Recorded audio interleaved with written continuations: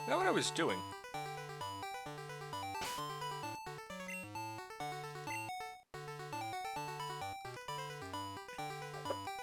Alright, I was gonna go get a fishing rod.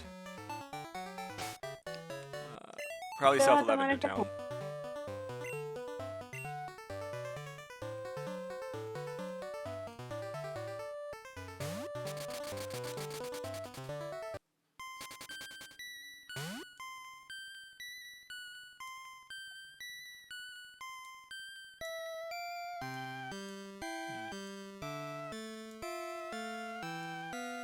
Yeah, give me a few Give you a few what? minutes. Okay.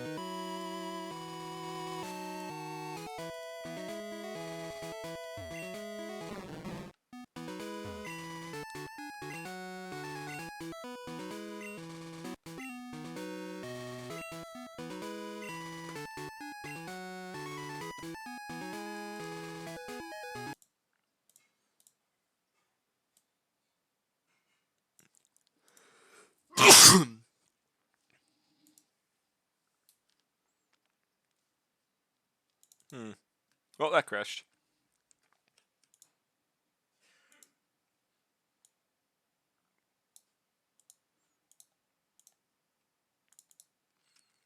No, I know. Don't try to adjust the volume while the game's on.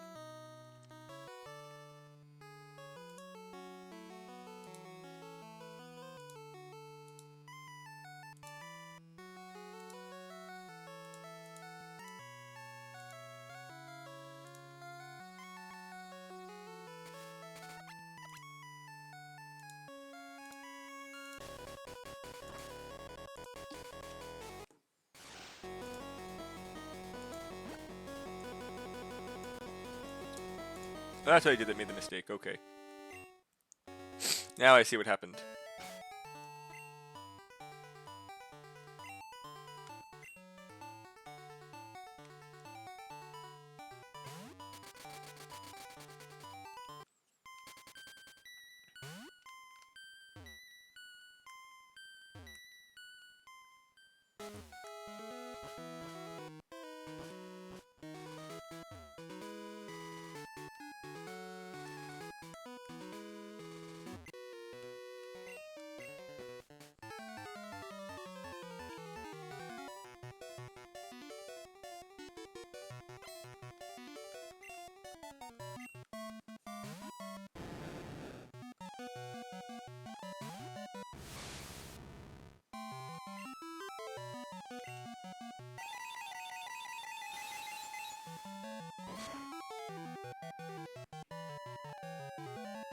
It lived.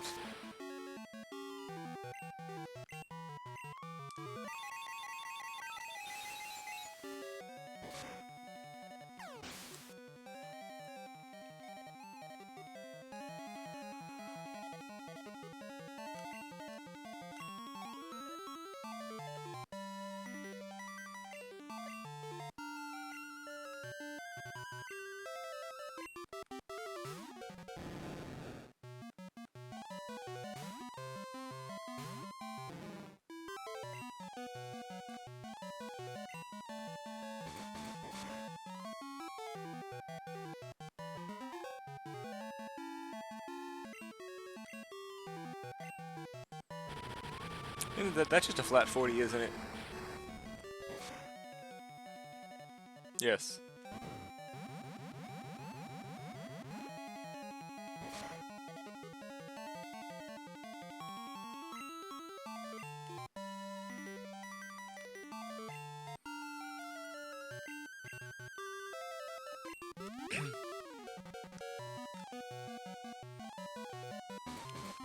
Okay, good, it's stupid.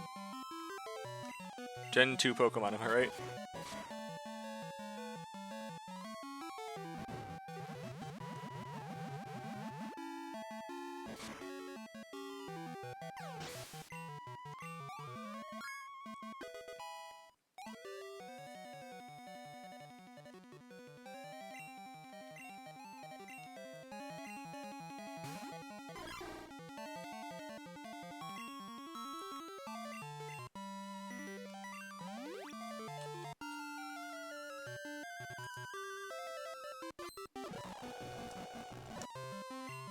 I still don't know why the turbo messes the sound up. It's quite annoying, actually. You're gonna harden, I'll just keep doing this. I have no problem setting up on you.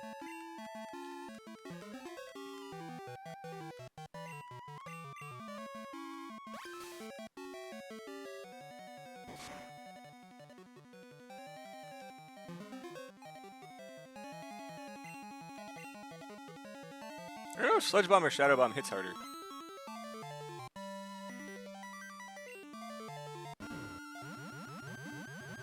Probably Sludge Bomb because of the item plus stab. Ooh. What's Quillfish that's weak to poison? I mean, strong against poison.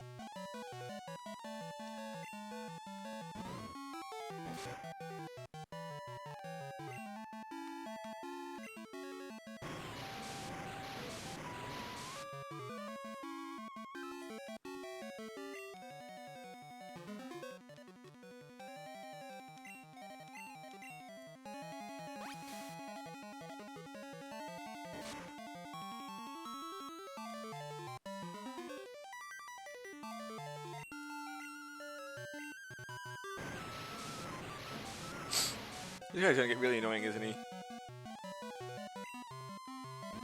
Oh, good, hit. Darn.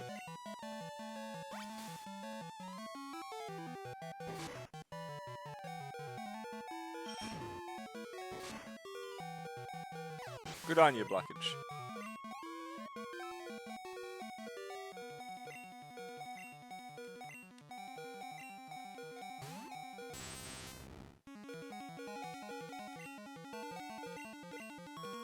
I shouldn't be blowing all these super potions, but I don't really care. I need the EXP on blockage.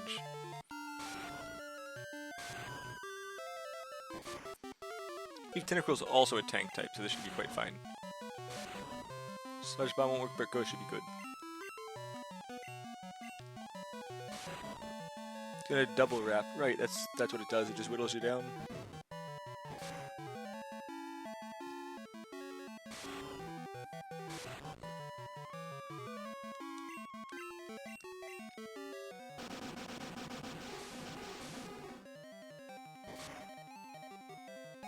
Ooh, I was not expecting a high damage Bubble Beam.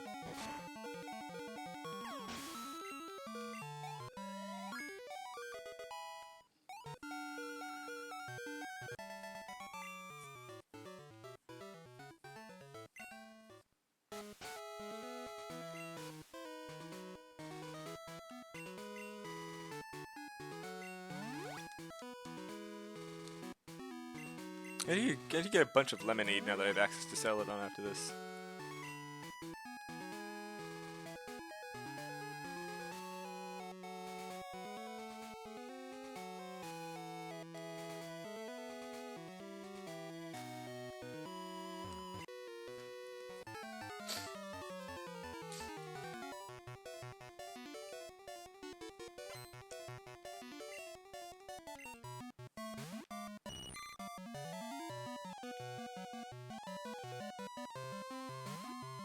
I keep forgetting to change to put Grimer in the front.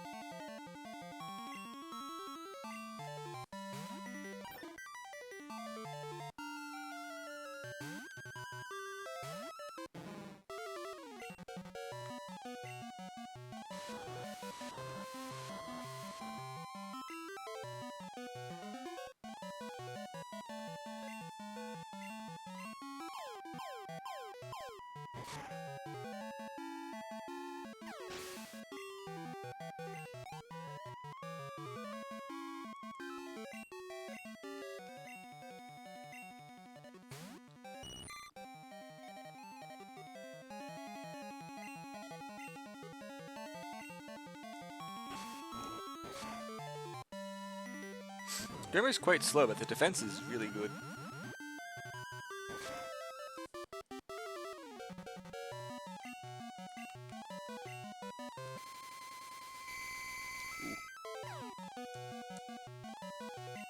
And you can do a blockage. Oh.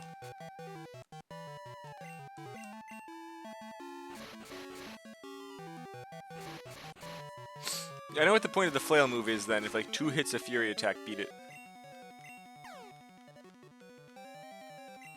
Come on, blockage. Gonna use the potions because need the EXP. And this game is so easy to get money, I really don't care. Only the grass gym didn't also have psychic.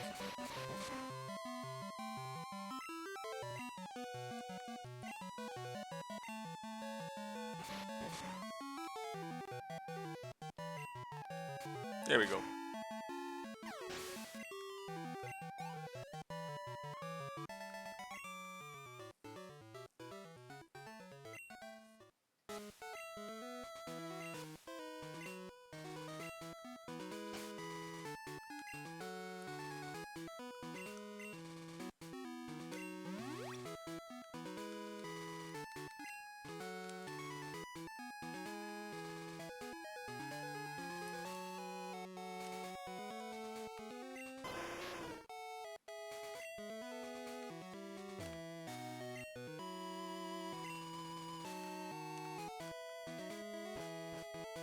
Where this is.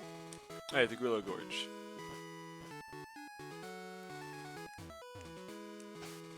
Right, not gonna mess up this time and put Spook Boy in the front.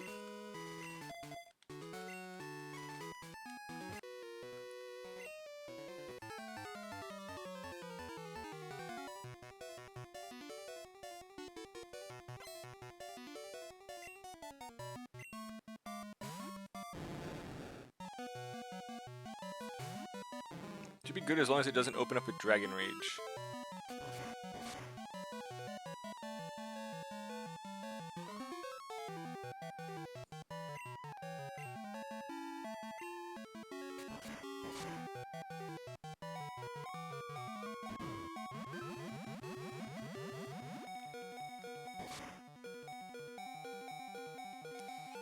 Hey there, Conejo Verde, how's it going?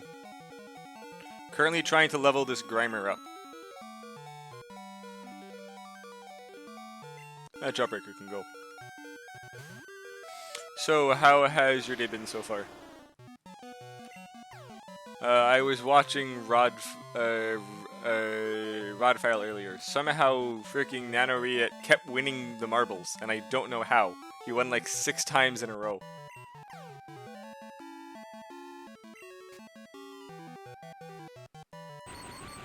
Also, don't ask how my Graveler knows Thunderbolt. I'm not really sure. That's just Gen 1 and Gen 2 for you.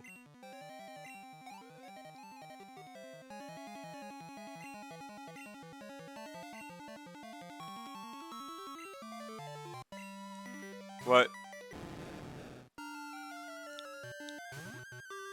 No, so if you've ever played Pokemon Red, Blue, and Yellow, you can actually teach the HM Fly or the TM Skydive to Rattata and Raticate. There were a lot of TMs that weren't supposed to be able to be used on certain Pokemon, and all of the like books and the manuals and everything didn't list it, but you could use it on the Pokemon. Like, you can teach the Thunderbolt TM to a Graveler.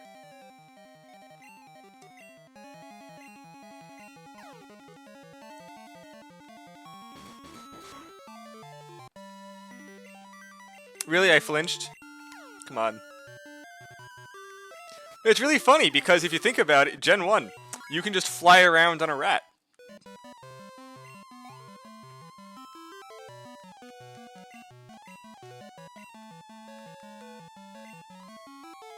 Yeah, I think I have one badge left technically, and I could go and get it now.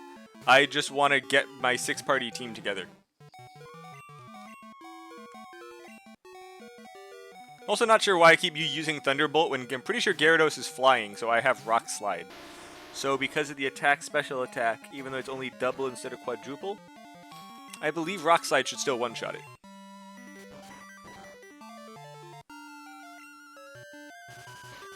Yes, and Thunderbolt deals 4 times because it's flying. Rock Slide is double, but because of my attack special attack difference plus stab, I guess technically Rock Slide's better. Honestly, Thunderbolt, it's unless it's like pure water or like water fighting, I don't know why I would need Thunderbolt. But it's there. I guess they also only had Rock Toss until quite a while ago. Almost out of these super potions I bought earlier. Then I can go and buy lemonade. Like, half the price and it heals more. I've always loved how that worked. What is my special attack on Jawbreaker? Yeah, there we go. It's literally 49 to 92. I think Rock Slide's technically also better than Thunderbolt.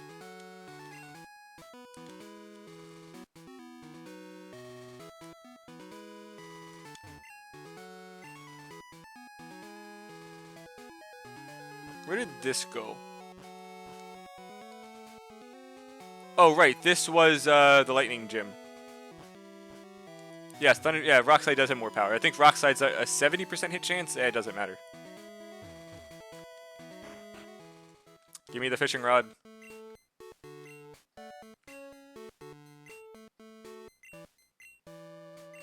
Yay, old rod's good enough. I believe Gen 2 stopped it from only giving, yeah. I'm pretty sure that, old rod only gives Magikarp in Gen 1. They changed that in Gen 2, right?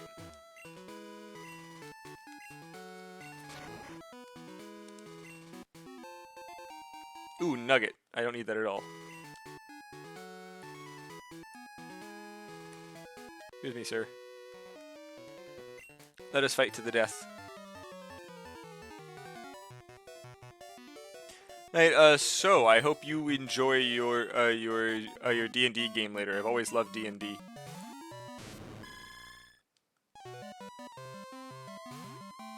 What class do you play? Oh, I did not know it as Psybeam.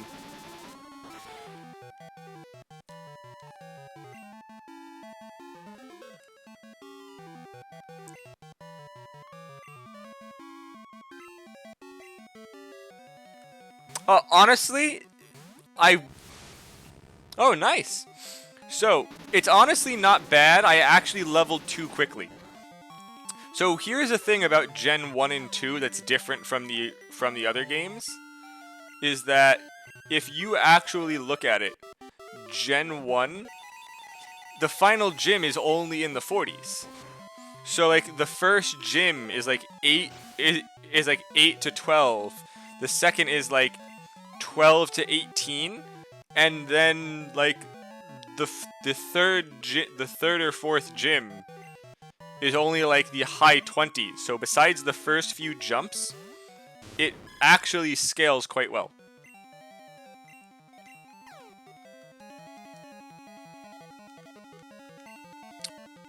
Which also, though, you can keep advancing towns without having to yeah, so you can keep advancing towns without beating the gym because this because this ROM hack doesn't lock you in. So if you need to go and fight more trainers, or you can just keep fighting the same prior gym at the same level to yeah, so that you can keep getting money for Pokeballs or keep leveling your Pokemon. So like if you want a power level, you could start with a grass starter, start in Brock's gym, or hell, really for anywhere. If you start with a water starter, you can start at Brock's gym, you can start at Blaine's gym, you can start at anywhere that's really weak to water.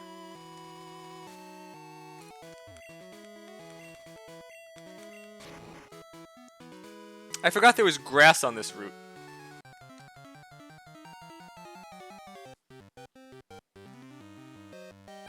I have no clue what the hell this is. Hoppip. Well, pound.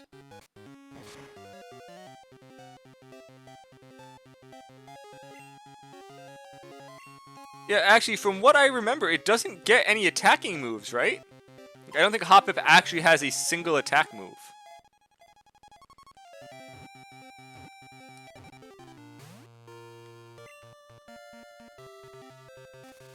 He's gonna spam Stun Spore, aren't you? Oh, right, it doesn't have any attack moves. Pretty sure it just has, like, Stun Spore, Sleep Powder, Leech Seed, and something else.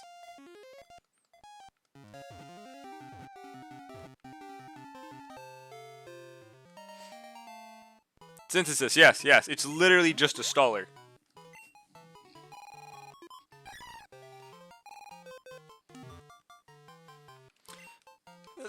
That was one thing I always disliked about Pokemon, minus the, like, pseudo-legendaries and the actual legendaries. They could have easily made all of the other Pokemon have the same base stat spread.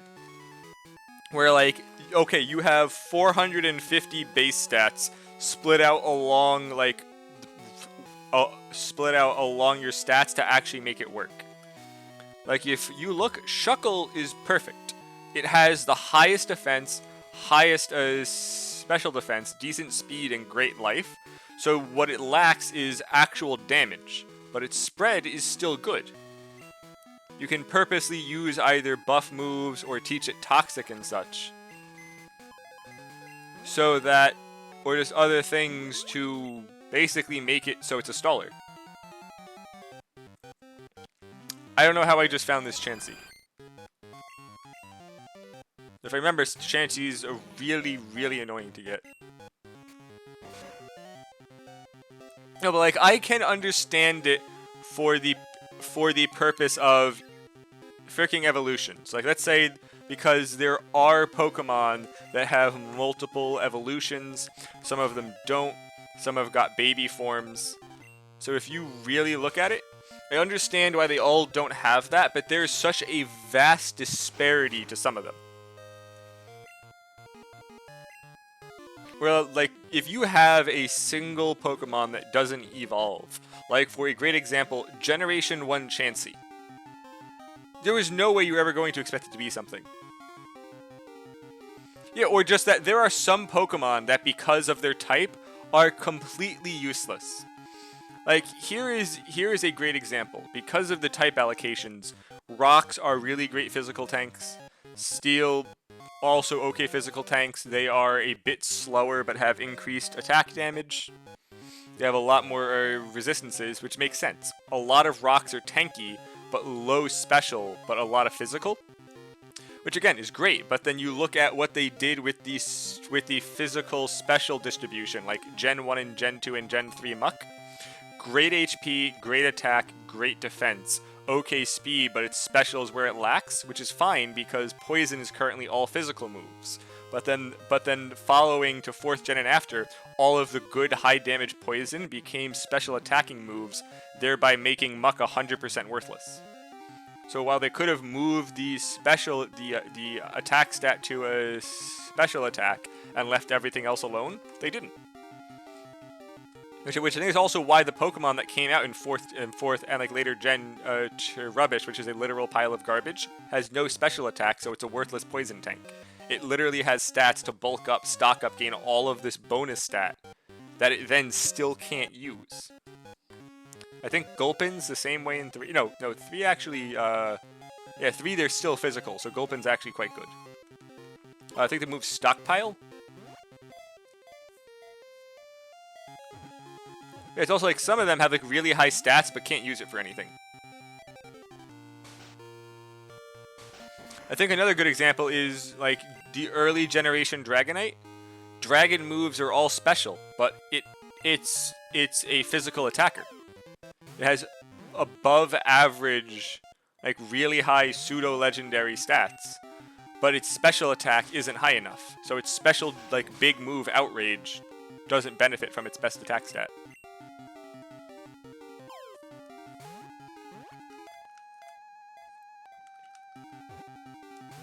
Get in the ball, Chansey.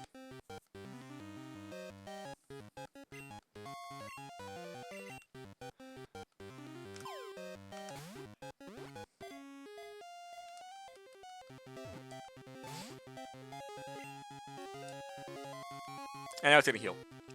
Actually, Chansey is another great example. Blissey has, like, I think is in, like, the top 10 for total base stat allocation across all Pokemon. But because of its low damage stat, unless you use, like, X attacks and stuff, it's worthless because there's no stat increasing moves. But it's great for like a 2v2. Because it can, for some reason, learn Hypnosis and Dream Eater. So I thought that was a good idea.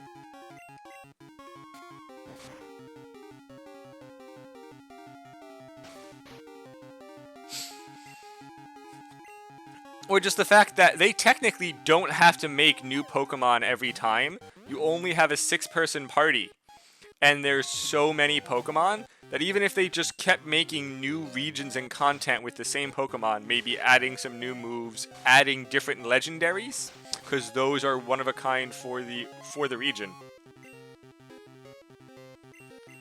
But then they have to keep making so many Pokemon that so many are so bad.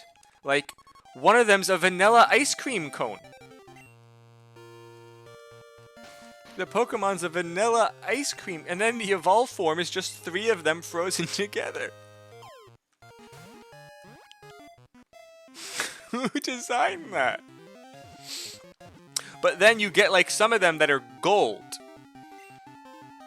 But, like, if you look at, like, the black and white starter, Aegislash. Aegislash, with its special skill, is phenomenal idea. Especially with the fact that, because of how it works, just like Magneton for the later ones, you actually want it to have as little speed as possible. Oh, hey there, Jeff. How's it going? Yes, Magneton is a Chad. I'm doing good. I mean, yeah, so like we were talking about like how like some Pokemon, the stat distribution. I was just washing dishes, which I still am doing. Yeah, Ice cream cone Pokemon. Yeah, but like then you look. Okay, so Jeff, do you know what the Pokemon Aegislash is? I know that that its previous forms is Doublade, and then there was another Pokemon. Yes, but do you know how the Pokemon special ability works?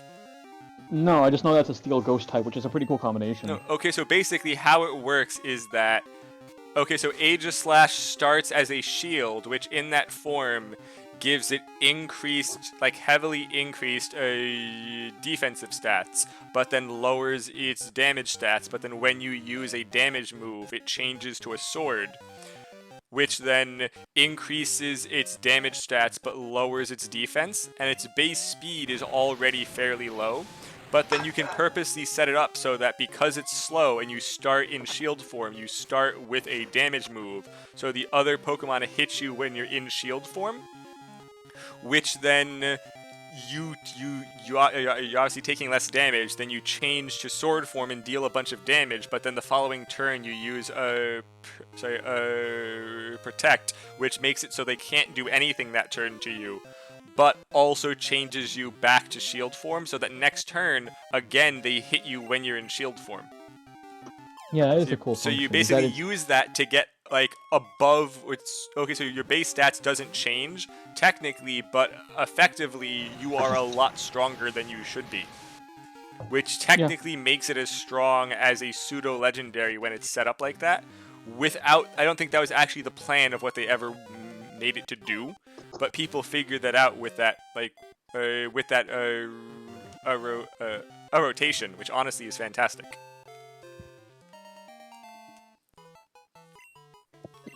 And yes, Conejo Verde. It's like 5D chess. Conejo, have you ever actually seen that 5D chess? It is ridiculous. No, I haven't. Okay, so basically, there's this online chess thing where you can go back in time to make moves, and it starts just making multiple copies of the boards, and getting checkmate on like any of them makes it so that you win. But someone else then, if depending on like when it is, can go back in time, making more and more boards to block the move you're trying to do. Are you fucking serious? Yeah, that is an actual chess. That's a thing. Yeah, look up the game. Look up the video that RT Game did for it. And just skip to like halfway through.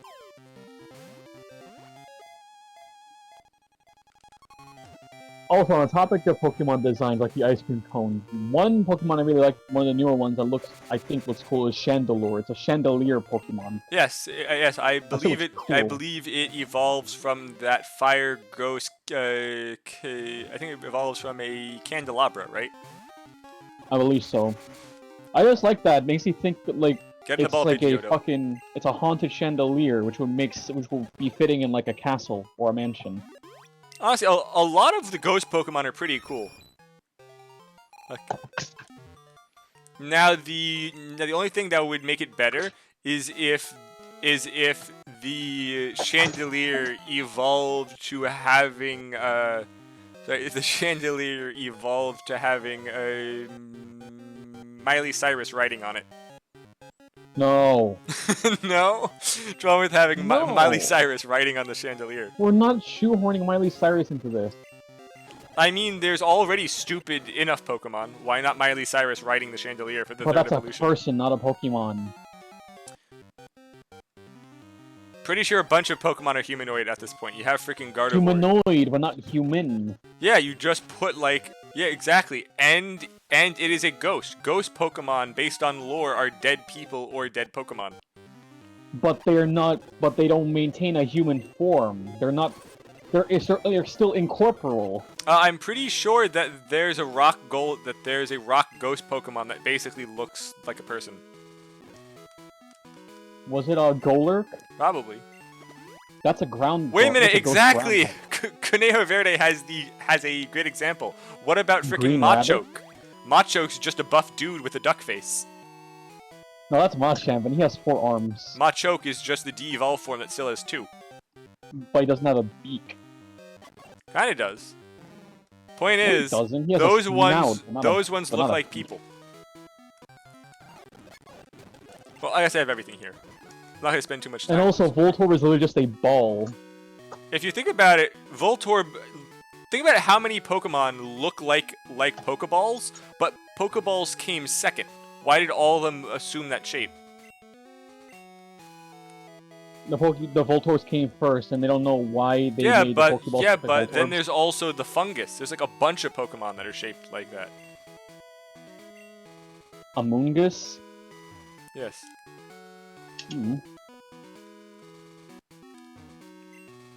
Trainer tips. Look right there at the left side of the post.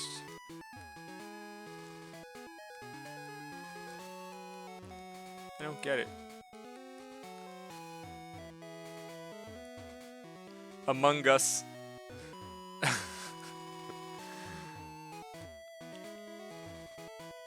Oh, this is a double battle? I think this is a double battle. Well, I do need to get Jawbreaker to 41 so I can make it a Golem after it gets Earthquake. Graveler's evolution to Golem pisses me off. Like, how do you go from a cool-looking rock monster with 4 arms to a turtle-looking thingy? Because it fuses with a... Because it goes from broken up gravel to a giant rock. But it looks nothing like Graveler. Geodude at least kind of resembles Graveler. But Graveler and Geodude look nothing like they look nothing like Golem. What do you mean? They look very similar. They're just rocks with arms and legs.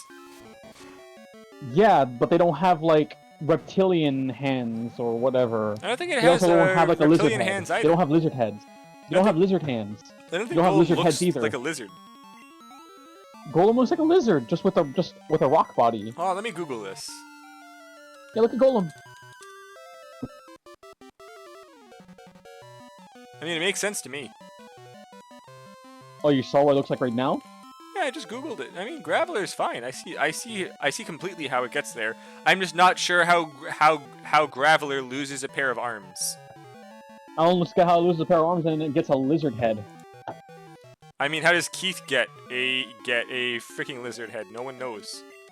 But Keith is not a Pokemon. Keith is just Keith. And somehow gets really close to lizards. He likes lizards a bit too much, but that doesn't make him a lizard. Are you sure? Yes! I also just realized technically the best counter to most most Pokemon would be a bird Pokemon, because flying type because flying moves still hit ghosts, but almost all bird Pokemon are normal.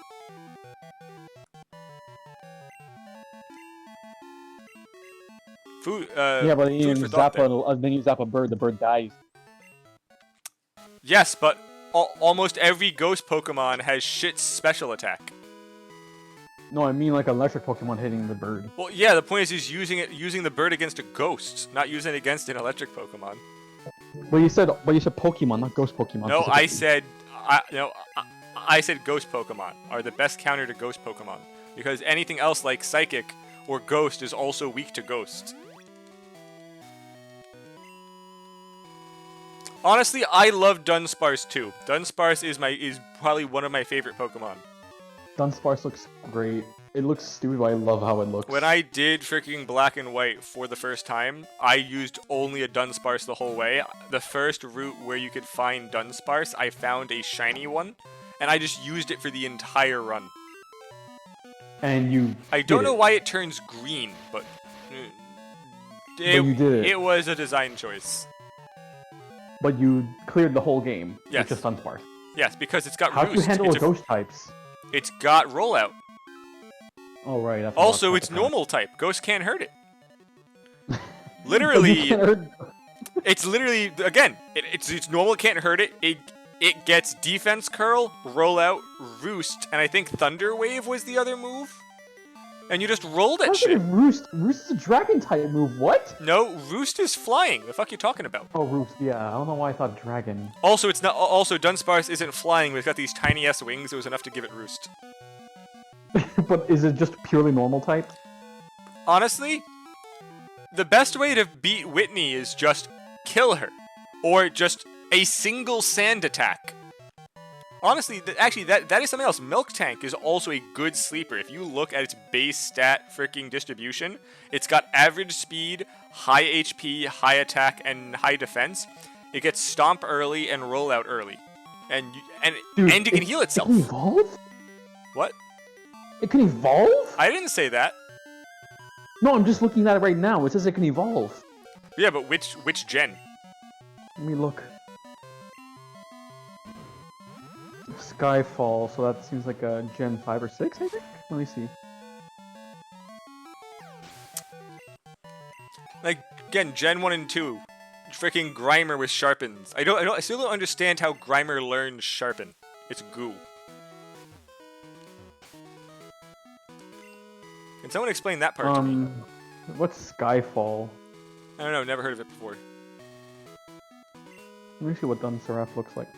Holy shit, look at Dunsparce's evolved form, Yasa. It looks fucking cool. Oh, Dunsparce evolves. I thought you were saying Milk Tank evolves. I said Dunsparce this whole time. I never brought up Milk Tank the whole time. Dunsparce evolves to... Dunsaraph. It's weird, I'm not finding it. Dunsaraph. Yeah, Dunseraph. This is not an official Pokemon game. Oh, Pokemon Uranium. Yeah, that's not a real Pokemon. I just saw Pokemon. I'm fucking stupid. I'm stupid. Dude. Look at the freaking art. It's not even good art. Oh. Come on. You had my hopes up. This is basically a pseudo-legendary as well. If you look at its stat distribution, that would be great. I would love a pseudo-legendary Dunsparce. I found someone else do fan art for Dunsparce, and it looks more believable. Dunsparce, Dunymph, and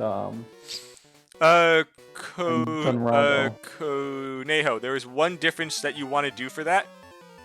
So that early on, why does this guy have 6 Pokemon? What the fuck just happened?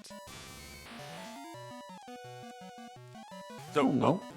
Anywho, Dang, okay, Here, so... look at this. This looks cool. Okay, I just sent it to you in DMs. Okay, so you actually want to use a defense curl on the first turn because it actually doubles rollout's damage.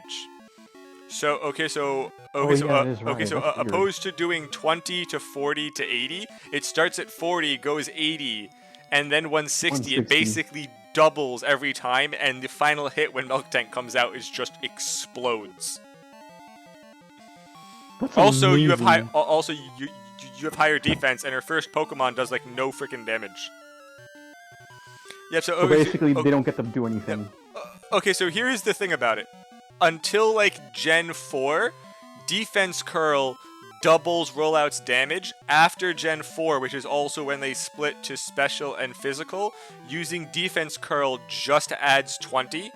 Okay, so the first one is technically double at 40, but then it's 60 opposed to 40, and then 100 opposed to 80 because for the same time that they did that, the Meryl Pokemon, which can learn both of those, can get the huge power hidden ability, which doubles its attack during battle to start.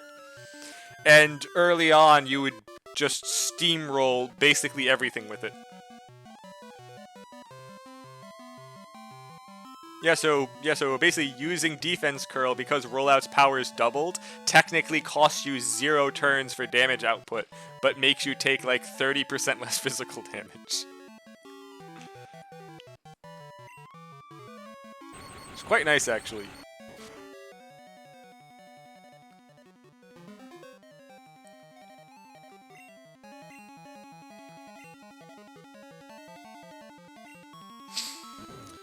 Curious how many Pokemon blockage can get through. I'm running out of uses of Sludge Bomb. Hopefully they're not all Raichus. Oh, it's another Raichu. I think this guy's not scaled properly for how many badges I have. I don't think they knew what to do with him. I mean, then again, they had to give every single trainer scaling Pokemon for 16 times. Technically, actually 17 for having 0 badges.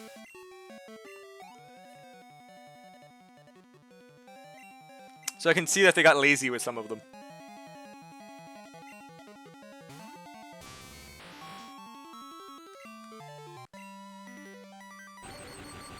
Did none of these oh wait, if they evolved them at 28 early on, it actually wouldn't have Thunderbolt yet.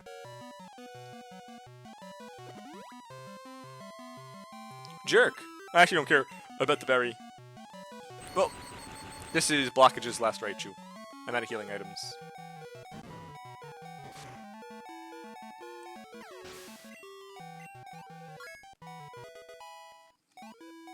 Okay, so I do Pathfinder opposed to D&D, mostly so it's a bit different, but every time I've done D&D, I kind of do a joke, which kind of bothers some people because in most cases, when I find a D&D group, it's people who are new to the whole tabletop thing.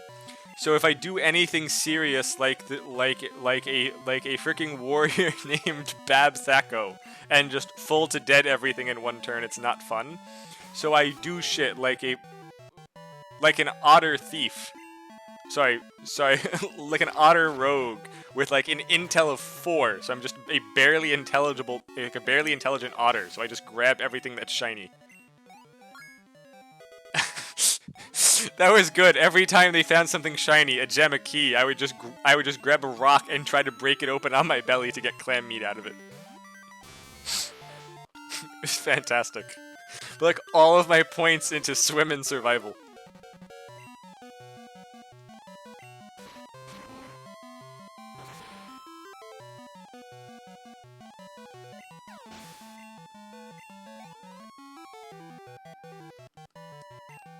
This guy literally is just 6 Raichus that were evolved too soon.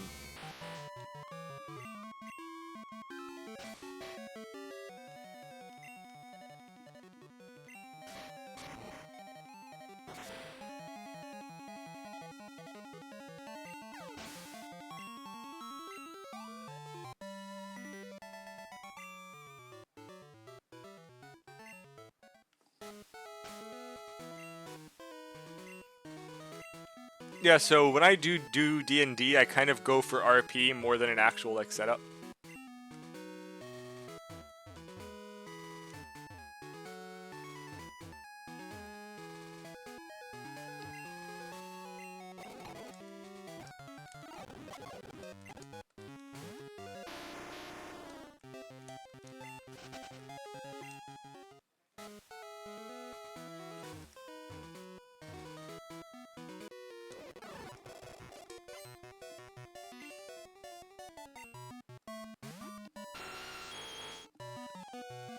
I mean, to be fair, what's wrong with doing an otter?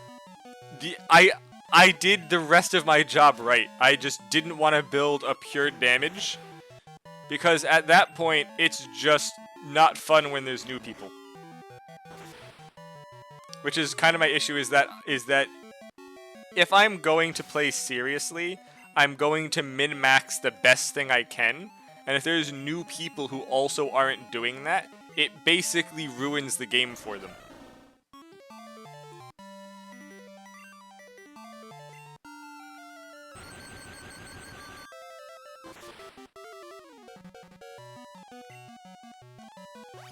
Ooh, I forgot this guy has water gun. Forgot he's water psychic. Ooh, that was a lot of damage. I mean, honestly, I would discourage min-maxing too.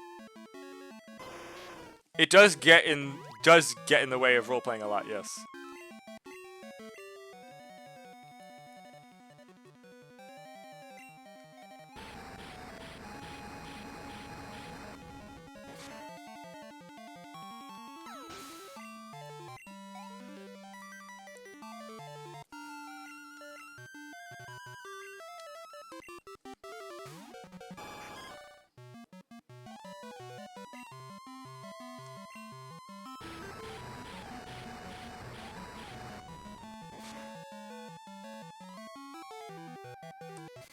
I mean, it honestly makes sense.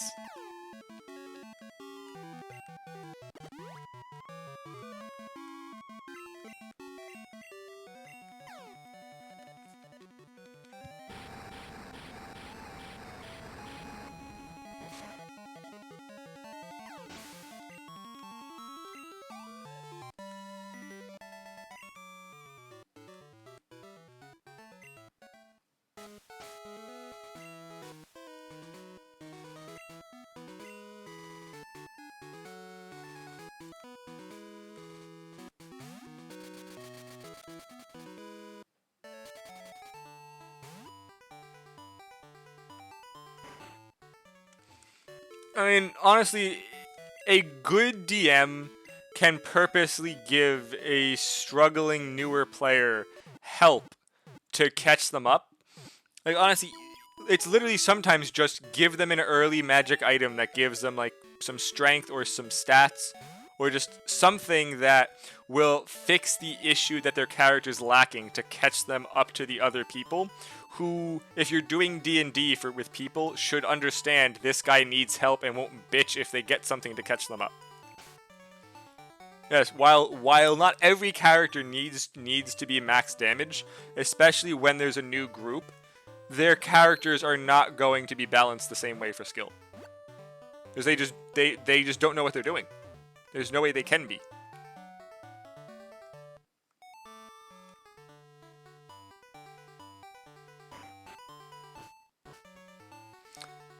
I've had times where, like, there was that case where it was, like, 4 people who've been playing for years and someone new.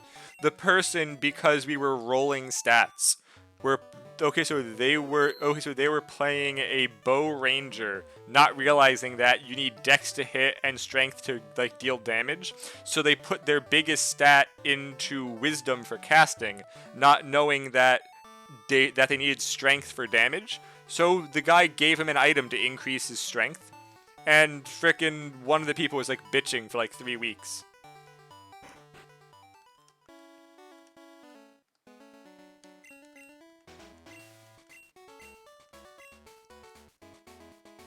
I almost forgot, I need more Pokeballs.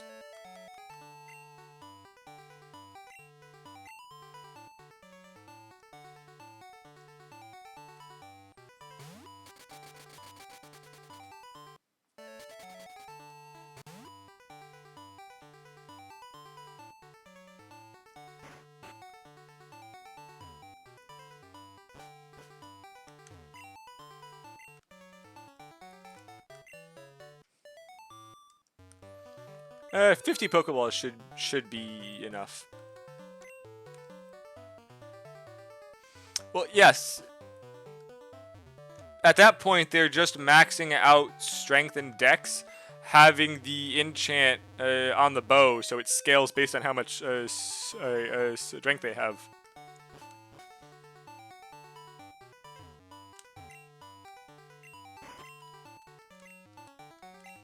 Oh god, I need to buy every lemonade individually, don't I?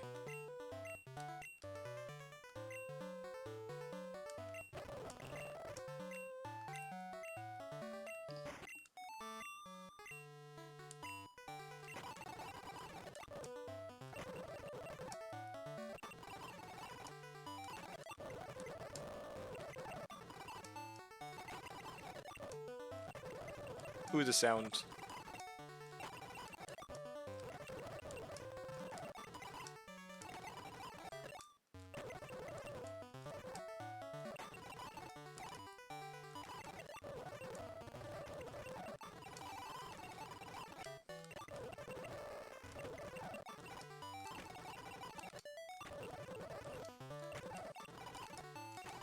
So here's the thing. I entirely understand the as much damage as possible with a so with a bow thing, because there's something you can do in Pathfinder where it's an archery monk archetype, and you can use the flurry of blows with basically with a bow.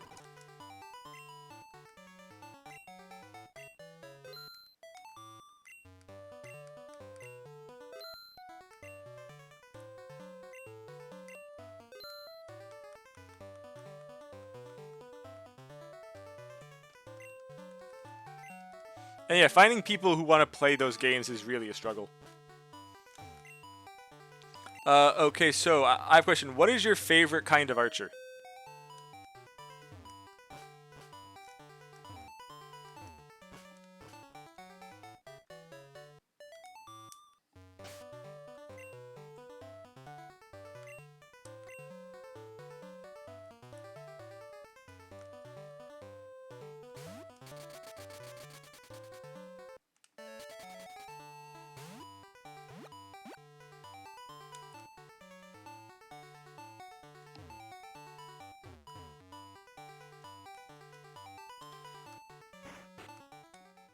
Honestly, that is why I do like Okay, so that is why I like homebrew sometimes. Because if you want a party that just wants to fight and not do roleplay, you can just homebrew up a lot of difficult fighting maps and still have fun with people. But if you have like half a group that wants to do the roleplay the way the game was supposed to go, and like put points into all of the knowledges and diplomacy and everything, but then the other half are doing like entire battle setups, you just have to make them understand that either some people have got the talking job and some have the fighting job, and they've got to understand that both of them have to get their time. But if it's just some people don't care and just want to be assholes and fight the whole time, that definitely does get to be an issue.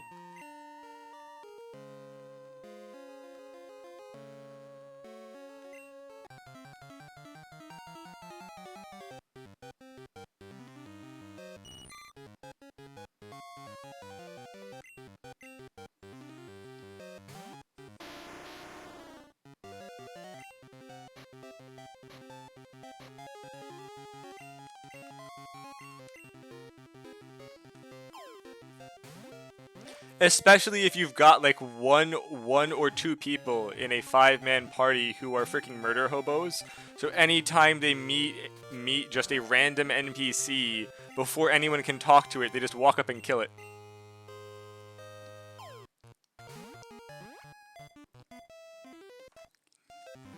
Wait, do you mean that he fell asleep as in like in-game, just as his character's RP because he didn't want to do it, fell asleep? Or like actually fell asleep on the freaking table? You know, that is something like, that is a guy who should have done that as part of his character. That like his character is some kind of like paladin to a fighting god, and just if he's not fighting, sleeps to save his energy for the next fight. But if it's just in real life, that's just not okay.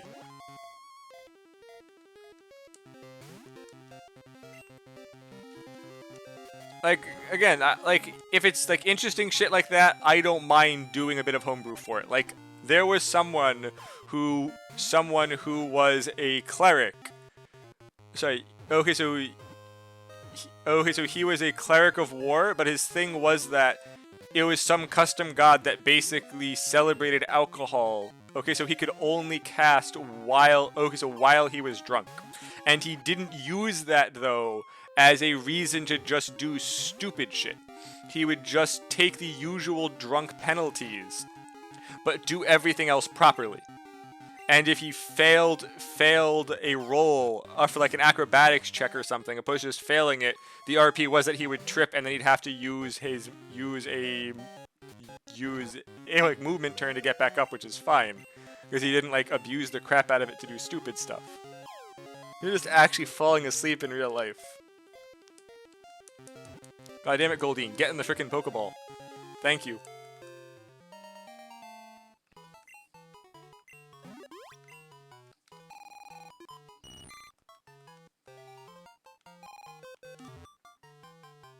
I mean, you don't really need to homebrew feats in there.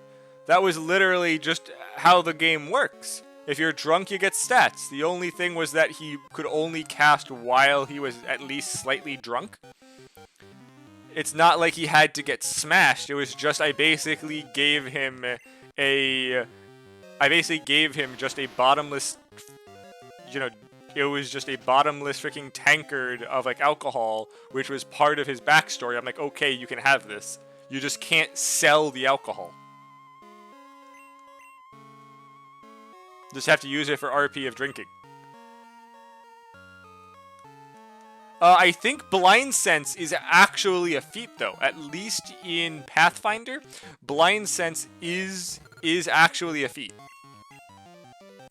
Which was basically just, okay, so, yeah, so Blind Sense was just that you can tell when there's someone within a certain range. So you can't, like, you don't have normal sight range. Ah, okay. Again, point is, though, the game has options. You're like, I don't mind if it's part for their RP to, like, give them one of those feats for free without making them pay for it, because that's not even really a benefit. You don't gain any benefit for having that besides, like, you don't need dark vision.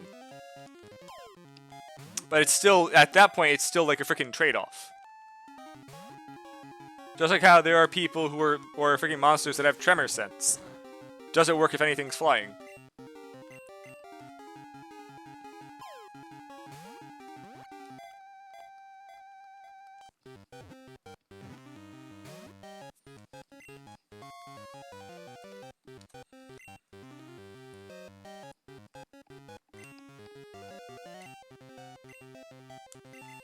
I need to get a lower level Pokemon in here.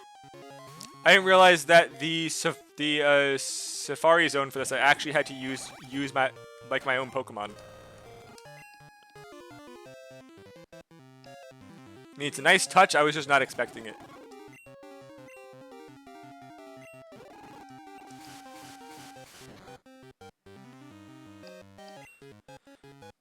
Okay, so I have something else about that. Okay, so Pathfinder has got a system for making custom races, but all of the base races have got the RP that they cost for their stats and things labeled, and then the creator race has got like points for all of like the feats or the skills and everything, so you can make it balanced without it being broken by just following the point values. Like a basic human is like an RP 10, a dwarf's a 14, a gnome I think was a 12, but all of the stats and everything came into the equation there, and certain ones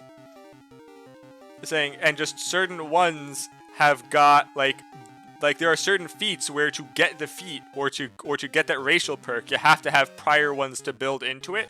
I was like, if you want to be like let's say you want to make like an angel but still keep it scaled to a basic human, you would basically have to spend all 10 of your freaking racial points towards like, I think like flying is 6 for like crap flying, where like you can't stop and it works awful, like how a beetle sucks at flying.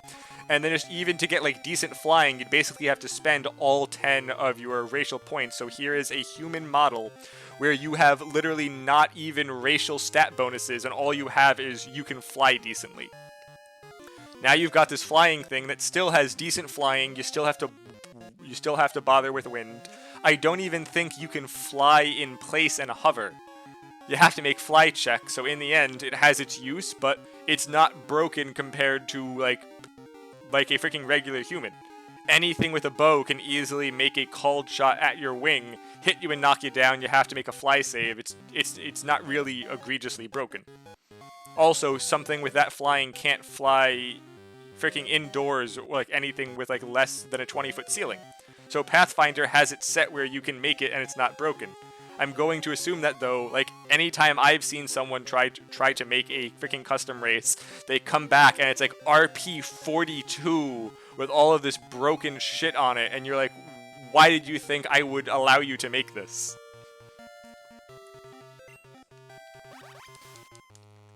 Because I've had a lot of those. There's like someone who like basically went and, because there are also negative perks, like penalties, like insomnia or like other things which give you more points because there's negatives. And like some guy took like 60 points of like negative crap that were all literally RP penalties that he could get around by just not talking to anyone or doing these only when he chooses he wants to do them. And then said, look, this is only 10 RP. But it's like, really, it's like 70 with 60 negatives that don't actually matter or do anything.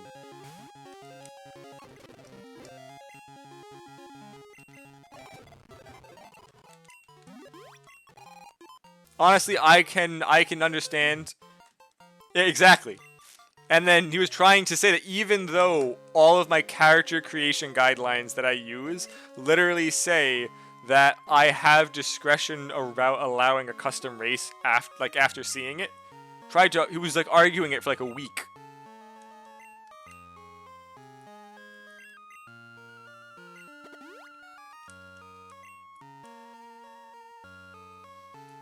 But it was like, I think like the guy, okay, so I'm not sure about D&D, but okay, so the base stats for Pathfinder are 10. I think so, like if you have all 6 stats at 10, that's like 60 points, which is just the base starting.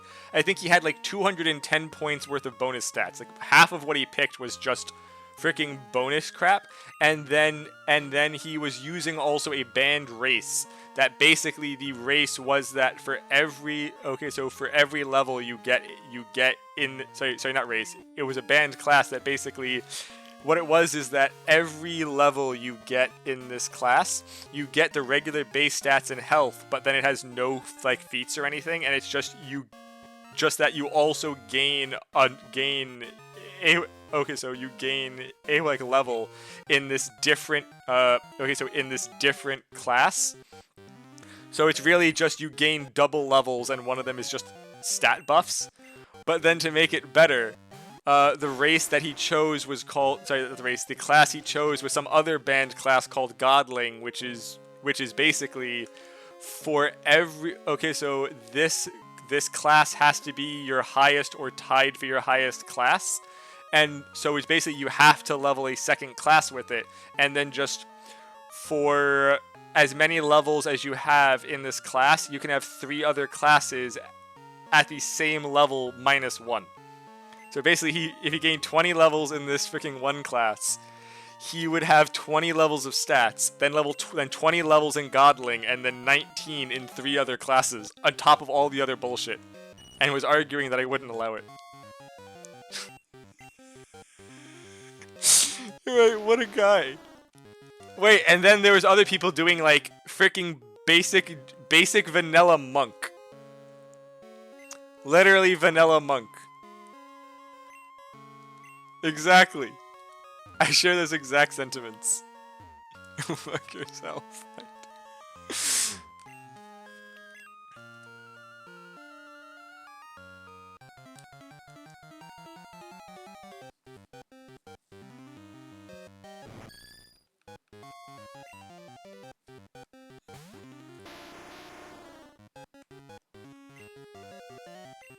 Oh, these are actually high-level Pokemon. I can use blockage here to weaken them.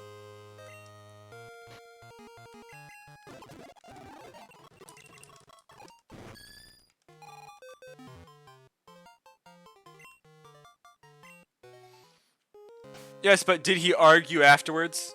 Like, did he spend like 3 weeks arguing afterwards that you said he could do this?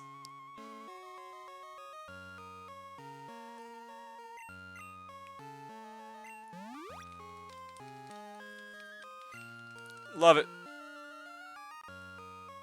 Oh, here's the thing though. That is why I create a Google Doc. That sounds like a horrible idea for himself and anyone involved. You don't just do a changeling not knowing what you're doing.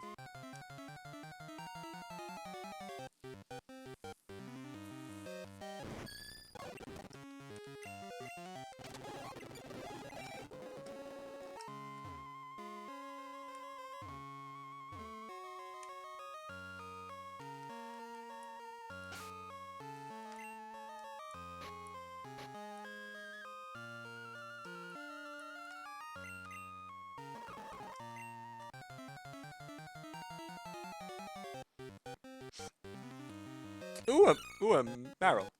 Okay then.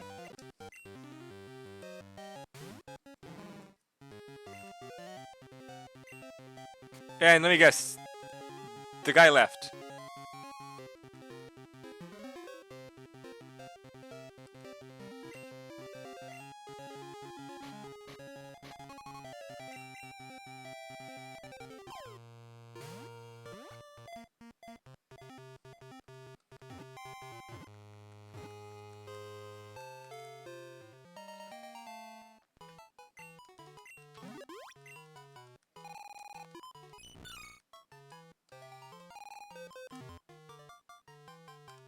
Oh, and how did it go?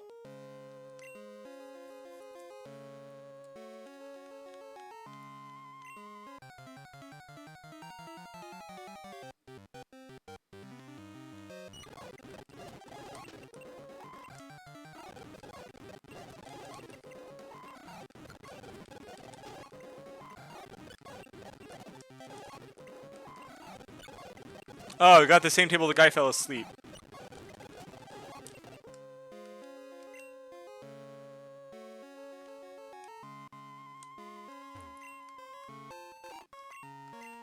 That was a thick club.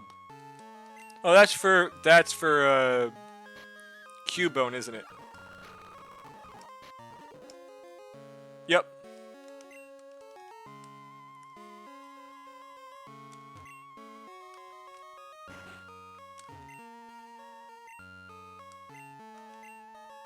Skarmory, Scyther, Pinsir, and Chansey.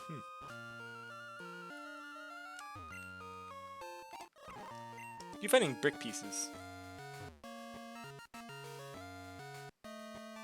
Guy that believed to be the chosen one and demanded to be treated as such. I love it.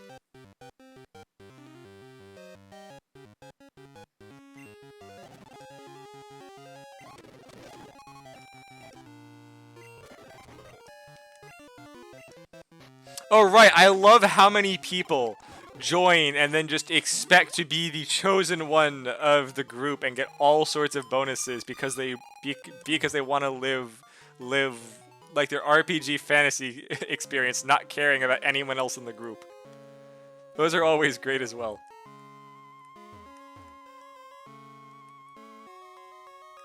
So many toxic people trying to play tabletop games.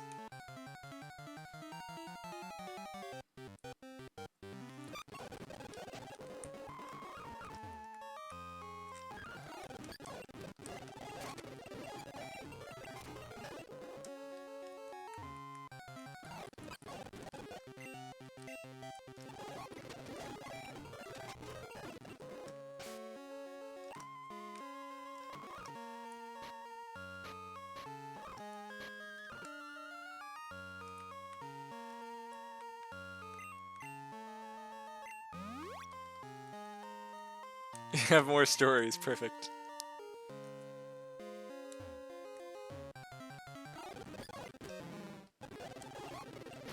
Ah.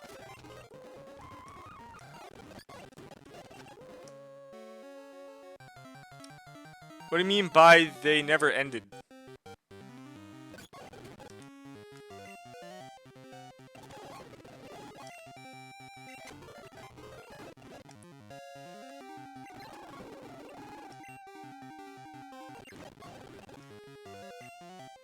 Oh, the story has never ended.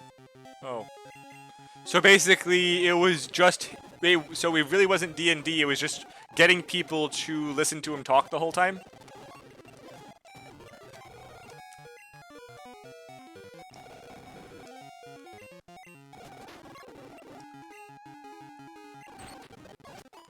Yeah, shit.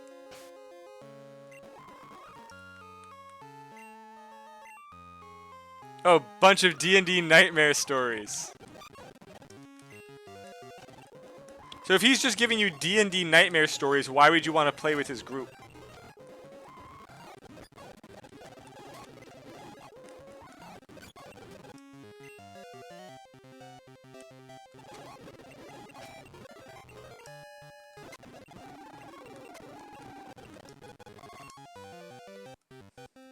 A religious nut job. Wait, was he an IRL religious nut job, or was that just his character in the game?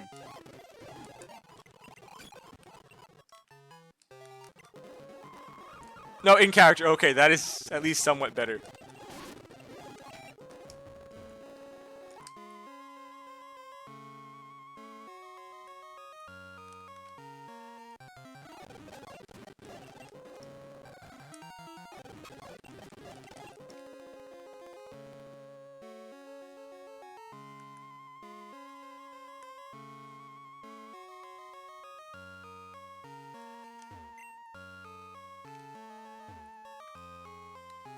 For every single NPC.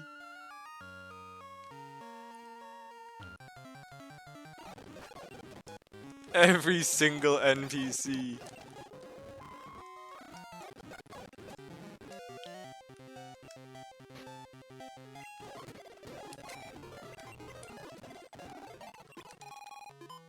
DM roleplayed the conversation fully. Aw, for every single NPC. Amazing.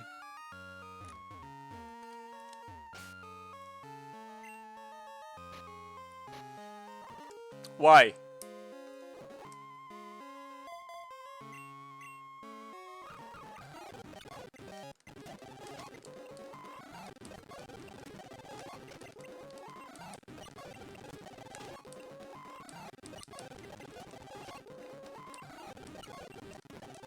Why is this back if it's the same fucking Pokemon?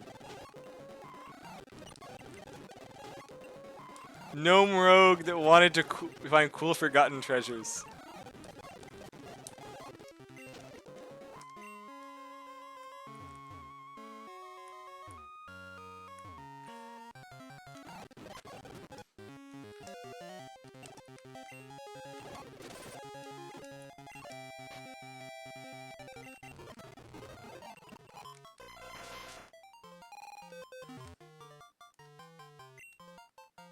DM sucked at scale. Oh, that is the worst at when they suck at scaling combat.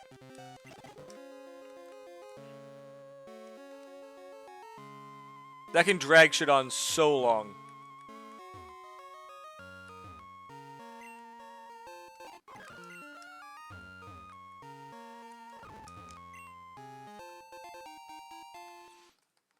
Honestly, there are two things about combat. It doesn't have to be great, but it's got to at least be decent. And then, as long as your group isn't a bunch of murder hobos, you need at least some story. Now, that is a very special kind of bad. Also, when that happens, or when you realize that immediately, what you do is you lie about the roles. There is a reason why the DM is supposed to have the thing blocking his side. You know, the like freaking the like whatever you want to call it, the paper thing to block people from seeing his notes and his rolls. Because when that happens, what you do is lie about the rolls. You go, even as soon as the first roll happens and you think about it for a second, go, you know, this is a mistake, and then you start lying. The beauty about hiding your rolls is that you can keep the game fun. Don't just go, well, there's no way they're going to beat this. I've realized this from roll 1. Either exactly you lie or you give them an RP way out. You basically, even if you have to say like out of game, okay guys, I messed up on the scaling of this, I'm going to let you RP your way out of this, or like drop a hint, something. Don't just say, okay, everyone's gonna wipe and we're gonna start over because I made a mistake and I don't want to admit it. I'm glad that I'm actually talking to someone who understands fricking has gone through the same struggles I have. It's hard to find people who actually like D&D. He laughed! He laughed when you all died? What the fuck? Why is he a GM?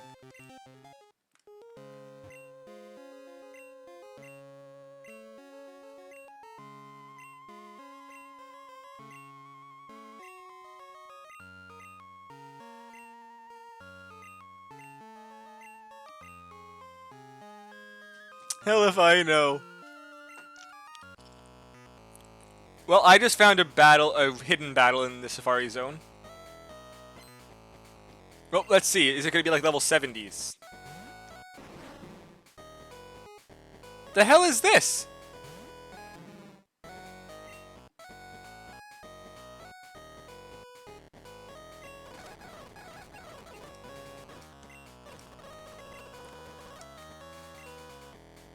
Yeah, Claymore.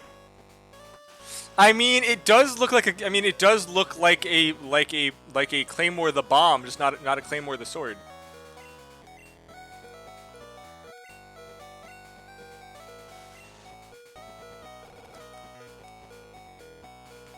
No, Mr. Lemonade, you're being moved up. I'm gonna need a bunch of you.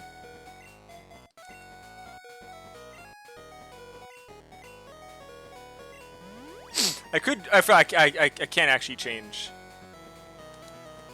Actually, there actually are just a bunch of just custom NPCs in this. Thankfully, this guy's spamming clamp, so I should be okay. Even though he's a higher level, I can set up a bit, and then just use another lemonade.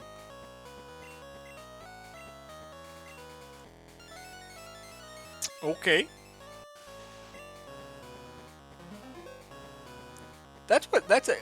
Honestly, as long as you aren't doing a no item run, the setup moves are so powerful.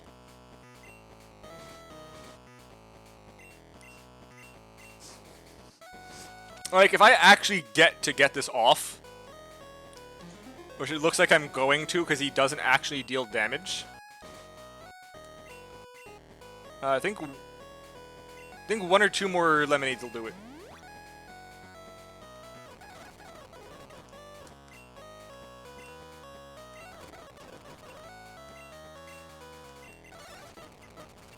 Yep, okay, this is it. What is the Mercer effect? I don't know what that means.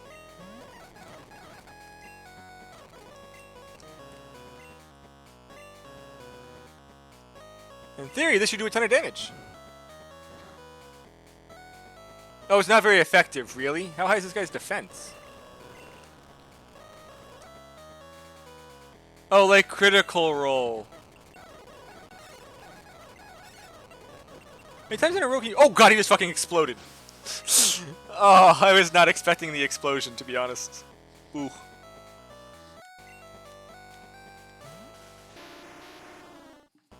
What's he throwing out? Egg Boy! Egg Boy! It's a shiny Executor. Well, I'm dead. No way I'm gonna live this.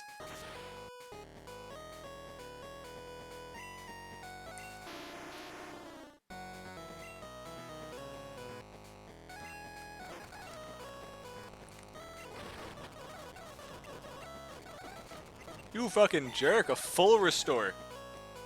Well, I'm dead. Well, I was not expecting a fight like this.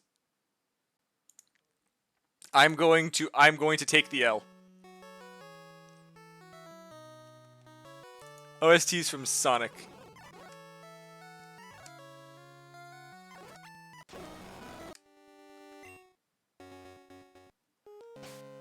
It also probably doesn't help that I don't even have a full team yet. But let me also heal my Pokemon.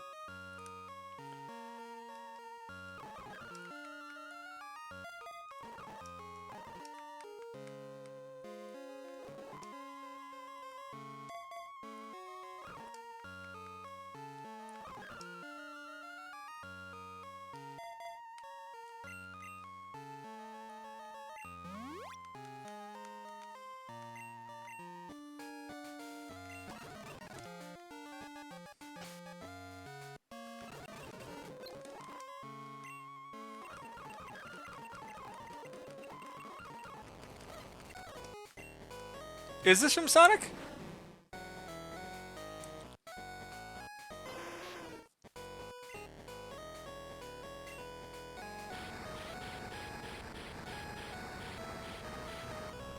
If I remember correctly, this thing's Bug Steel, so it should just be dead.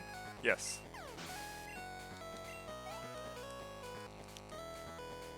Oh, this is Sonic! Banhammer! The Pokemon's name is Banhammer! It's a Kingler! He named the Kingler Banhammer! This is fantastic! Banhammer. I'm gonna hit with Crabhammer next, aren't I? Oh no, Earthquake.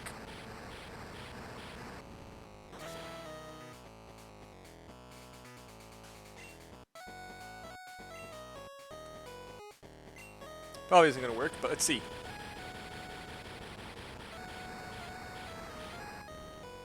Yeah, I'm not gonna win because I don't have 6 Pokemon. Well, let's see what I get.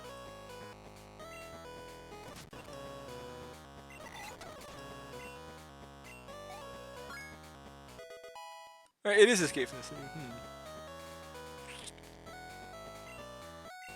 Ears. The problem is I don't know what Pokemon this guy is like bringing out because they all have completely ridiculous names. Ears.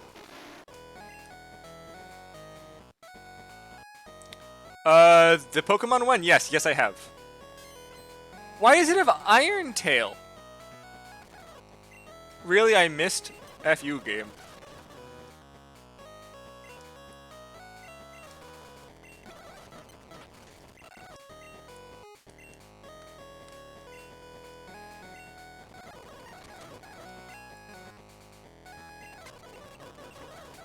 Of course, I'm paralyzed now. Egg Boy, I do not have my Pokemon for anymore. So I will be throwing out Knocked Owl. Do I have any revives? Did I actually bother to buy any? Yes, I do. I have 4.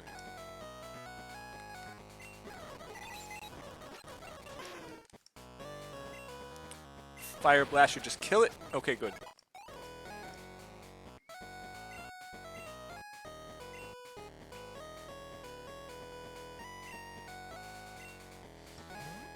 It's a Steelix, so I will actually be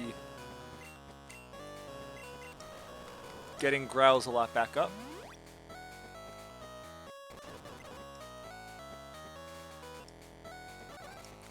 Just in case I need it, we'll also be using the Paralysis Heal on Jawbreaker.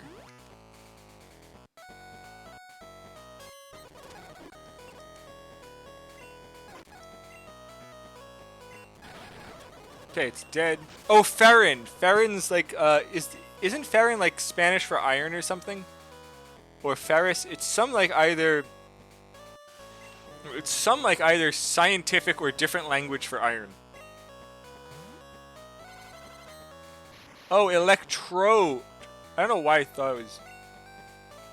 I don't know what the hell I read. That I threw this guy out.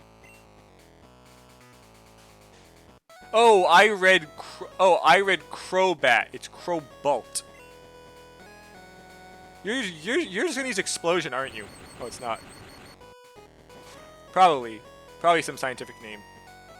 I might be able to get him with this.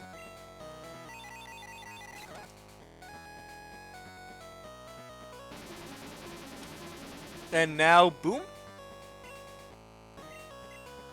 Oh, I was expecting a full restore.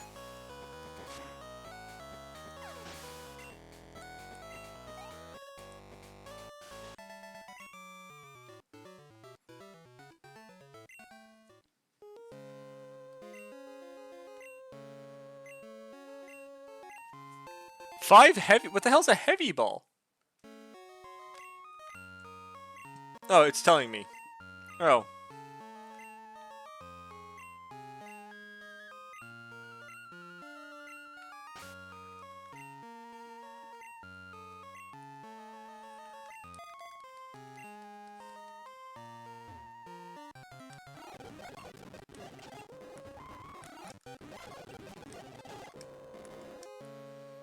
I forgot Natu is a Pokemon. What is the stat distribution compared to Alakazam for its Xatu form? Stats are not actually good.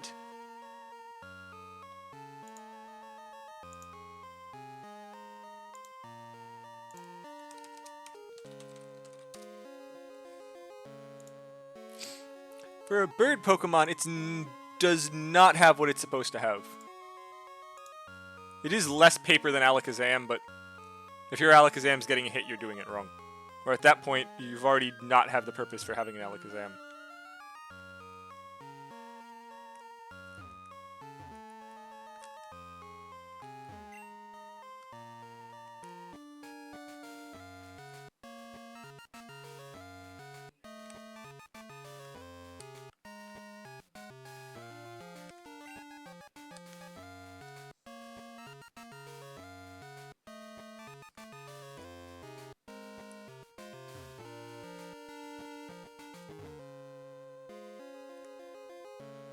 This is just a dead end. There's nothing in here. Well, something later is going to be in here then.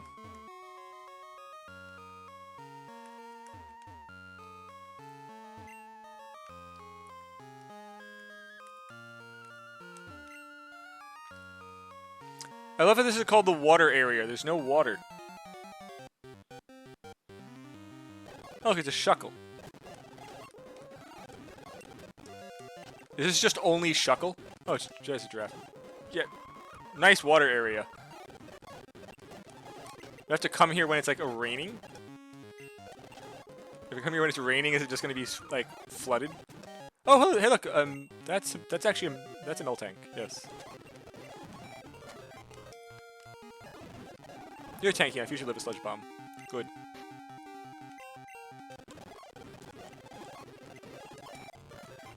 Right, so I did ask you earlier, but I don't think I got an answer. What is your favorite kind of just archery setup in D&D?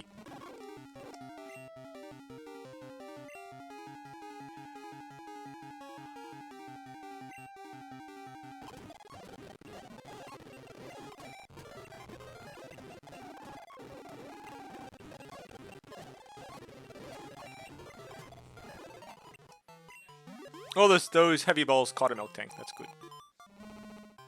It's actually not as heavy as I thought it was. Hey, Arcane Archery is very nice.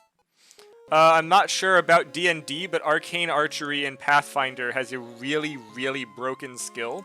So you can only use it once every 20... It's like a 24-hour setup to like make a special arrow you can only carry one of.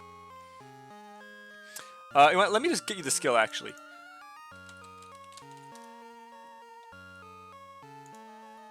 So, at least if you have a DM who uses a Pathfinder Arcane Archer as being an enemy, they are an asshole.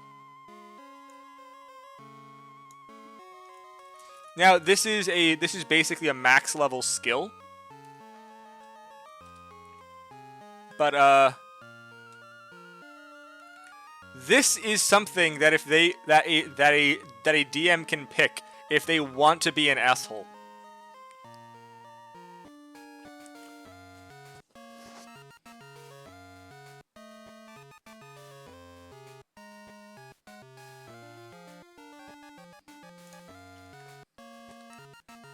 I've had a DM who what so if you fail the fort save, you're slain immediately. Now, I had a DM once who felt it would be funny to have the evil wizard tower just have barricades with like 30 arcane archers that had these. So, and what he said when we complained was, it's not that bad. You just have to send up your tank, who has to make 30 fort saves. Yeah. Like, all of the other things are great.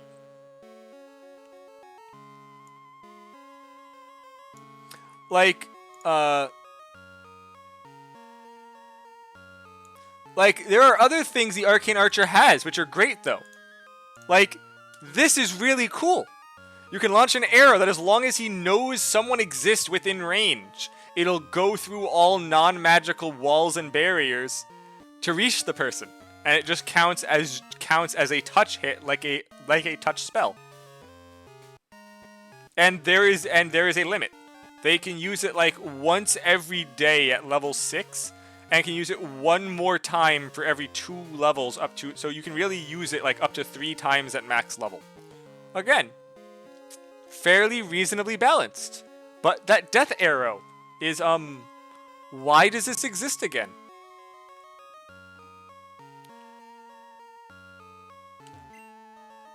Like, someone thought that death arrow was okay. Which, though, again, if you have a player using this, the DM can fudge their rolls if they feel like the player's using it in a really in an unfair or abusive manner. But for the DM to be using this on players is just mean.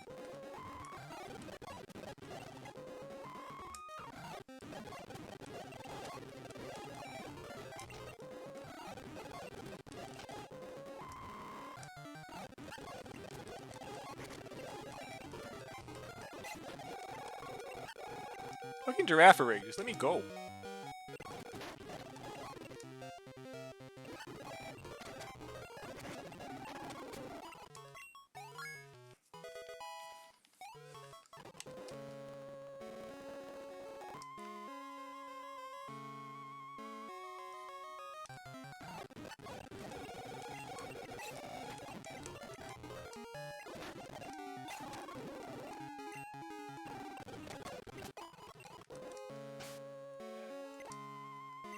I forgot to heal my Grimer.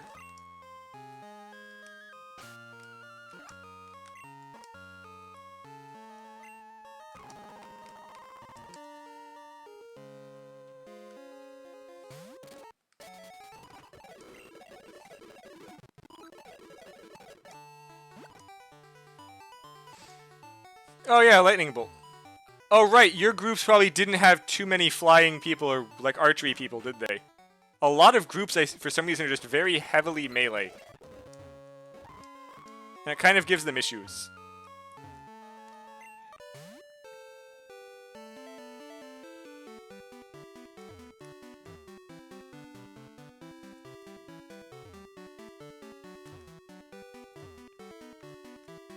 What was the problem?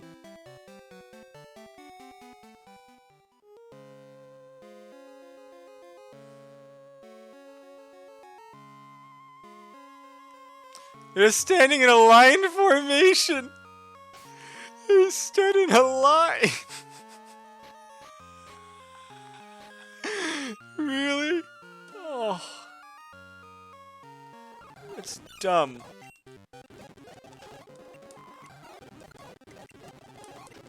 No, I know. I know how lightning bolt works.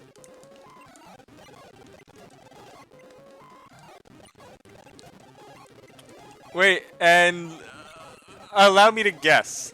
They were like also grouped up so that you could drop freaking lightning cloud on them at the same time, weren't they?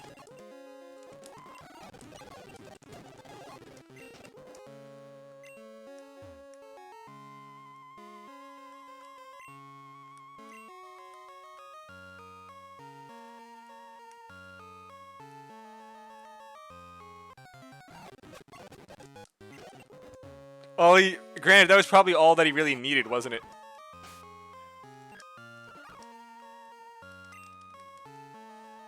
Won the battle of it, nearly shit themselves. How many turns did it take them to get out of the line formation?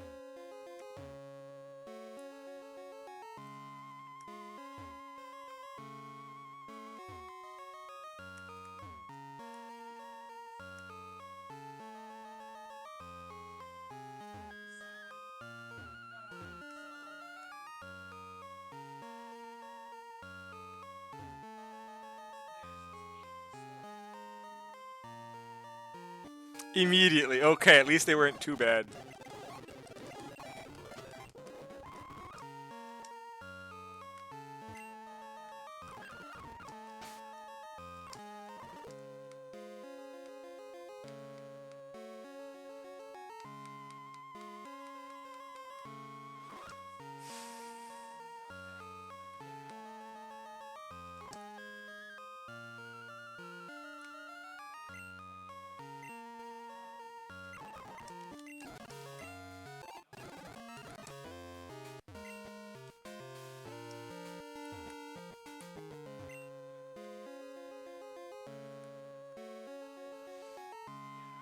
The mage remains invisible until he sees the perfect moment for lightning bolt.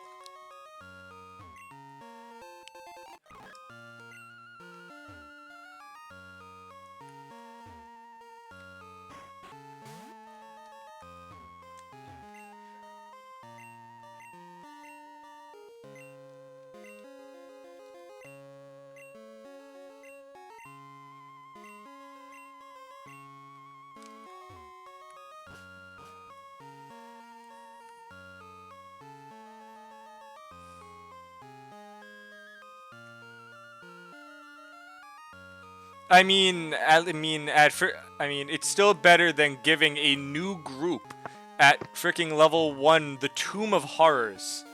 So many what GMs do that. What the fuck is the Tomb of Horrors? What? What's the Tomb of Horrors? Okay, so that is a pre-made D&D module that has like honestly very overtuned traps that even for people at the level that it's freaking supposed to be, basically kill them in one hit if they fail a really ridiculous check. And then also you can't beat it without having an orb of annihilation with you with your group, which is not available inside and has to be brought from outside without you knowing that you need it, like actually need it beforehand. Hold.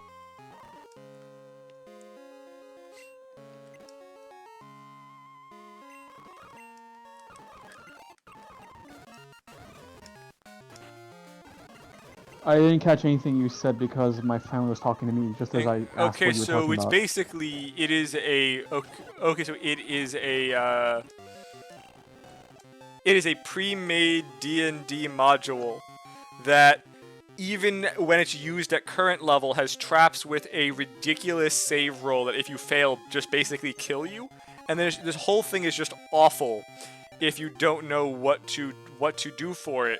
If you don't have the right party distribution, you basically can't do it. Also, to beat it. Okay. Eventually, he'll be back.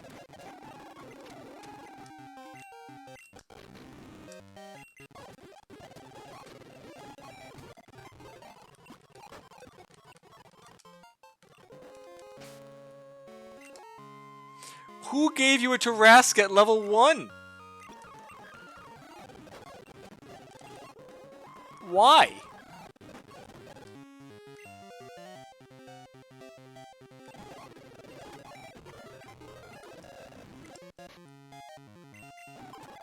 Just some fucko.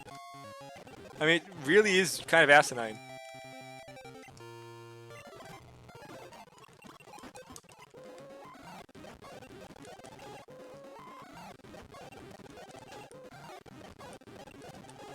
The Safari Zone actually has a lot of Pokemon in it in this one.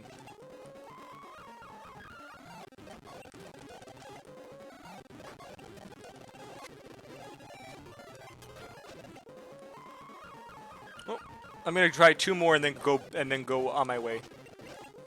It's 1. Where's the Pokemon I need? Okay, Shelter. Where do you actually appear?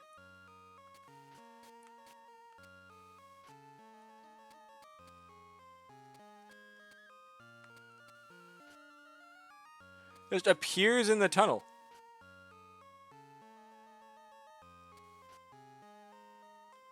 It's okay, Old Rod Seafoam Islands.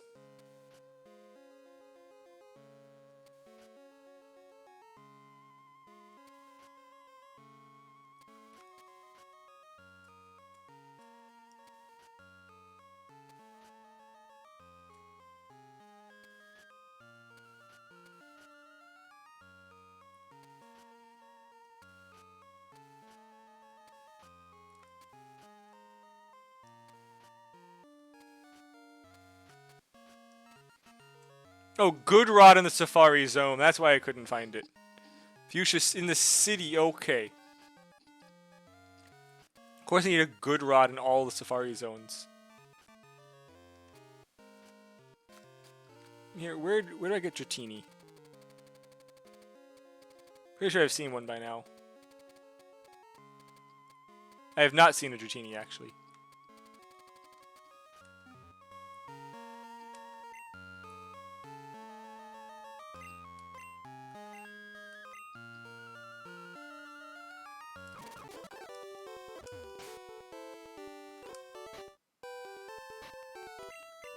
The Tarrasque level 1. Ooh, a Shelter!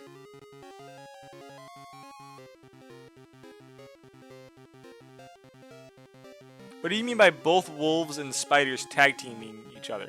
You mean you just found them and they were fighting each other?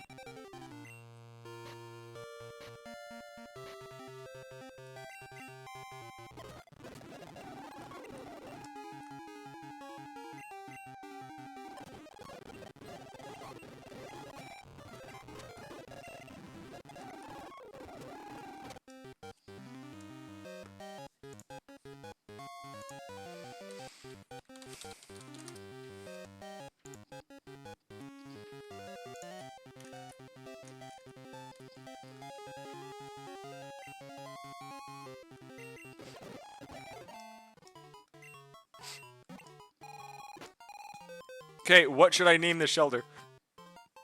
I need a name. Name it Clam.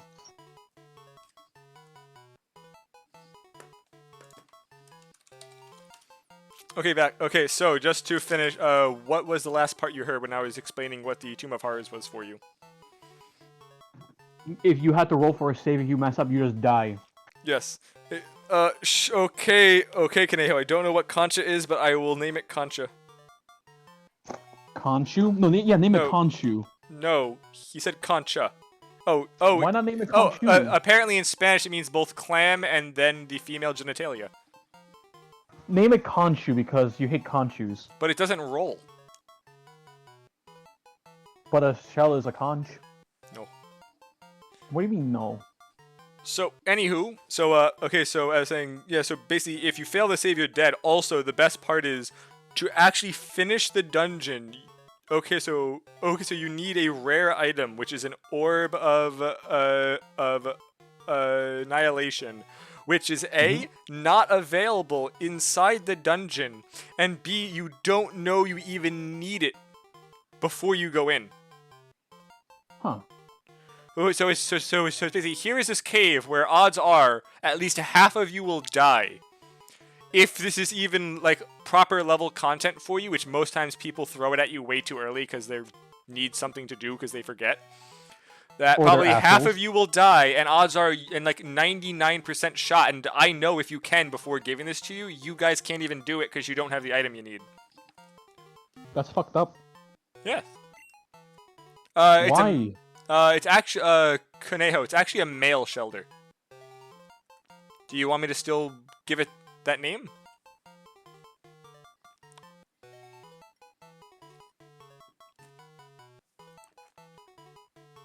Okay, if you tell me to give it the name, I'll give it to it. I don't speak Spanish. I'm gonna exit X1. I'm gonna play some X4.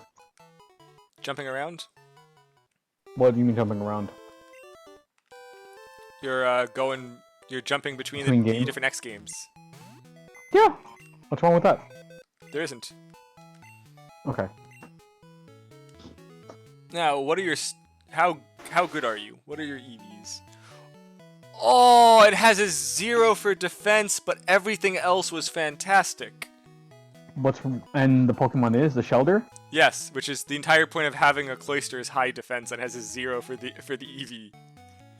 So you're saying it's an aggressive Shelder? It's worthless. That's not nice. Its entire point is defense, and it has none. Oh, you should have named your Geodude Conchu. Because it can roll. But you don't like Golem. Good point. If you get another Pokemon that can roll, like if you get a Voltorb, so just to explain, a max EV Cloyster has 504 defense. The 0 EV Cloyster has 328. Jesus Christ, that's a lot. That's a major difference. Yes.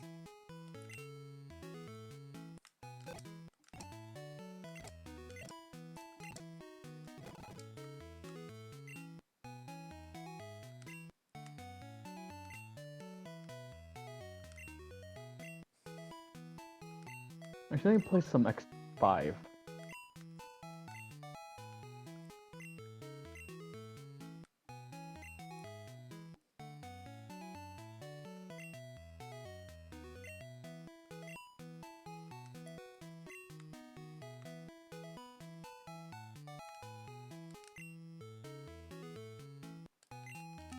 Oh, time for the Great Shelder grind.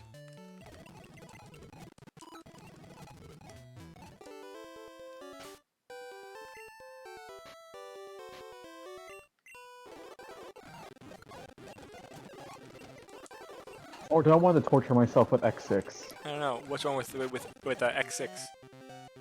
It's kind of broken. And so many enemies break the game's rules. Try and break the game's rules.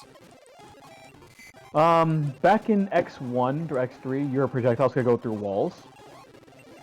X4, oh, and X4 as well, but in X5 onward, your projectiles can't pass through walls. And there's this one very common enemy called the Nightmare Virus. It can travel through walls, shoot through walls, and it could just swarm you. And it also drops a soul. If you don't pick up the soul in time, it will just respawn. What is Arioch? Is that some other Spanish word? Wait, spell it out. Arioch. I don't remember. And yes, he's talking about Mega Man at the moment. Yes, but yeah, those things can just swarm you. They can teleport. They can shoot projectiles through walls while you can't. You can't fight back, basically, unless you use a screen nuke. And you can only use those like once in a while because you have to build up damage. Yeah, you have to build up damage that you take for you to do it. You can't spam it. Why is it so hard? Of course I find a Shelder first time. And also, they're the most common enemy in the game.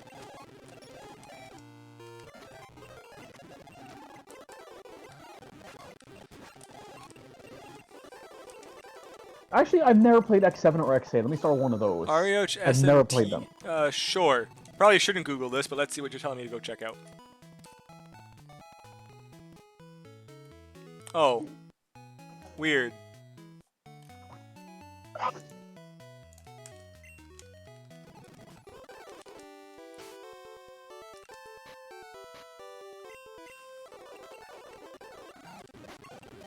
Here you go. Here's the shelter.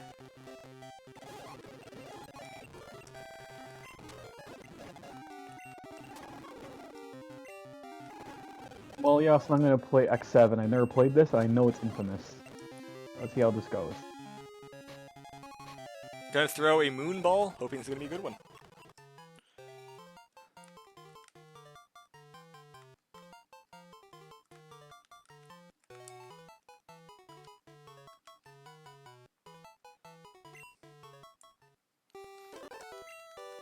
Now, what are the odds that this is actually a good one?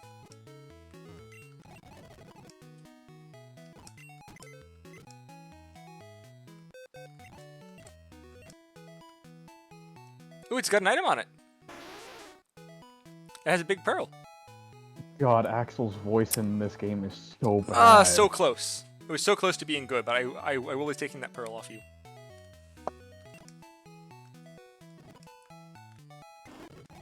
Also, in X7, you don't get to play as X immediately. You have to unlock him after doing either all the 8 stages or saving 64 Reploids. In a game called Mega Man X7. Yeah, there's Reploids inside the stages, right? Yes, and I'm pretty sure that one of them was in like a spot where you have like 2 seconds to grab him before he's crushed by this rolling boulder, right? Yeah, I think so, but I haven't gone to that stage because I never played this game yet. I just know that's a thing. Right, and I think Aile's also a playable character, or was it Axel? I always forget. They use both names. Ailea's in X8 as a playable character. No, so there is Ailea, but then there's also a different Okay, so Axel's Japanese name I think was just Aile, which is A-I-L, which it's literally the same character, but they just for some reason don't always use his Japanese name.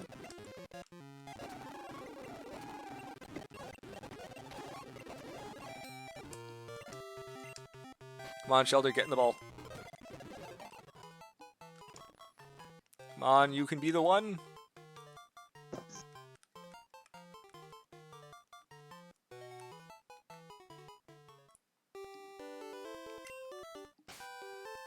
Are you the one I want? Do you have another big pearl? Yes. Crap, it's average. Well, this guy sells lemonade in bulk. And moo moo milk. Nice.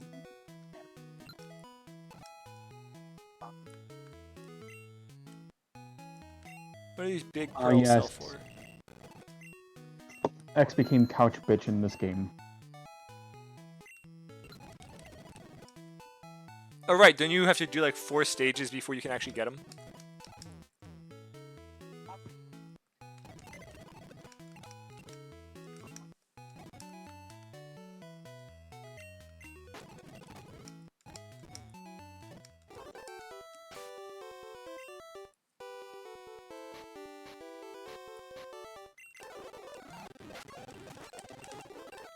Their group is called Red Alert and their leader's name is Red. How creative. Red Alert?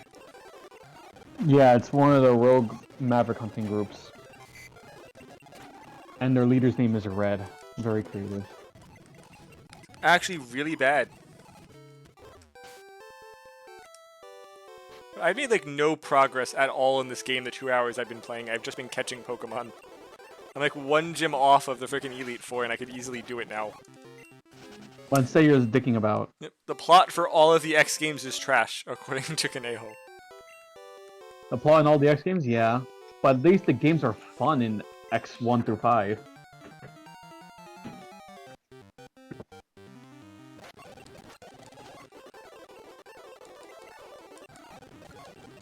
Wait, you have a different button for charging your shots in this game? What?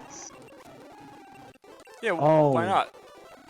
Lets you shoot without letting your charge go. But it used to be the same button. Yes, but why? Yeah, but we have to give you something different and couldn't think of anything else. Oh wait, this is the copy shot. Never mind, this is the copy shot. Little dinky thing that does nothing. Does it copy the enemy? Yeah, but you have to do the last bit of their HP with the copy shot to even copy the enemy.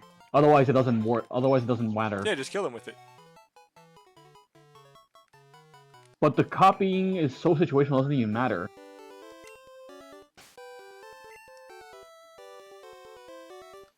Come on, be the good one. Nope. God, why is it so hard to get a good shelter? I just want something halfway decent. It doesn't even have to be good.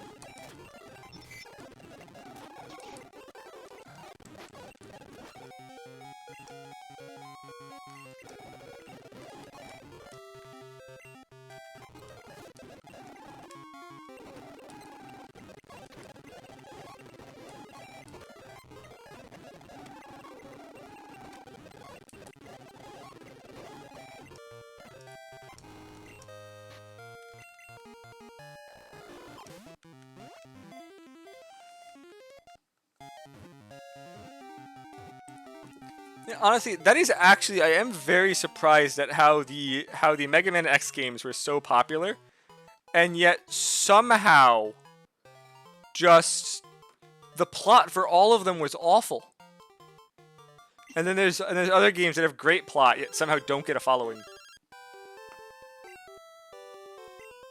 Yeah, X games have really, really nonsensical plot. The Zero games had okay plot. Okay plot. Oh my god, that damage reel back. Oh.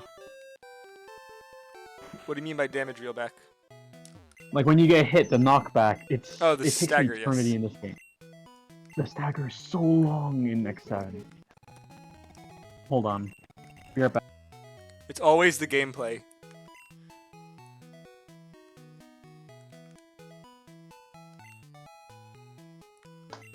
Wait, what's always the gameplay? The Mega Man games. What about it? The gameplay is what makes them good, not the Yes. not the plot. Yes, the story's nonsensical, but I like nonsensical story. Because it's stupid. Come on, you could be the one. Are you the one I'm gonna keep? What, more shelters? Yep, I've gone through like a bunch of. I just need a halfway decent shelter. I don't care if it's. I don't need max stats. I just need at least average. So much to ask for an average shelter. Yes. You're basically being Keith right now. What? Look, I'm not going for perfect IVs. I'm not going for shiny. I'm not gonna open 9,000 shelter eggs for a shiny shelter. I don't know why he spent so much time trying to get competitive Pokemon when he never plays competitive. He doesn't play like, he doesn't even play other people in it. Yeah. Like, have you ever heard of him talking about playing other people? Like, have you ever heard of Keith playing other people in Pokemon? No, because he doesn't. Yeah, I don't understand him.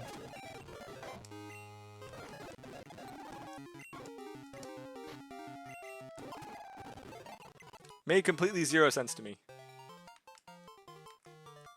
You mean like how he would do village quests and not hum with his friends and Rise or GU or For You or World? But then afterwards ask for help on those same ones you already offered to do when you guys were doing them? Multiple times. Yes. Yes. Yes. It's a cycle. Joe said he's been doing this for literal years. I got the shelter that I need.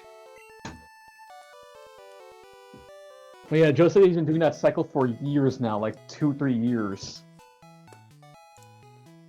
Joe said the booze helped. And then once he stopped the drinking, his patience for that really, really got thin.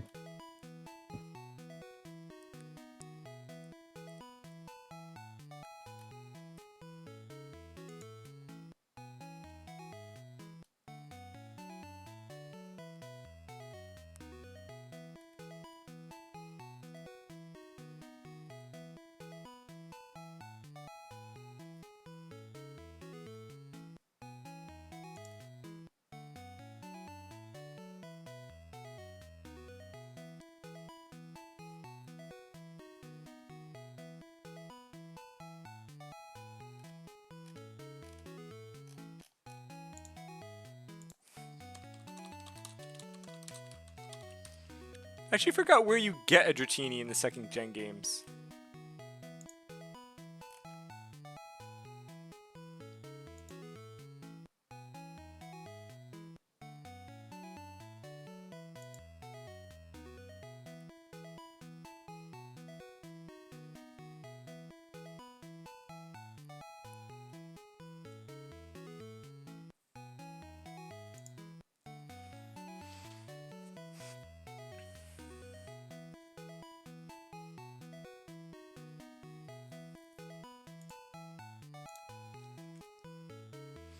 Oh right, the Dragon Cave's on the is on the other freaking continent, isn't it? Mm-hmm. Pretty sure it is actually, yes.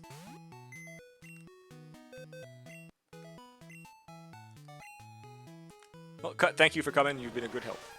I'll not need you for a long time.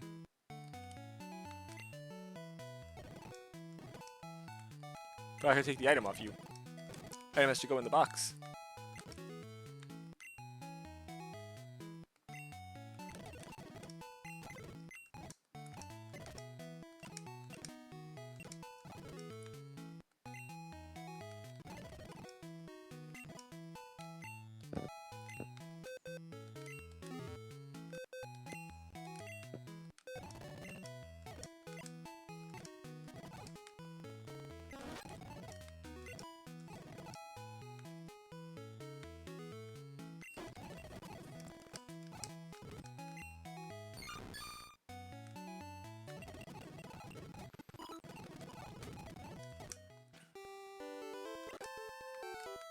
Oh, let's get Jawbreaker to 41 so I can evolve him, and then I just have to get that muck.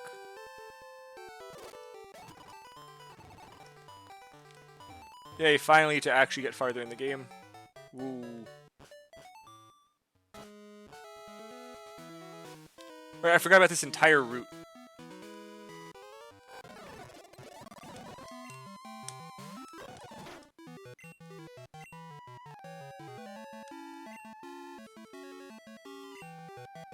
Of course, Rock Slide missed. So I saw a snippet of Elden Ring. Holy shit. I mean, these snippets they show of gameplay always looks good, but that's like the 10 seconds of gameplay that actually look good. No. I mean, like, you could jump. Doesn't necessarily make it better. That leaves online to have a giant chance of just having shit tons of lag, knowing the company that's making Elden Ring. I was just saying that could open up the ideas for level design, not necessarily even talk about online shit. True. Because before, you had to do a running sprint and just jump over some gaps that still will get you killed, probably. But now, you could just jump at the press of a button. Yes. They figured out jumping in Dark Souls. They finally figured it out, Yasuna. Yes, and watch as with the compensated hitboxes they're gonna keep from 3, it just makes dolphin diving a thing in freaking Dark Souls now. Well, I guess What's Elden dolphin Ring. diving? So basically, there was a really cheap trick used in several COD games where like you'd basically sprint at people, jump, and then go prone, basically completely removing your like actual hitbox size, while like making people now have to aim at only your head at a height they aren't used to aiming at, while you're just basically sprinting at them full speed, dived out freaking in the air with like a machine gun, assault rifle, or like a shotgun. That sounds retarded. So like I think basically almost all of the pro play at one point for the COD game, which you could do, that was just people sprinting at each other and just dolphin diving. So you'd see like everyone just like as a group just sprint at each other and everyone just jump and go prone in the air. And basically everyone was dead before anyone landed on the ground. Yeah, that's stupid. Yes. And I could see Elden Ring doing that with the freaking jumping that, or just some awful compensated hitbox so you miss. Why do I feel like they're not gonna let you attack when you jump in this game? They probably will. Imagine casting a spell by jumping. No. No. You're jumping and No. freaking just bunny hop spamming while casting spells. No.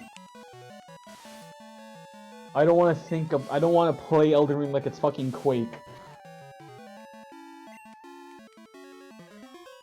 I've never actually played Quake. I've only like very briefly heard of it. Carl Jobst? Yeah, I don't think I've ever watched any of his things on Quake. He was just covering like speedruns, like speedrun history. Why does Apom just baton pass? Why not? You can't tell what to do.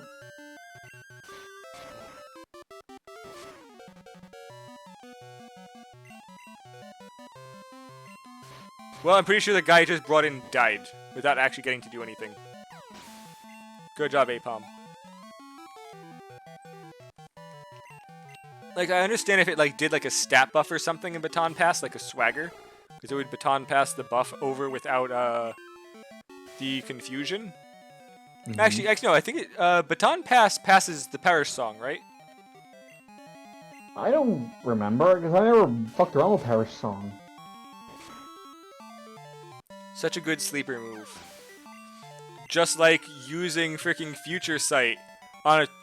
Like, if there's someone who purposely spams a Protect or something, or you know that they're going to do, like, a freaking setup, setting Parish Song up... Not Parish Song. Setting up a Future Sight with a stat buff afterwards, and then like a freaking Baton Pass, then your other Pokemon comes in and gets a free turn because they get killed by the Future Sight.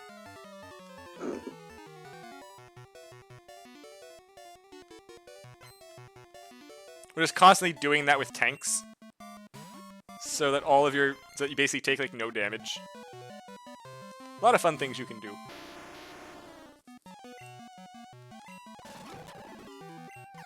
Bug.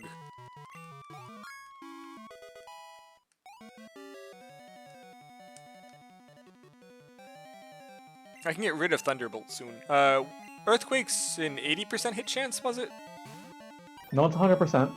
So there's no reason to have Magnitude and Earthquake. Basically. As far as I remember, it has max accuracy. Like, it will not miss unless someone sand attacks you. Nice. Or flashes you. Good, then I can keep Thunderbolt for no reason. On your rock Pokemon? Yeah. I mean, if there's a freaking Gyarados, it's gonna do great.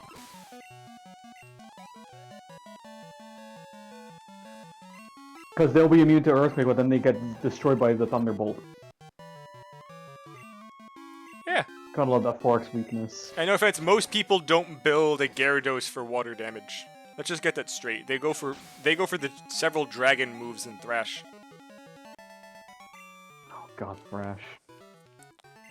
It's really high attack but low special. I know. And then just the early Dragon Rage griefing from like 25 to 32 is great. Sadly, Dragon Rage is so shit later. Didn't they nerf Dragon Rage? No, so Dragon Rage just deals a flat 40 damage regardless of stats. Yeah, it drops off later, yes. Yes. So I mean, early on it's great. great. Why not just anything else?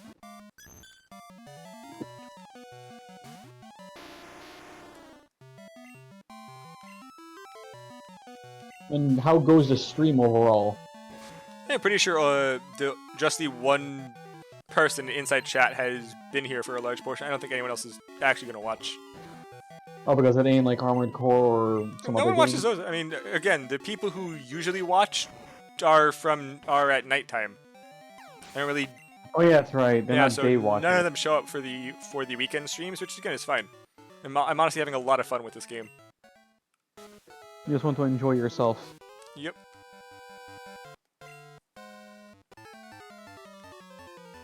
And I'm about to be able to evolve my Graveler to a Golem now.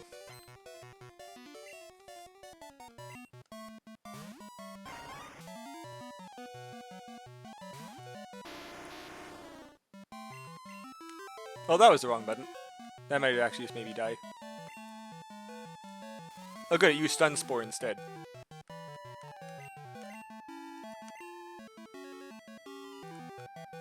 Could go for the 50% chance, but whatever. Probably just gonna use Razor Leaf and kill me anyway. Oh, Acid! That was dumb.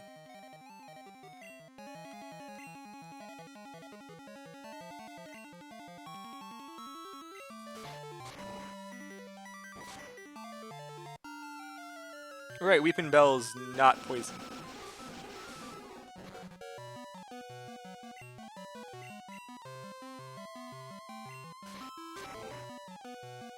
Why do I feel that Gen 1 AI was better than Gen 2 AI?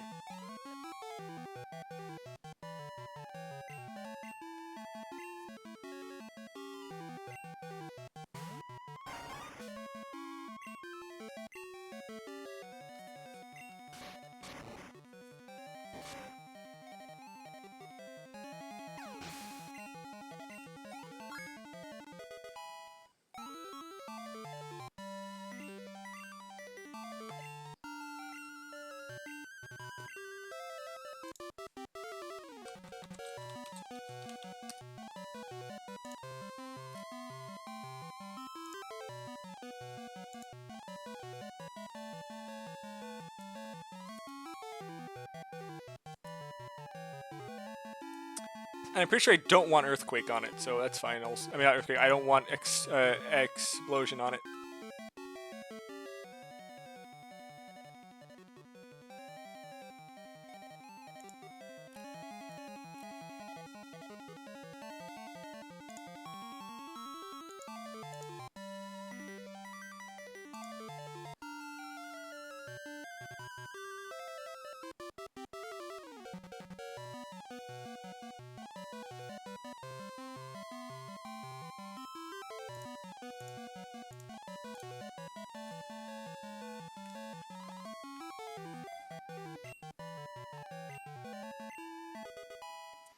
So how is X7 going?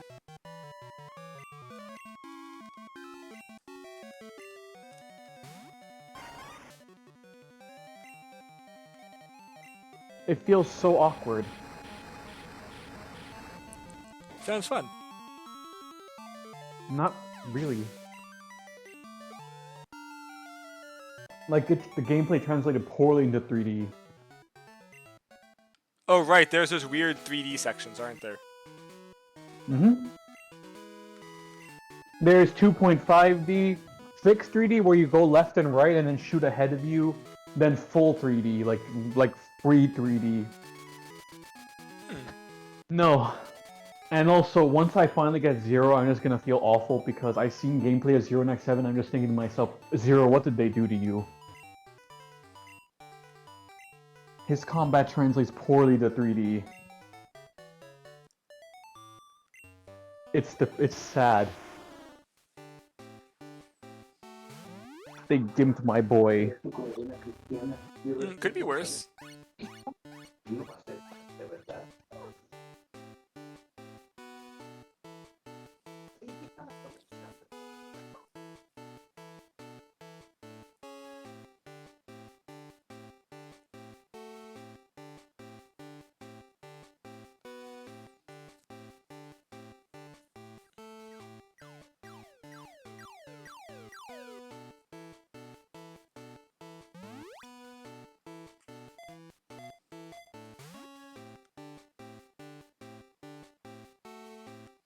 Hey, Time Buster, how's it going? And yep, I just got a golem. Woo. Which, as Jeff said, he doesn't understand how it becomes a giant lizard encased in a boulder.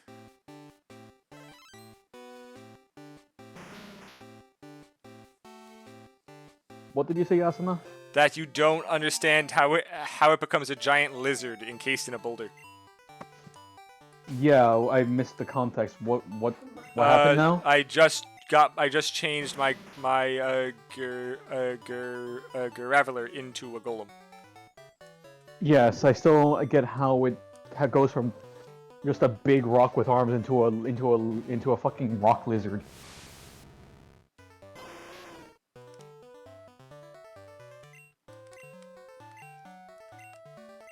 It looks like a rock turtle, if anything.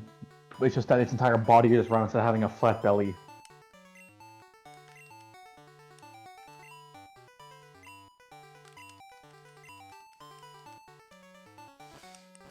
I think I just actually unlocked the ability just to straight fly over now.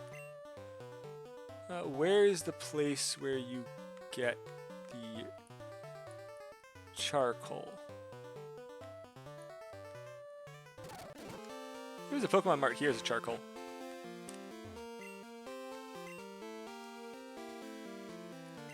No,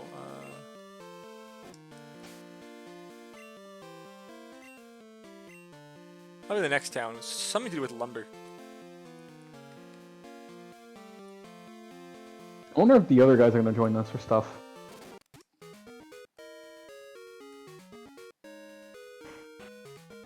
Oh, did you see the Dunsparce fan art I sent you earlier? Nope. You got some DMs, take a look.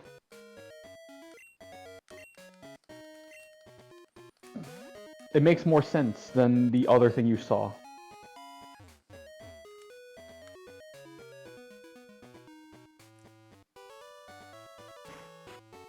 I was trying to find the way the charcoal is. I like how charcoal improves fire damage. A lump of burnt wood makes your fire attack stronger. That is really, really weird art you sent. What do you mean? That's where some it's not a bug Pokemon.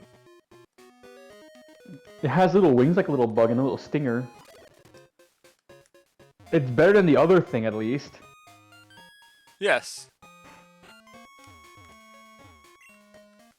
It's more believable, even if it found it. Okay, looks weird. Here's the water grass and lightning moves. Bug fine. Anything I want here? No. Like this looks more believable than that big serpent thing. You know, I forgot that there was a Ditto-specific item. What is that item?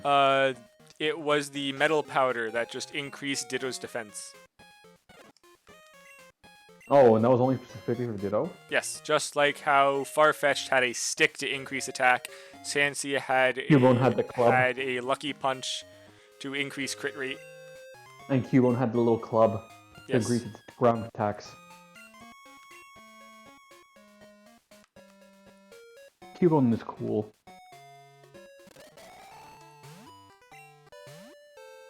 And Cubone is actually a very unique Pokemon, but if you actually read its Pokedex entry, it's very dark. Well, yeah, it's depressing. It's wearing its mother's skull as a hat. Yeah, I know. That's sad. Which also makes you wonder how their population increases unless the mom has more than one skull. And how does the thing hatch with the skull already on its head? Important questions. Wait, this guy when the fight started. Hold on, I have to phone my mom. Also, how do you hatch a Magnemite out of an egg?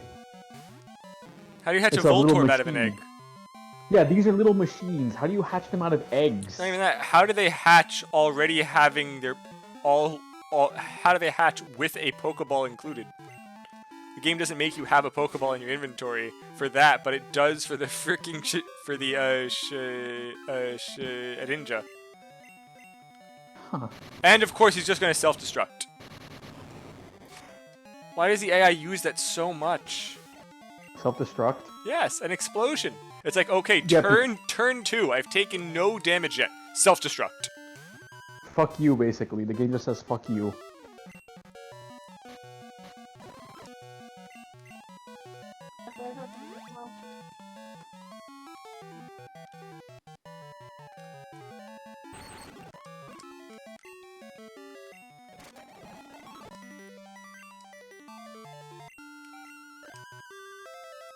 Like, it just seems like the game doesn't like you, Yasuna.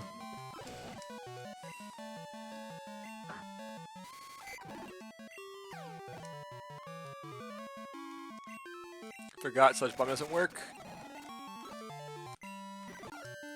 Forgot that poison is just... yeah, Steel's completely immune to poison, but a freaking living rock is not.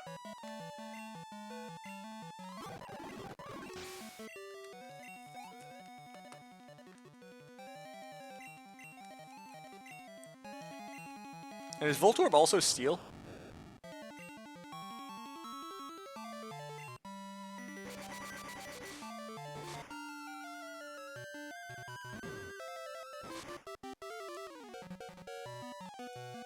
It is not. And self-destruct. Again. And of course it crit. Why wouldn't it crit? Because fuck you, Yasuna? Well, here. Why wouldn't it self-destruct? Because it doesn't like you. The game doesn't like you, Yasuna.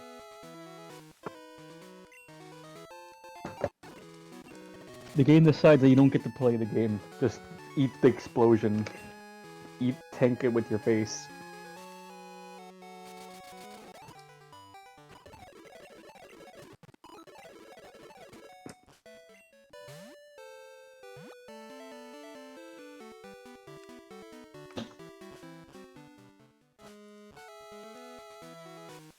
At least I'm almost halfway over with this game, and I'm pretty sure the second half, because it's Johto, is just going to be very, very quick.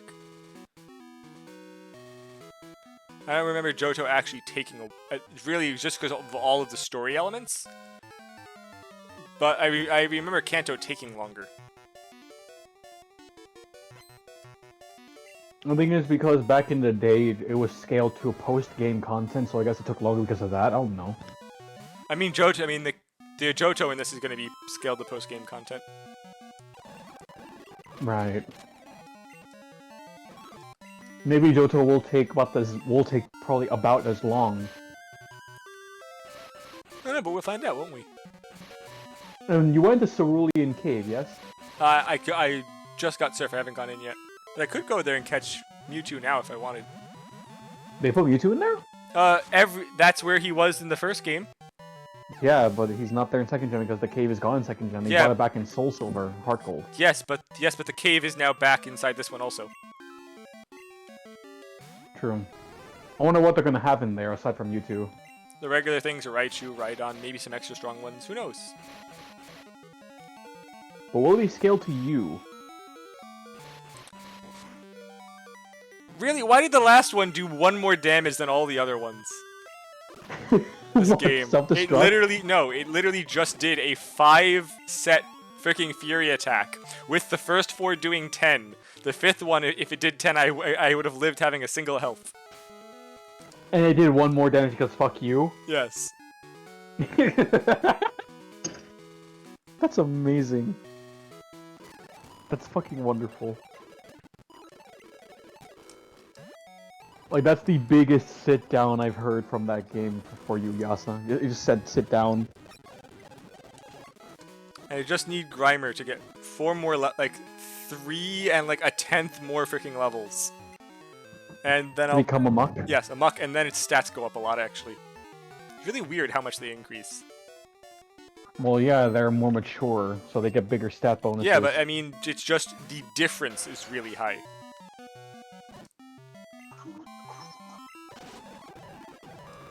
And of course it crits the Bubble Beam. Twice in a row! The Tentacool just crit the Bubble Beam twice in a row. This game hates me.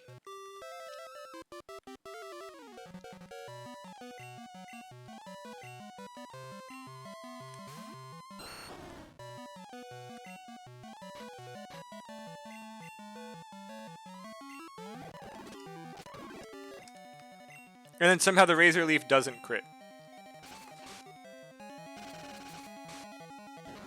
By the way, Time Buster, I'm pretty sure I got Parsec to work. I'm going to be testing it with someone later. Right, Conejo, did I tell you that I got Parsec to work?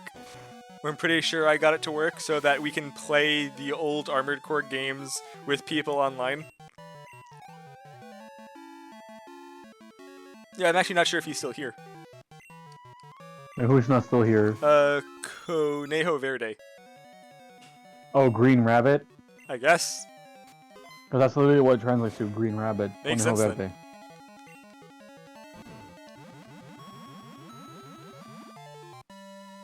Honestly, Time Buster, until you said that yesterday, I don't know why I haven't thought of that before.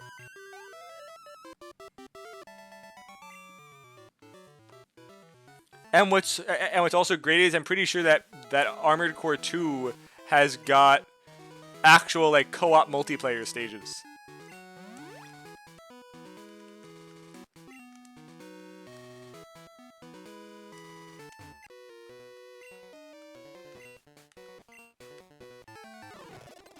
Zero sounds so strange here. He sounds very gruff.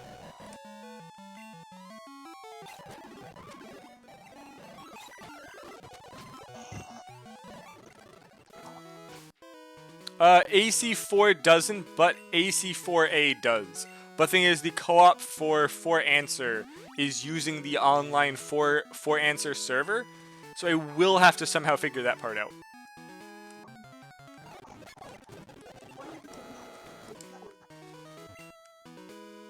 Zero feels fine in 2D in this game so far. But I don't look forward to 3D. Oh, Lord help me. Alright, Time Buster. Okay, so Jeff here is currently playing X7. And it feels awkward. Yes, I'm Buster mostly streams Mega Man games, actually. Which one? He is not streaming. He does X Dive, and he's currently doing X3. Okay. I think he may have finished X3. X3 is fun. I only played like I played most of it, but I never really. No, I did beat it. Yeah, I remember now. I beat it. Yeah. But I liked X3. But I didn't do like I didn't do a lot of the optional shit. I just did like the bare minimum to beat the game.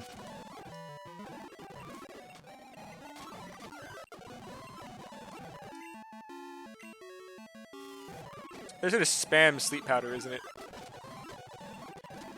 Man, go. I forgot sleep lasts up to 7 turns in Gen 2. Oh my god, those stilted animations. This is triggering me. Oh, what? The, I stunned one of these walking robots, and they just stayed in the stun animation for like 3 seconds, and then I just killed it. 3 seconds? Yes! Dude, this game feels so fucking weird.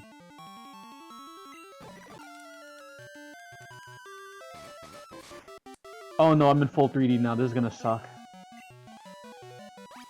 Skip, Time Buster told me to tell you to skip that trash game, with skip being all caps. What, X7? I guess so, yes. I already played X1 through X6. I'm just playing 7 to see how awful it feels, and my god, it feels awful. He said to skip X8 also. Isn't X8 at least decent? I have no idea. I mean the literal Mega Man streamer says to skip it. So I'm going to assume no. At least it ain't full 3D like this sections. Ugh. But we could make it full 3D. No. After what they did to my boy Zero in this game, I don't want that. I don't. Whatever it is, I don't fucking want it. Wait, the Sand Slash is trying to poison me. It just has to use Dig and I die. Oh, there's Slash. God, and then Zero, poison. what did they do to you?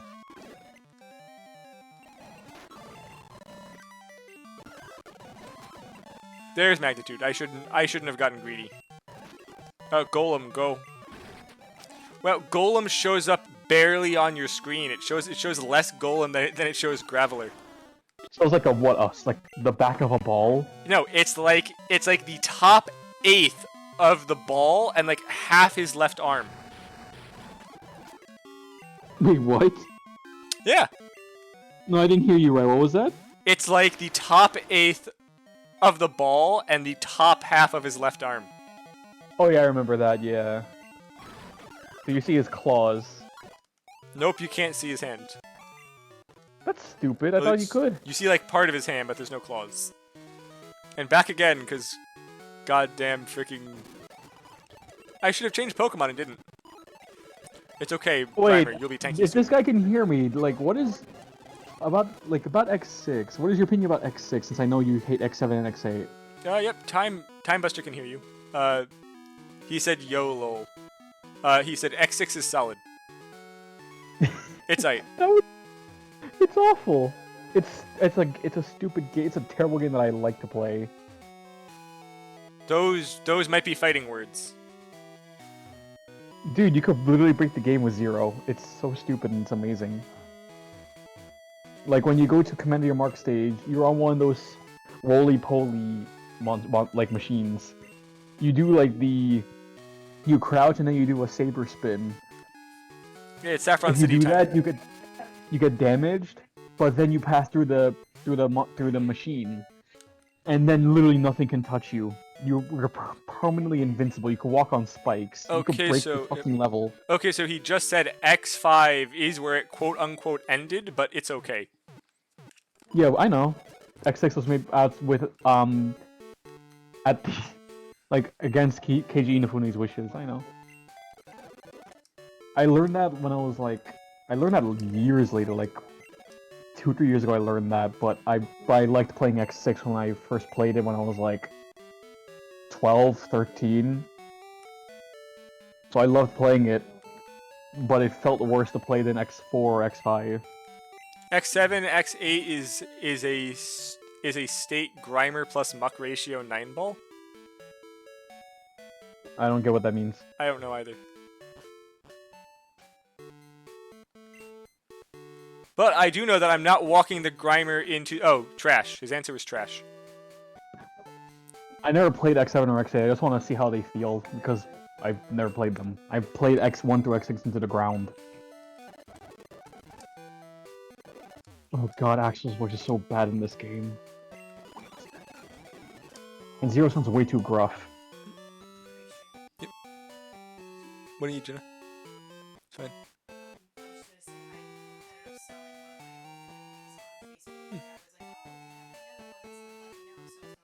Okay. Anything over there is really fine. Anything from there I can just get an emulator for anyway. Oh my god. The fucking knockback in this game is so bad.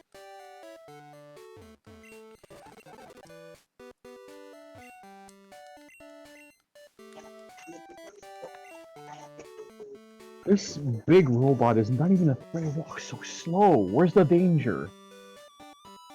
What danger? Are we supposed to have danger in a video game? If you're trying to escape from an enemy, yes. Oh, that one, right?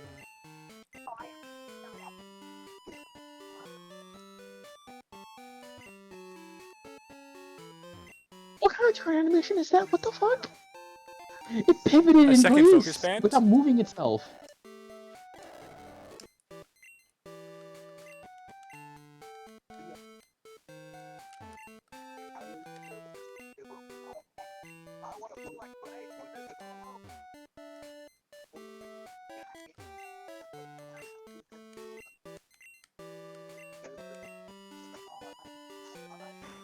Alright, I can surf to all the places now.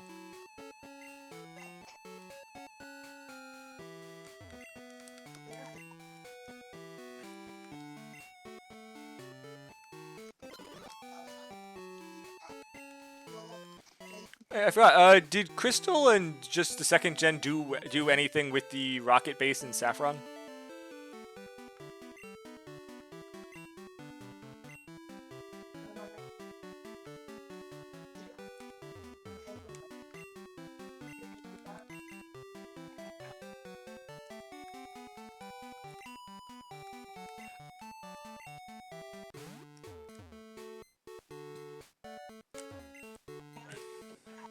Skip this.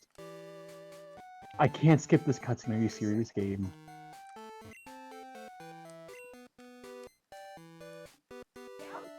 We actually made a nice detailed fountain.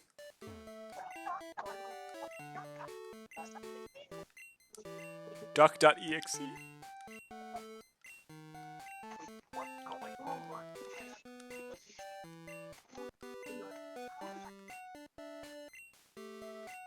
The fuck? Well, someone fucked up this custom guy here.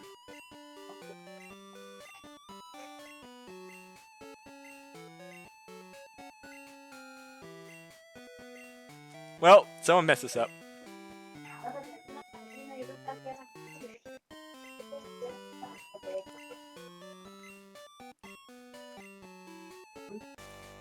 Jackin.duck.exe execute. That was a Battle Network joke, wasn't it? Oh my god, look, his freaking sprite's petting a Porygon. It's amazing. It's oh my god, it's a Porygon 2 shiny named duck.exe. And it's Mega Man music. Oh god, I forgot Porygon no psychic. I'm gonna hit you right back with that psychic.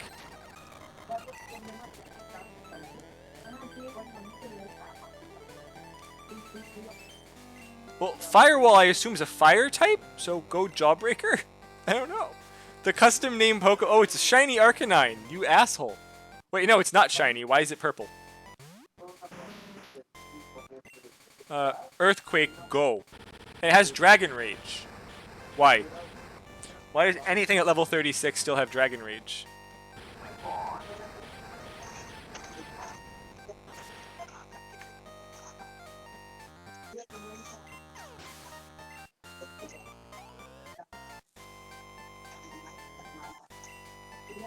I don't know what Muffet is, but considering, probably gonna throw out Growls a lot. Let's see what you sent out. Oh, I guessed perfect. It's a purple Ariados, which for some reason is also not shiny. But, flamethrower. Meh.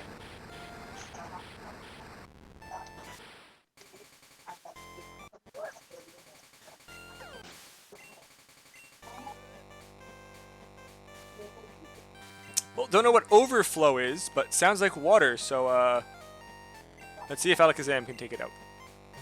I was right, it's the Lapras.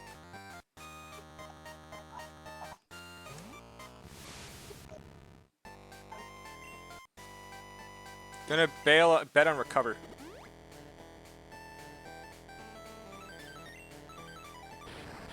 Lapras has Earthquake. I made a good bet.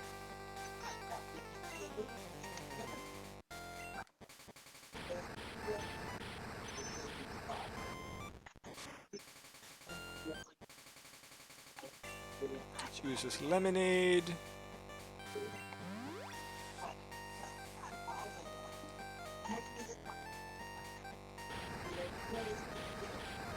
I should have more than 50 health left. Now if I team it with this Psychic, I should be able to do something asinine. This should kill or bring it close. If it kills, then my second plan is set up. Okay. Special defense went down, and then the future sight hit before they use a full restore. And done. Oh, it's still alive. That actually sucks. Come on, Psychic. You can do it. Come on, Spooked boy. Yes.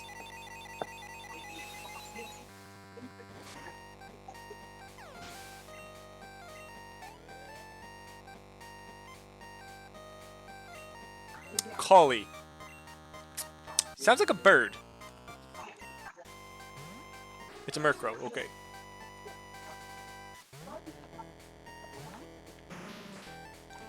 Let's pray Rock Slide hits.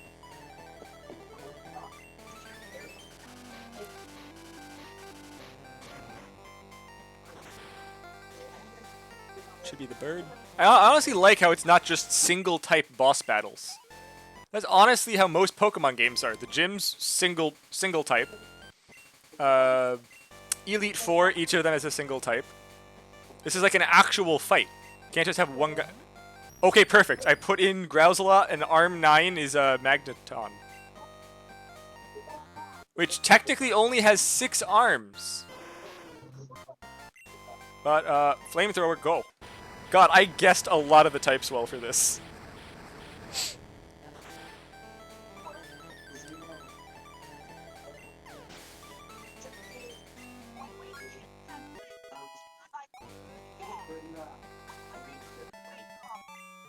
This voice acting is so bad. It was honestly a fun fight. A third focus band? Why did this town give me 3 focus bands? Why not? You don't even need 1 focus band. It's quite worthless, actually. Is that more of a thing for PvP? So, focus band basically prevents you from being flinched, right? Why not just use a charcoal or a damaged one at that point? Double up your stab. Wait, no, I think Focus Band is the one that lets you stay with 1 HP if you're within kill range. Is it? I might have misread that then. That's actually not bad. That's actually good for the fear strat. What was that sash? I forget. I don't remember all the Focus things. band is for it is fainting, yes. So I have 3 of these then. Well, okay, so time. Yep, so everyone, Time Buster. I am actually going to take a 20-minute break to go eat. So I will be back in like 15-20 minutes. I've seen a bit, dude. Yep. I might get back sooner and talk, which not sure, but going to these. Right. Yep. Hey, see you soon, Time Buster. See you soon, everyone.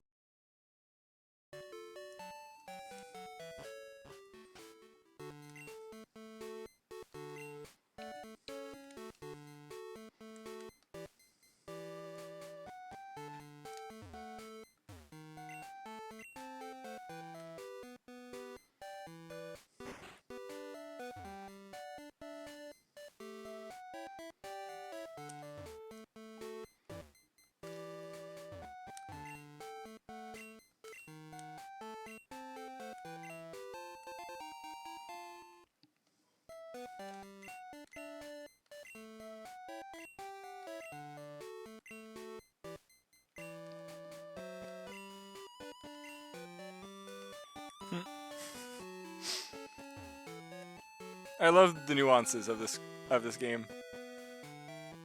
All just a bunch of little jokes that just bring it alive.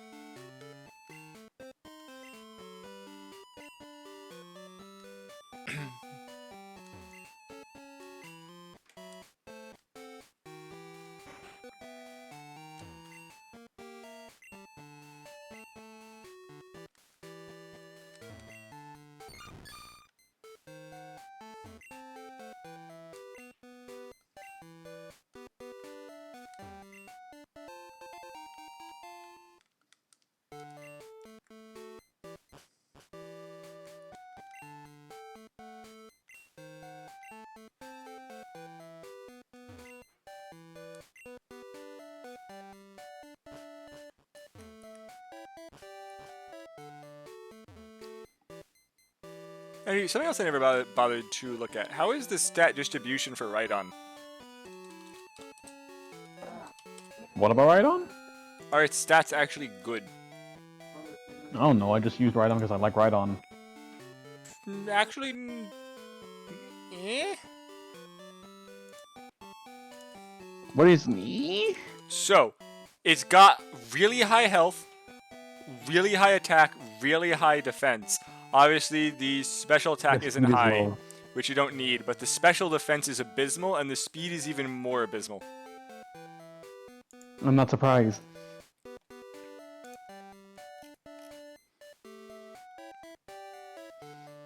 So it's honestly just a golem that has higher health but less special defense. Yeah, back in Gen 1, Rhydon was basically just the more offensive golem. Yeah, it's got like 10 less defense but 10 more attack. Exactly. Oh, I seem to like tankier Pokemon more. Okay, Keith. You and Keith have that in common. You both like tanks. I mean, I'm not gonna lie, there are a lot of Pokemon that their entire thing is just speed and damage, and if there's anything that can take a single hit, they fall over like paper. A great example is Alakazam. You have a single ice type that has great special defense, and just it's just done. Repeat yourself because I was talking to my mother. Saying, like, there are a lot of high special defense ice types that even if they're not resistant to Psychic, they're so tanky that they can't get one shot, and then they just one-shot the Alakazam because it is the defense of... It really doesn't have any defense. Yeah, Alakazam is what, a glass cannon? Pretty much, yes.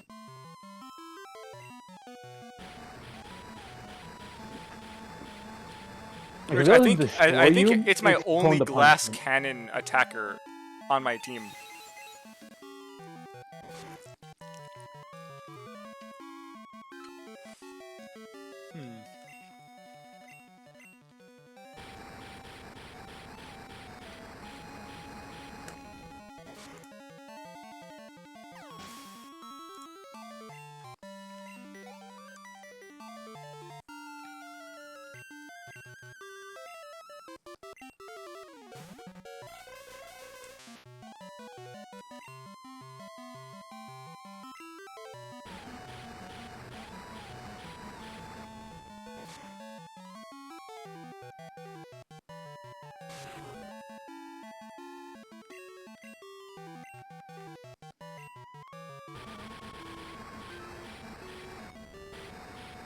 Jesus Christ, Zach. Also, I know that was it you or Joe who at one point was saying that Arcanine was originally going to be one of the actual legendary Pokemon. I never said that. Then that was probably Joe. Apparently, which is why there's one spot for one of the movies apparently where it's four Pokemon. And it's the 3 birds and then a freaking Arcanine. Then they apparently ended up going with the bird theme for multiple generations in a row.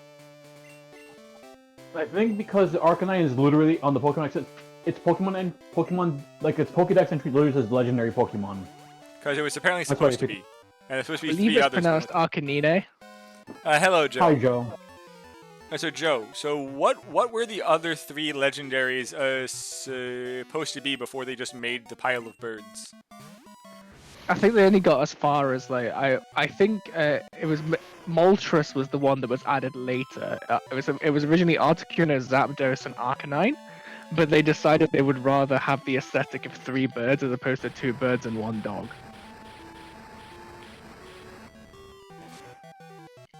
So they said, fuck Arcanine, fuck the Doge. Yeah, but then they redid the idea in Gen 2. What do you mean? It's just more birds. What do you What do mean? you mean? Gen 2 is where they did 3 What's dogs. Entei, Suicune, and freaking Raikou? What are Yeah. those? Those are not birds. Yeah, but then there's freaking Ho-Oh and Lugia, which were the actual big freaking legendaries. The other ones were just the roamers. But they're still legendaries. Well, to be fair, Articuno, Moltres, and Zapdos weren't the big 3 legendaries. The big legendary was Mewtwo. Those were the technically quote-unquote the roamers, only they couldn't do roamers prior. Yeah, Yasuno, shut up. Also, be right There's back. always pretty much every generation has a legendary trio. Yes. Also, be right back. Isn't 3rd gen just 2 though? No? You've got the Reggies. Well, there's like 4 of those, aren't there? Or is it only 3? There's only 3 in Gen 3. Hmm. The 4th one got added in Gen 4. I didn't know that. And then I guess there's Groudon, Kyogre, Latios, Latias. There were a lot of legendaries in 3. Holy crap. To be fair, they only kept increasing the number of legendaries up to 5. What do you mean? There's 3. There are the 3 freaking No, up to Reggies. Generation 5. They Yeah. just kept adding more. There was more and more legendaries per generation. How up many to legendaries are including there in Generation Sword and 5. Shield? Sword and Shield actually cut down on them a lot. I think there's only the 2 dogs and Eternatus in base game, and then Calyrex and the Spectre and Glastria in the DLCs. Hmm. Oh, and the Fighting Bear. Fighting Bear? But these are DLC, so I don't know whether to class them. Wait, what Fighting Bear? Kubfu and the evolutions of it. Right, weren't there certain legendaries in Sword and Shield which you actually picked which freaking elements it got, so there's actually multiple forms of it? I thought that was Arceus. Yeah, both Calyrex and Kubfu have that. So you technically Okay, I have missed a lot. to then also get someone else's to get all of them. Yeah, you need a friend or a second game card essentially. That's awful. If you want So what all, you're if you want saying both. is what you're saying is that you and Keith can do that. No, what I'm saying is Nintendo wants your money and they're not even being coy about it anymore. No, I thought you were saying that you and Keith can do that technically. I mean, technically we could, but that would require one of us restarting our game 3 times over, and I don't trust Keith to beat the game within the decade. I'm pretty sure I beat it like almost twice before he beat it, and I was barely even trying. Well, yeah, because Yeah, he's got because this he's got this stupid idea in his head that he needs to have like a top tier meta team in order to beat the fucking story. And then never does a single day of PvP. Yes.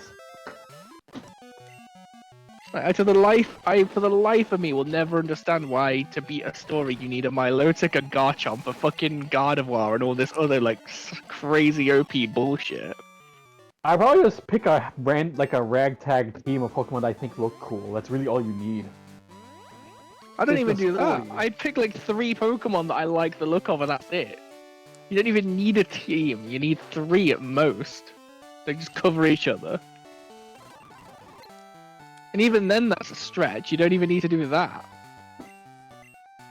Yeah, So, that's not be one game with Dunsparce and really nothing else. so against my better judgment, I decided to do Sabrina last for the 8th gym, and I'm expecting to walk into like just a pile of Alakazam. Oh, she has an Yes. Espeon. I was not expecting an Espeon actually. Well, it is a psychic type. It is, yes. And it's getting Fire Blast from Arcanine. You should have given it Bite or Crunch. It had Crunch, I took But, it away. I honestly have to give it Crunch back. Yes. I don't need Flame Wheel now that I have Flamethrower. Yeah, what were you trying to say, Joe? I was looking into Crystal Care a little more, and it seems like there's move tutors from future generations in the game. Yeah, because Gives you, like, everyone an liked extra actually move. having the move tutors. If there's move tutors there, that means I can probably get Brick Break on Heracross, so Heracross is probably viable. Brick Break was such a good move. I love At the very least, I can get Rock Slide on it. Rock Slide is also great. I like how Rock Slide animated in Gen 2. You know, I don't Gen remember 2's I just like team. Gen 2's animations. Gen 2's animations are nice. For some reason, Yeah, I and the art remembered was good. Sabrina's team being a bunch of Kadabras and Alakazam. I Yeah, didn't in Gen remember an 1. Espeon and a Mr. Mime. Yeah, She well, always had a Mr. Mime. She has Red like and the Blue, she had a- least. She actually has the least number of Pokemon since like the third gym. What the fuck happened? Oh, that team is probably her rematch team from Soul Silver, if that's the case. Only it's missing one of the later generation Pokemon.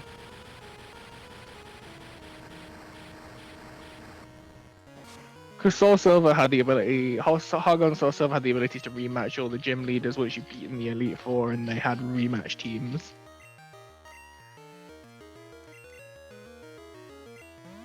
And in the code, apparently you were supposed to be able to access that significantly earlier because there's a lot of different rematch teams for different parts of the game that you just don't have access to. Which is nice. Alakazam tried to disable my freaking lemonade. Your lemonade? That's an item. Yes. You can disable items? No, you can't. That's why I said tried to. It didn't work. Oh. I love how lemonade heals so much for its price. That's great. Yeah, it's like 80 for less than a super potion. It's Pokemon- barely more And then there's Pokemon Moo Moo Milk encourages that's you like not- 100. Pokemon encourages you to not trust the pharmacies and just drink lemonade instead.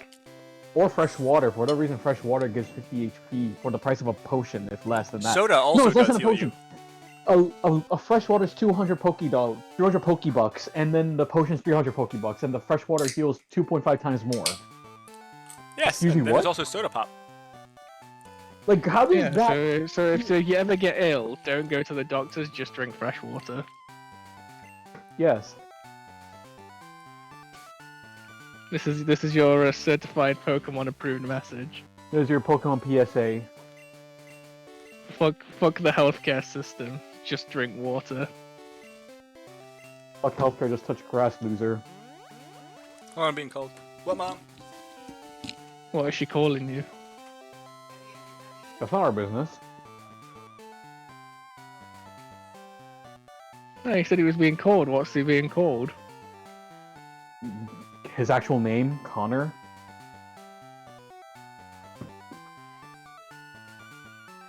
I'm sorry if you don't call him Connor because you like referring people by their actual names. Yeah, but Connor's also Italian, so I can't justify his existence. Joe! What? Why? I'm British. I'm supposed to hate Europeans by default. We voted Brexit for a reason. You didn't want to be part of European America. Doesn't mean you have to hate the people who end up being part of it.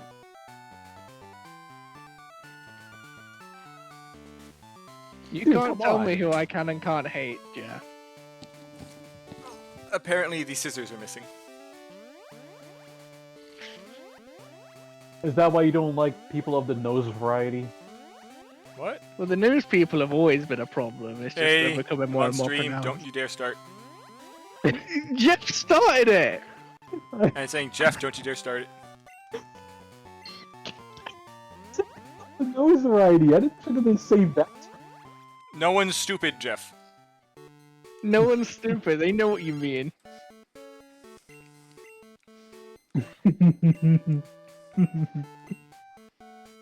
Oh god. I don't know if I should regret our conversation a few days ago or not, because now I'm starting to make more of those jokes. I blame Estrella.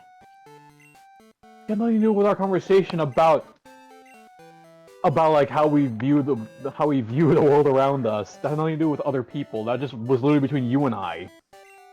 I blame Estrella.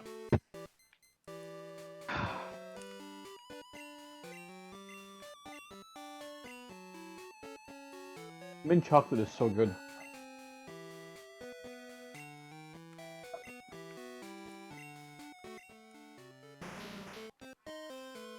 And I definitely know where I get my laugh from.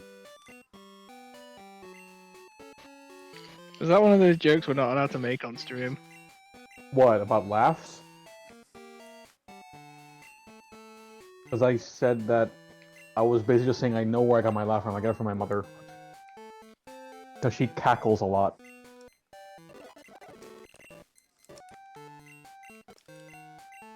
And I'd argue she's worse than me about it.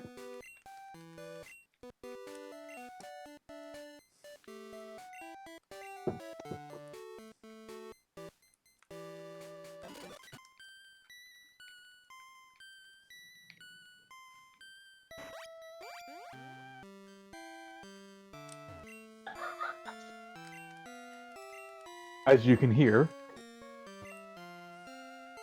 That just sounds like a stereotypical mother laugh. My mum laughs like that. But is it like a really loud cackle? Yeah. That's just a mum laugh, that is. And what's my laugh? A cackle? Depends on which laugh you're doing. You heard me do many laughs. That's what I mean! That's exactly what I'm saying!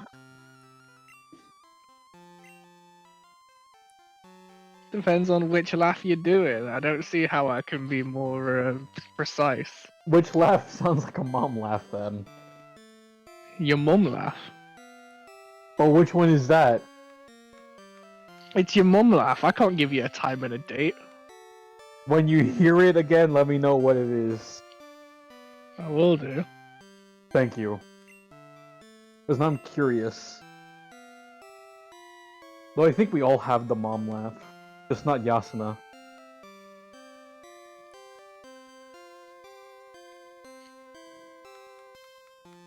Oh yeah, mine's my drunk laugh.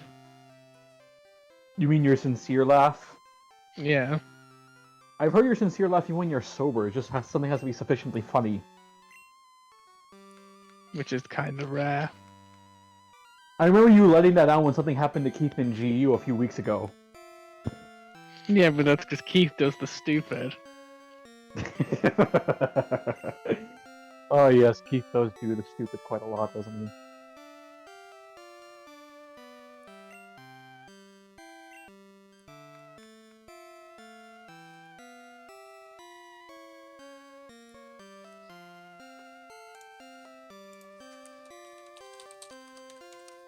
Also, Yasuna has told me that he likes tanks. No, I said that I like tanky Pokemon. That's a tank. You tell You him, and Keith Keith.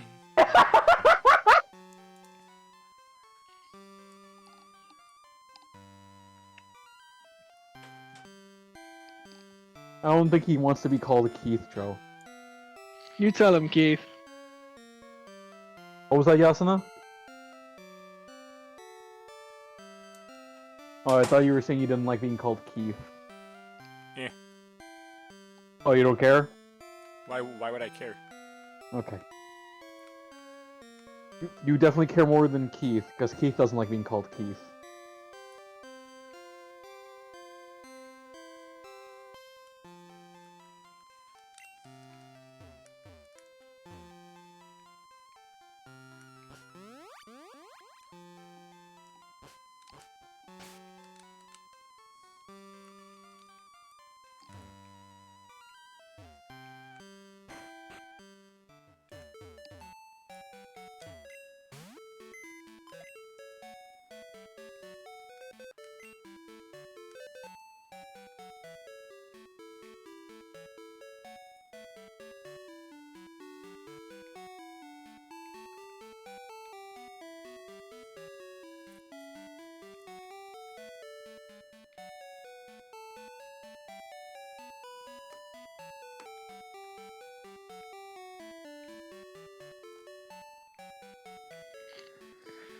Yeah, Jeff, I got every character on Smash Ultimate last night. Yeah, I think you told me. Like doesn't literally take as you long. got here. It doesn't take long at all. It took like what, 2 days? Just shy of 20 in-game hours, and most of them are spent doing PvP, which doesn't really add towards it. Yeah. If I'd been dedicated to it, I probably would have got it like 5 or so hours earlier than that. So like around the 14-hour mark, and that's even if I hadn't done I don't know. Give me a second. Let me finish the fight. If I hadn't done story mode, which also slowed me the fuck down, it probably would have been like sub 10 hours. Okay. I like the adventure mode. It's nice sometimes. I got sick of it before I even finished it. Because of all the weird handicaps being really obnoxious. Yeah. Some of them are cool, some of them aren't. I liked some of the ideas. The issue I get is typically when it's like, oh, there's like 2 to 3 enemies, every item is on, or just the annoying items are on. Or how about the floor is electrocuted and then if you touch it you're locked in for 2 hits? Because that happened to me. I just don't leave the platforms if that happens. Oh, and I hated fighting Iggy. You know when you fight Iggy and then the wind is on, like the heavy wind is permanently on? Oh god, fuck that fight. It was shit, wasn't it? Because you can't move. Yeah, it took me 20 minutes, and then he bumps you, you fall off the ledge, and you die. Yeah, because you also can't swim either with that one. Yeah, you just die. If he touches you, that's it, you die. That's a true touch of death.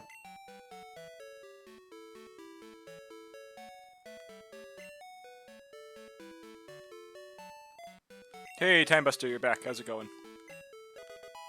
It's like there's so many annoying ones. It's like why would anyone play this? How is this deemed fun, and how are kids gonna beat this? Beat what? The adventure Kids mode are stupid. They're just gonna push buttons until they win. That's what I did. I pushed buttons until I won that fucking Iggy fight. Did you do the same thing? No, I just played very heavy zoning. I didn't even get to do that with Link. I tried zoning with Link. You wanna know what happens when I throw a boomerang in the Iggy fight? What? I fall off the ledge and I die. The game just registers to me as coming off the ledge. I die. So you wanna know what I did? I just spammed the up smash. Yeah, that was alright. Apparently, because it's like when you get like 3 characters, it also gives you access to your DLC fighters. So I just had access to all my good DLC characters. Oh, I just used Link, and I'm stubborn. I will beat that motherfucker with my main, and I did it even though I had to spam.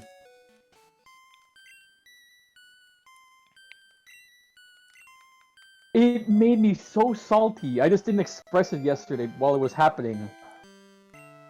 The one that I found worse than that though was the Kirby with the fucking star rods. I actually smashed that because I had one of the spirits that gave me metal form, and that's it. I got to just tank and I just fucking pushed through and I killed them all. So what do you think a 9-badge Brock is like? Pain? Probably not too bad. He's only really gonna add like the fossils to his team.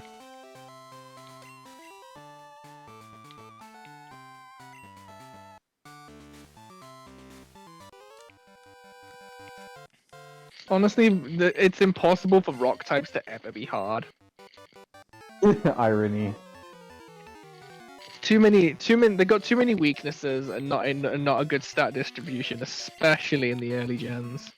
I mean, Golem is good. It's really not though. It's passable, but it's not good. Same can be said for Rhydon. What about Kabutops? Its typing's so weird. It's so almost okay. But wasn't it good in 4th gen? Yeah, but that's when we got physical special. That's when we got physical special split. You could use physical water attacks. Yeah, I heard that he was so good that he ended up in Ubers for a while. No, he didn't. He had a niche in Ubers, but he was never an Uber tier Pokemon. Oh, yeah, niche and Ubers, okay.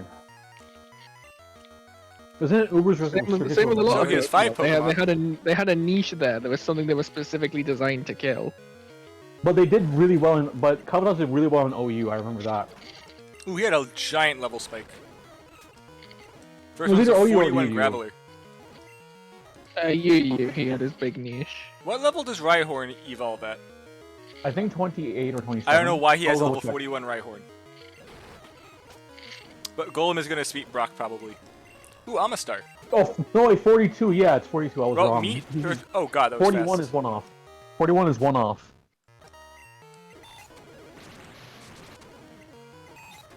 It evolved so late for such a bad Pokemon.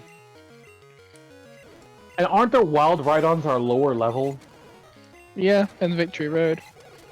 Yeah, why? You Why? can why get them are at the there- mid-30s. There are a lot of Pokemon Why- that you can find in the wild before they're supposed to evolve. But why do they do that? Why? Idiots. Fun fact, if you're playing Pokemon Ultra Sun and Ultra Moon, you can get a level 10 Salamence. What?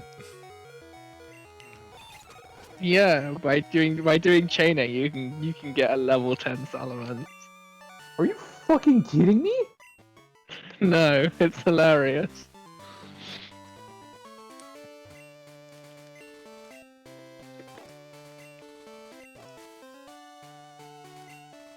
I'm just waiting to hear the Griffith simping end.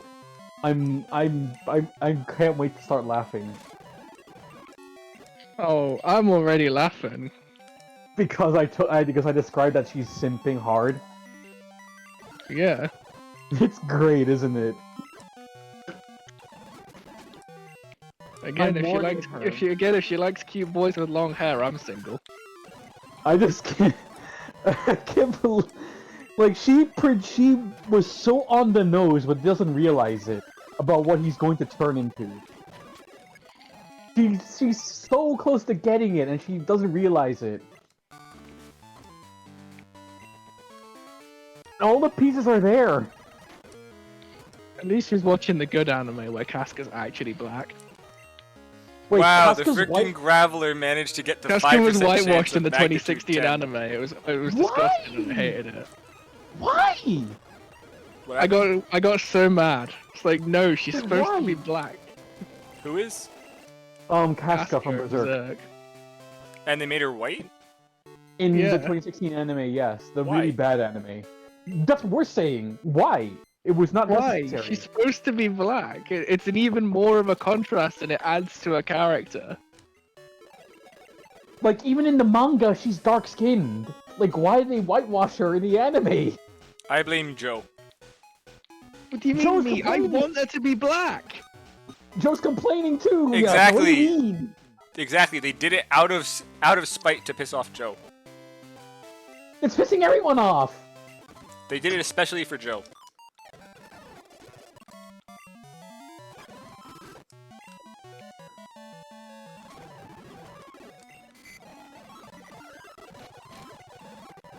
And she really liked him slowly unraveling in the fight with Guts.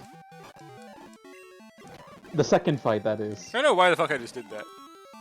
I was gonna say he slowly unravels in both fights, but it's more pronounced in the second one. The first fight is when they meet, though, isn't it? Yeah, you see him sort of drop the facade during that fight though. But it's so bare when The it's the second desperation fight. the desperation to get what he wants appears towards the end of that fight. You mean when he stands on Guts' sword and kicks his ass? Yeah, I got a muck now. When it descends from a sword fight into a fist fight is pretty much where that happens. Is Muck 38 not 36? It's 38, yeah. 37 or 38. So close But so then, far. but then Guts snaps his sword in the second one, and then he just collapses onto the floor. Yeah, And because then- it shows a much cleaner resolve from Gus. And then that's when the glass in his mind shatters, and then he just goes off on a binge. That's of when he bad decides he decisions. needs the Coochie. And when he's in those guts, he's thinking of guts. God, I hate that I said He's that. getting all up in those guts. But he's thinking about guts. Forgot that all of Misty's water Pokemon Oh are also God! psychic. Imagine during he's thinking of guts. I mean, who doesn't think of guts during sex? Oh my God! How do you know we're talking about the same guts? Because of the term used.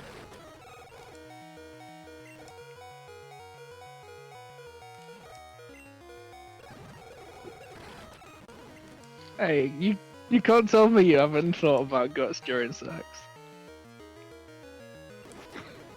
No.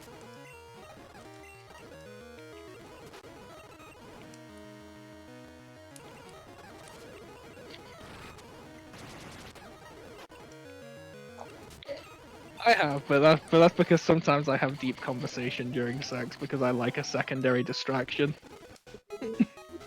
I don't think I ever had the conversation during that.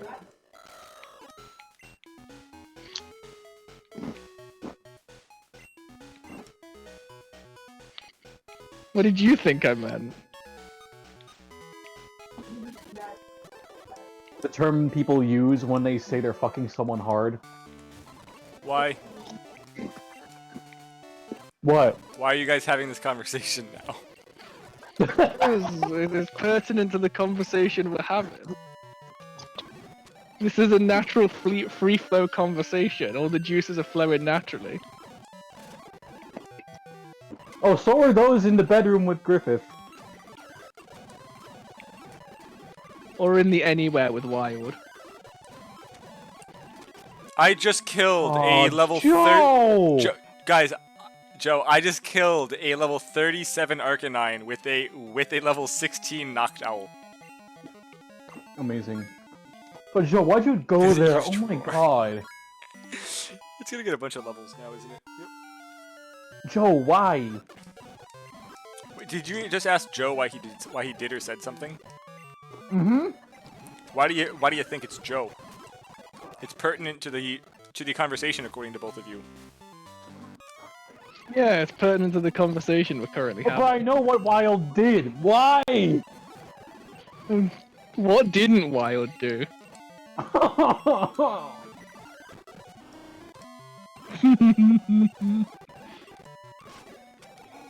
I vaguely implied that she should know about Wild. The man just likes to have a wild time. I hate you so much right now. What do you mean? You freaking love Joe. What are you talking about? Anyways, Joe, so because I told her that Wild is very important to Gus's development and also a very clear indicator of what's to come. Yeah, Guts. There you go. I did it for you. No. Well, I mean, yes, but actually, no.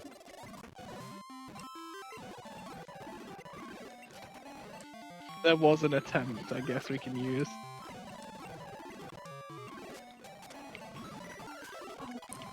Oh, the fire gym in this game is so weird. There's so many non-fire Pokemon in it. Then you can realize that during the eclipse, that Wild is not the only one of his kind, and there's armies of him. Just like him. Pretty much. And that's horrifying. Given what Wild himself is capable of already. By himself. But then again, this is why I always advocate reading the Black Swordsman arc even before the 97 anime, because it gives you some context. Because you also get to encounter the Slug Baron, who is very important for understanding how apostles work. Is he now? Yeah, he's the groundwork for the apostles. He's literally the explanation for them.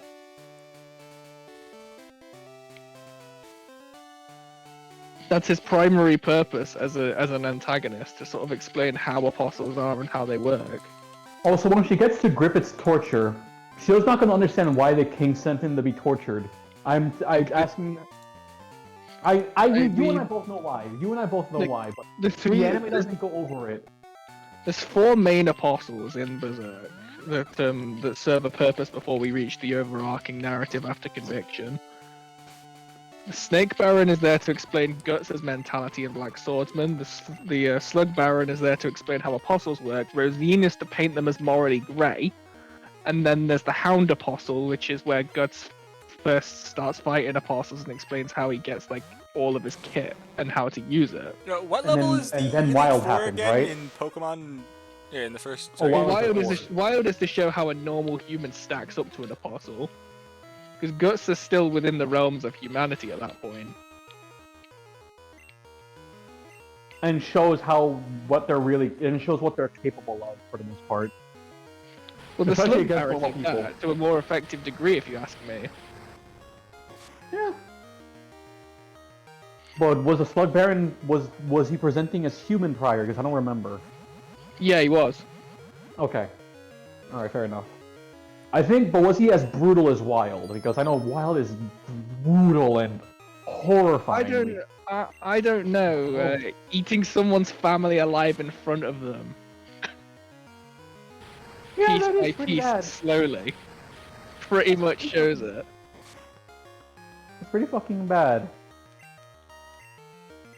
Oh, then Wild's wanton. It's also the desire to like, and keep also going with what he's done. the Slug Baron shows the humanity that still resides within them as well. And what was the one that shows them as morally gray? Rosine. The female apostle, yeah? No, the moth in the Lost Children moth. arc. Oh god, the Lost Children arc. Lost Children's so good. It's really good, but my god. Because that's where you realize the story ain't black and white, good and evil. That's like the arc to show that. Yes. Guts is not morally good. The apostles are not all morally bad. Yeah, and Australia likes the fact that there's no real absolute. See, I get the feeling that if she can get past the sheer brutality of Lost Children, it might be one of her favorite arcs purely because of that. I did give her disclaimers of what to expect, and she said I still want to read. She said I still want to read it and watch the anime.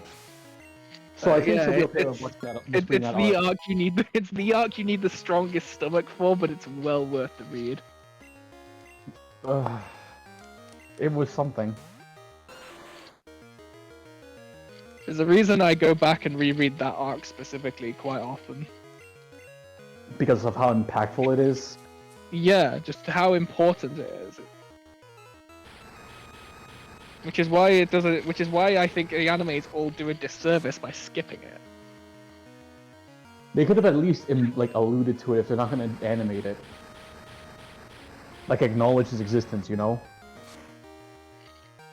Because I don't. The biggest issue I had with the 2016 anime is like, how is Guts so injured that that Holy Iron Chain Knights can subdue him? This man is a fucking monster at this point. Like, he'd been dropped from God knows how many foot and had most of his bones broken by Rosine at the point they catch up to him. He was still recovering from that fight when they got him in the manga. In the anime, it's like, nah. He's just got a few injuries from fighting trees. Trees? Trees. Although, yeah, like, even if they don't animate it, they could have at least, like, alluded to it or use it, or, like, imply that it happened to contextualize some things. Yeah, and and to be honest, Lost Children is like the hardest thing would be the hardest thing to animate, because there's so much you're not allowed to show on TV that is crucial to that arc. That's why I said allusions or implications or just referring to it offhand, you know? Not animating, but referring to it. Because you can refer to it. Yeah, I know why. After all, I'm surprised they got away with Donovan in the anime. Oh, Donovan. 3 silver coins, am I right, fellas? That disgusting man. Wow, so the 8-badge fire gym is just flamethrower simulator. Yeah, 3 silver coins, am I right, Jeff? His adoptive father was a piece of shit. But that was the whole point, wasn't it? That's the point, yeah. Yes. Yeah, Gambino's a fucking piece of shit, man. Fuck. The real question you got to ask yourself is how much was Griffith's ass worth during the Golden Age arc when he was selling it? No! What happened now? What? What did Joe say? I missed it. Griffith sold that cute feminine booty for money. I wonder how much it was worth. Oh my god. Shut up!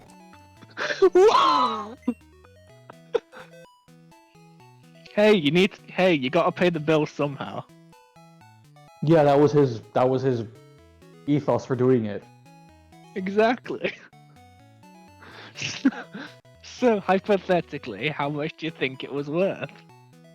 A lot, given that it supplied, it afforded the Band of the Hawk supplies. A lot of supplies. And it was only paid for by, like, the richest of the barons as well. Yes, that's why they got a lot of supplies, because a very rich man paid for it.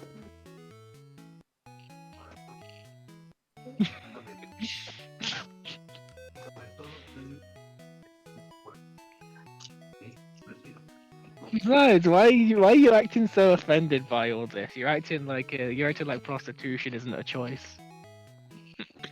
Look, on stream! Yeah, so? We're talking about fictional prostitution in a fictional series. But it's still that deed. What's the damage on Body Slam? Well, technically it's illegal to buy, it's not illegal to sell, and I'm talking about the sale. And what's the what? What is the base power of Body Slam? 75. Not bad. So there you go, Jeff. There you go. There's your justification as to why I can talk about it. What, that Yasun doesn't give a shit? No, that I'm talking about the sale of, which is legal. It's illegal to purchase, it's not illegal to sell. But Twitch? Yeah, which is why I'm making sure to talk about it from the correct perspective. Or in this case, position. I hate myself for that joke. well, you made it, so you've got to live with it now. Exactly, I made this bed and I gotta lay in it, just like Griffith did. Wait, why does the fire gym have a freaking Well, blossom? Griffith didn't make the bed, he just happily snuggled into it.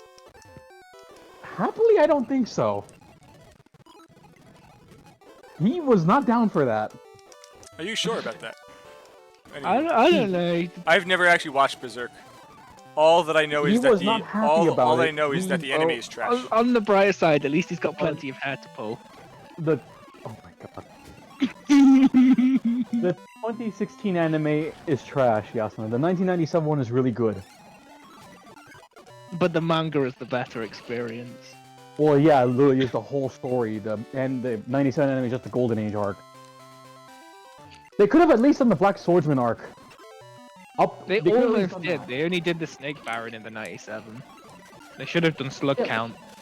They could have done the whole thing, the whole Black Swordsman arc, then Golden Age. But I'm not sure what like TV censors were like in 97.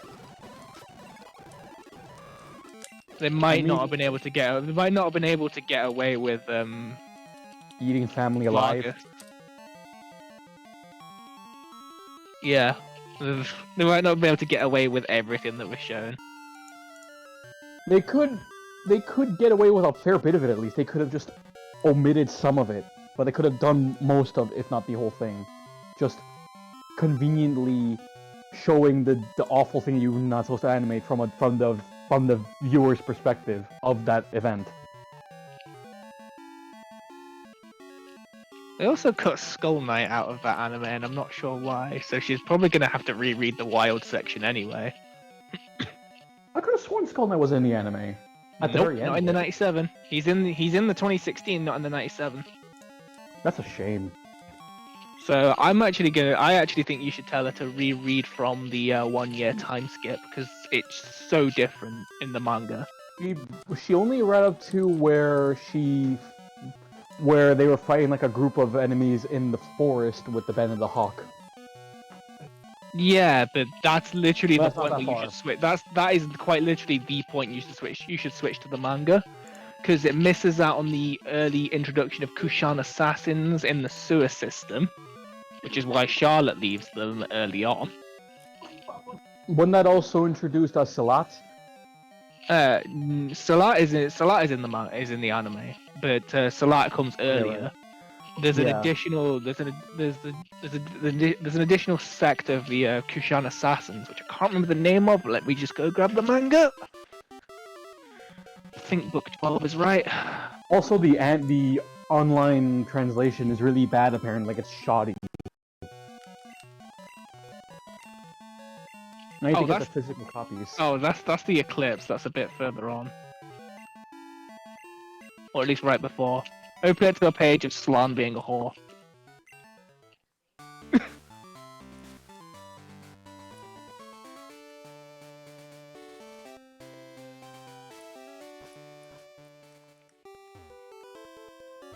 Oh yeah, here we go. Bakiraka, that's it. Bakiraka, okay.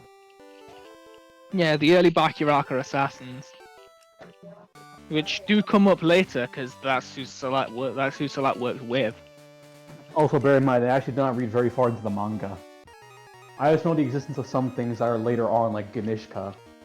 And also the Fantasia arc is a thing, because the astral and physical world are merged. I own the whole thing, so I can't say I haven't read it all. Mm-hmm. Like, I only know things here and there, but I don't know the context behind these things. Like, I just know these things out of context. The volumes all lined up next to each other look gorgeous. It's just a big wall that says Berserk 1,000 times.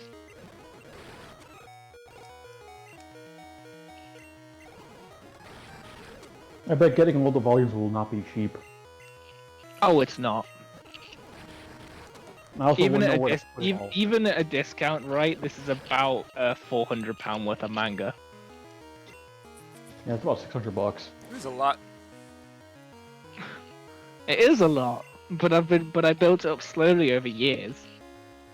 Yeah, getting it all at once ain't cheap, but over time, it's not that bad. Granted, my first installment was £200. I picked up the first 30 volumes, Okay. and then from there I've just been adding on. Rapidash How learns many volumes are there? hypnosis? Yeah, well, my local nerd shop was doing a 3 for 2 on manga, and they had the first 30 volumes. So you bought 30 for 20. So yeah, at £10 a volume, I picked up 30 for the price of 20. Yeah, 30 for 20. Wait, didn't Blaine's Magmar no Fire Blast? Yes. Depends what level Or it is it is. only using... Ah, crap, I got burned. Well, that's gonna enjoy be... your Have a attack burn nerf. heal. I do have burn heal, just... Oh wow, I still one-shot him with a physical attack while burned. Amazing. I'm letting my phone charge a little more, and then I'm gonna download Crystal Clear. Just a question. Okay, so you do know, Jeff, that when you're burned, you lose half of your physical attack, right? Yeah. Yeah, I know. It's just like Growl. Only it also burns you, like it damages your health. Growl isn't half your attack, it's like a third. Really? I thought it was half. No, all stat drops are 66% in Gen 1 and to 75% in Gen 2 and onward. Okay, fair enough. I got burned. I did the entire prior one without getting burned once. Now I'm just getting constantly burned. Yet I'm still one-shotting them, so I think I might have buffed too much. Have you tried not getting burned? I don't know how Goo gets burned, but you know. Oh, I also one-shot the Arcanine. Apparently, sludge can be 3 flammable. sharpness is way too much. Sludge can be flammable, Yasuna. Yes, but then it would be on fire, not burned. I guess I got dry Fires and are crusty. burning. Flames burn. Screech isn't half. Screech is for defense, and it is a sharp decrease. Originally in Gen 1, it was like, it dropped you to 58%. I think it's like 66% now in Gen 2 and onward. Okay.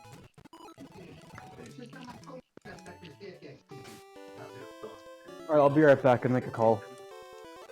Have fun. Oh, now I get to have the very fun time of I need to level this Shelder. Honestly, Why I'm do you need probably to level going to that go to Shelder? the Elite Four with just 5 Pokemon.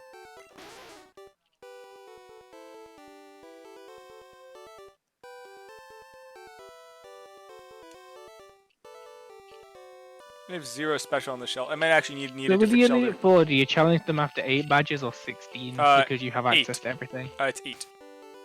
But there is more after 16 as well, I believe. Or you can also just keep increasing them afterwards.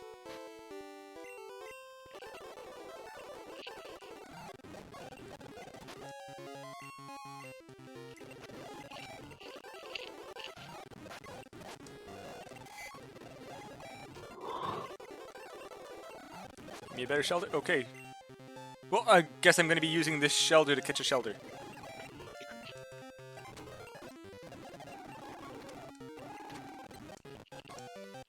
Shelder, you're going to be catching your replacement. I hope that makes you feel happy. Why would you use a Shelder when you can use a Tentacool?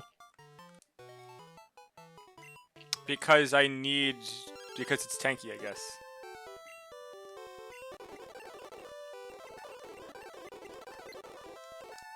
What's my phone's battery on? I believe a Tentacool's a special defense. Plus I already have a poison special defense tank. So I don't need a second Oh, water wonderful. poison. We're on 91%. I guess I can hit that download.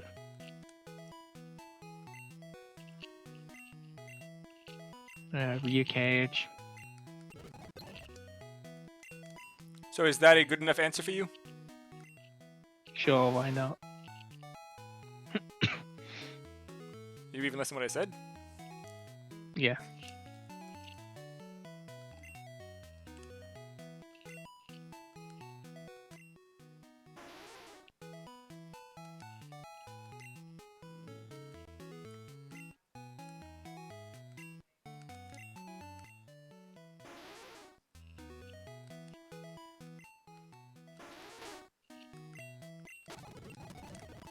I keep forgetting that there's no physical like water and ice moves in this game.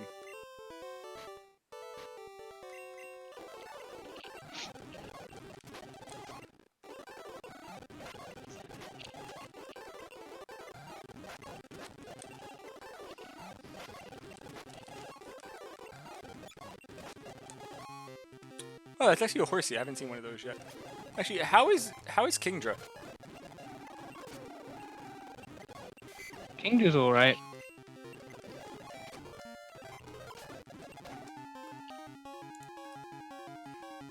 Wait, I'm already gonna have a dragon. I have Dragonite. I don't need a second dragon.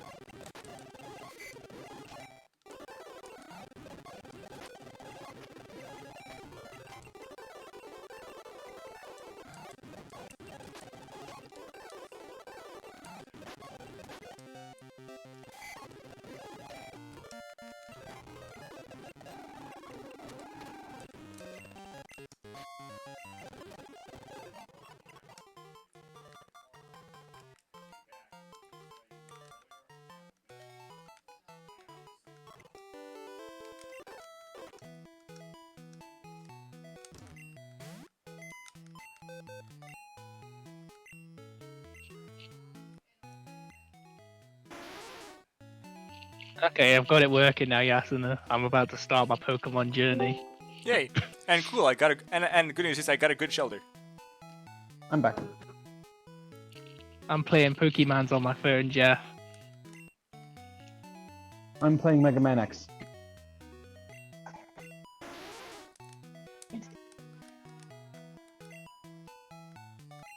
I'll play X6 just to enjoy that stupid nostalgia. Guarda esa funda, por favor. No quiero más, ya pongo... Vamos a comer ahorita, ¿olvidaste?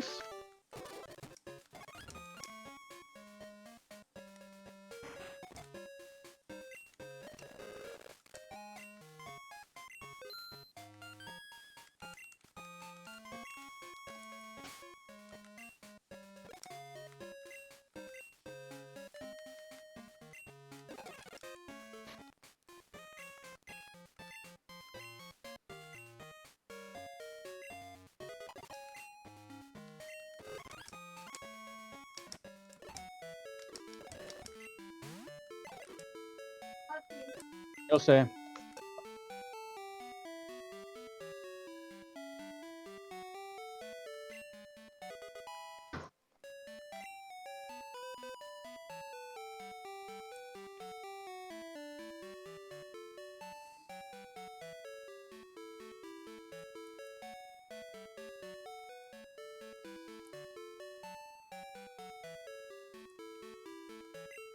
This is the worst version of the game.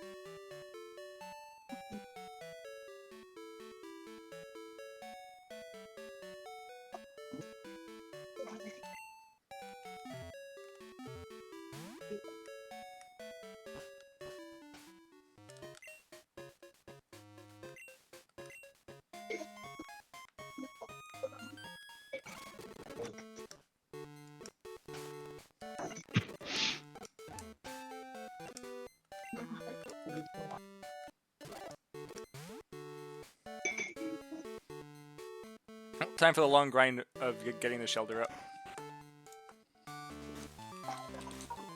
By that I mean like 20-30 minutes.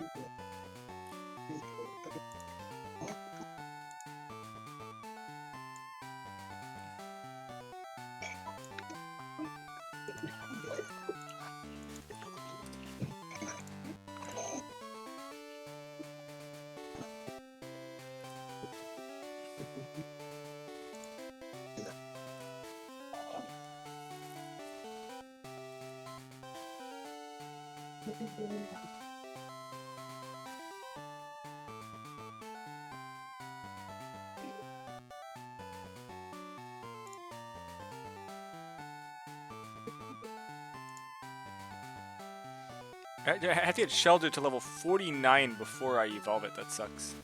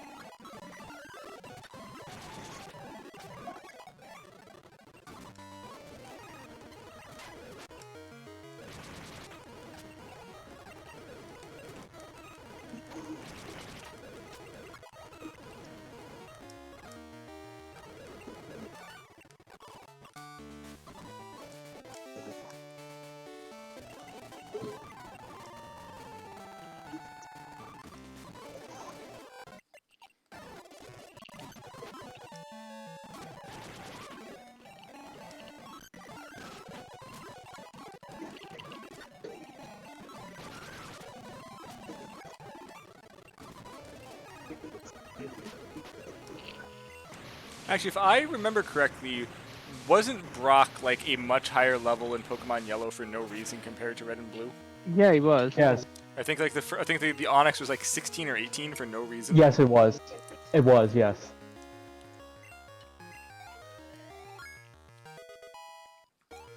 Also, weren't you for some reason able to use lightning, like Pikachu's lightning moves on Geodude and Onyx in that game for no reason, but none of the other ones?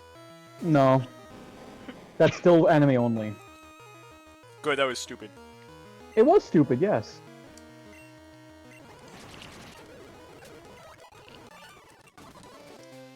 I'm playing Pokemans. Ah, so you got it working. Good. Yeah. Joe gave me everything I needed. I just need to hit 2 buttons and it started. So I assume you're going to start with that, with the Houndour. Yeah. Joe made it completely idiot-proof, and that's what I needed. Well, I couldn't find you a link for the phone because I didn't know what was needed. Yeah, all I needed was Joe to do it himself and then to give me the idiot-proof guide. I forgot how much I hated Hymax.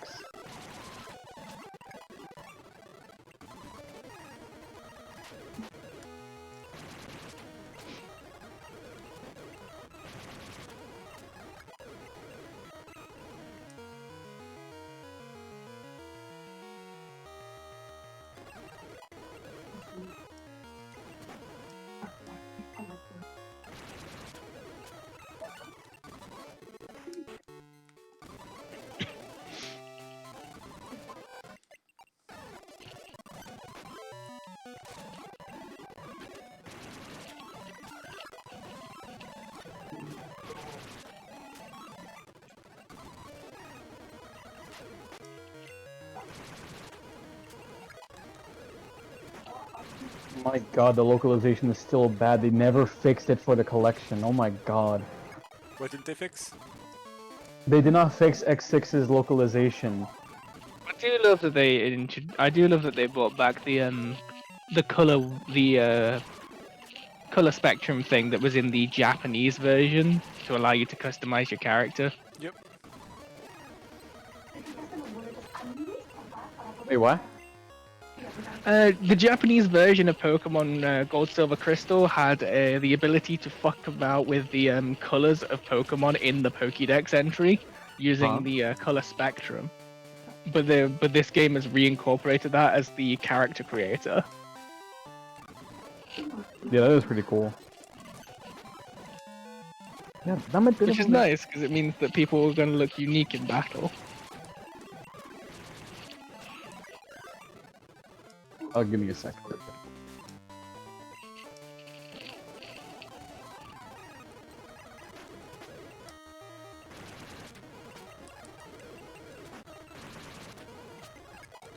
Yay, my shelter's already gone from 8 to 24 since I said here comes the long grind. The one great thing about freaking Crystal Clear, how fast you can level stuff up by just challenging the gyms over and over again.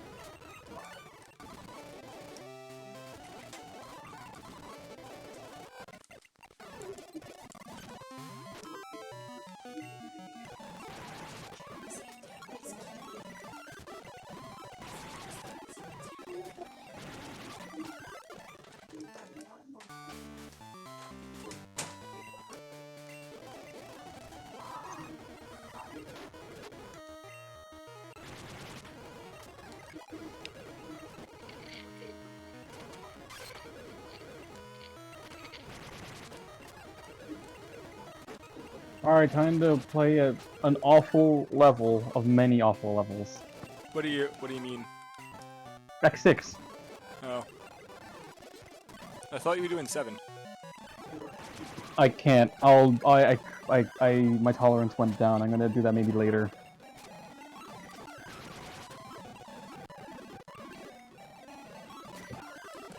At least X6 has good music. Are you sure? Yes, like, X6 has some of my favorite soundtracks in the series.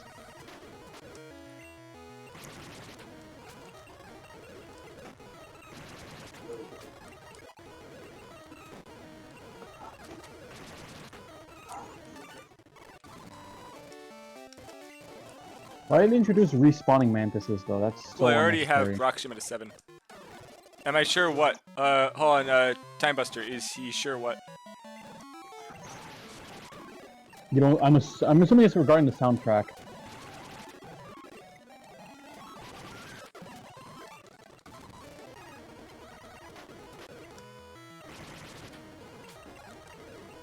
So many extra lives, wow. Lord help me.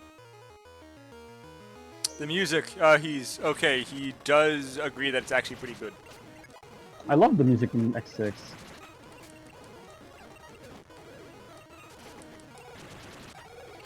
Like, Gate Stage 1, that music is hype.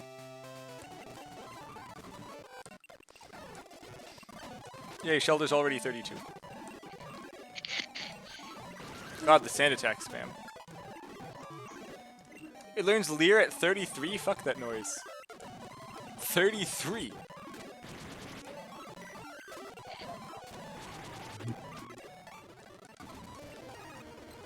Who the hell teaches? Like, that's such a... Why is it so late?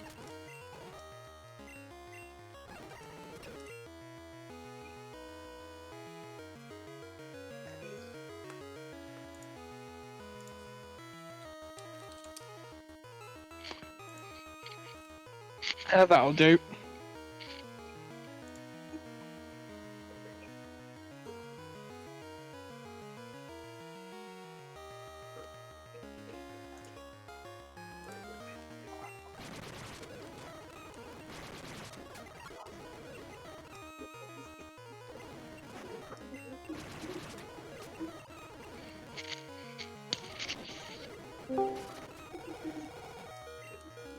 Got flinched, really. What's wrong with getting flinched? The Shelter almost died. Maybe you should have flinch free. I don't think that exists in this game. I know. Weird, so the level 8 gym version of Brock's gym might not actually be scaled properly. Hi, Shappy.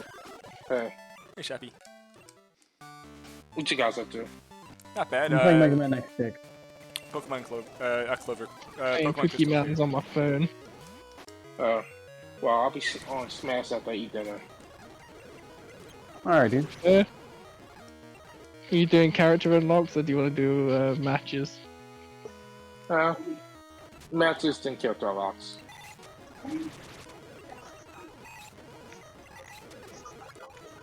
Oh, you Anyway, have I'll running be back. shoes in this game.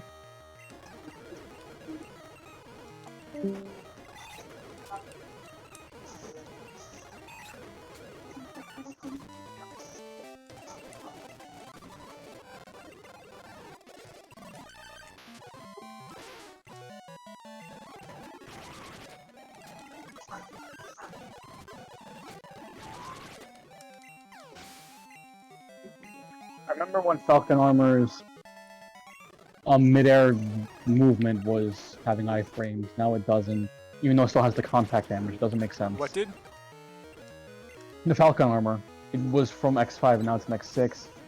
It used to have iframes when you fly. You're impervious when you're flying, just not the spikes. And then once it ends, then you can start taking damage.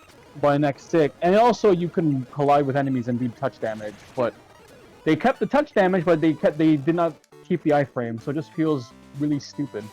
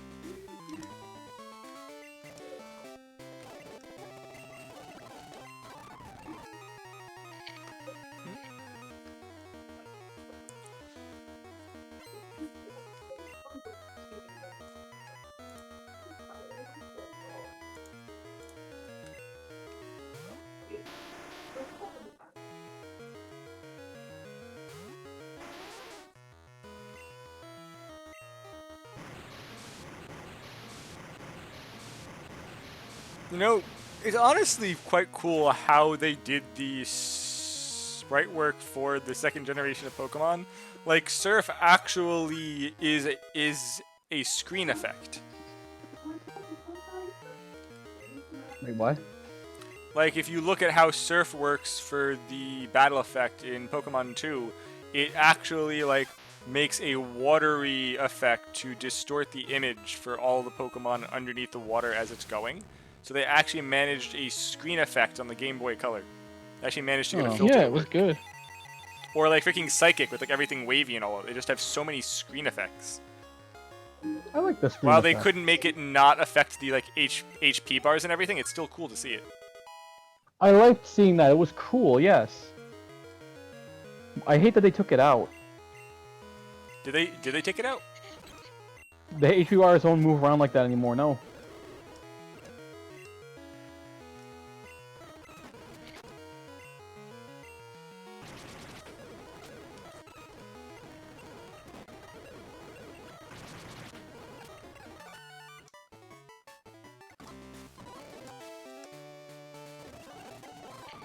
Good old Gen 2 music.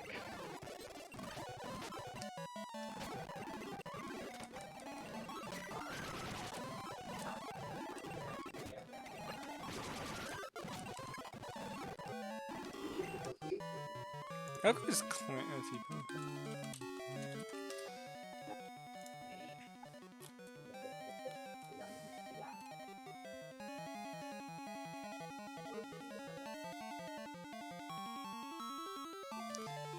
Clamp is quite shit.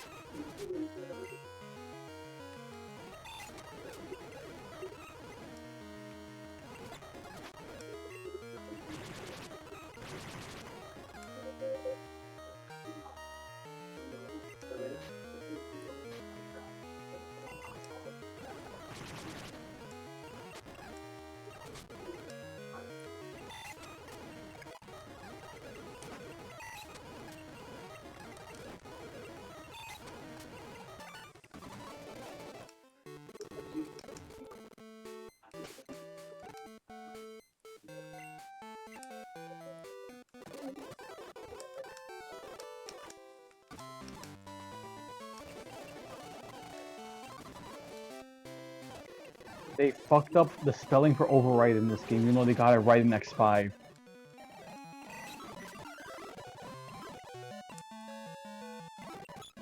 Bro.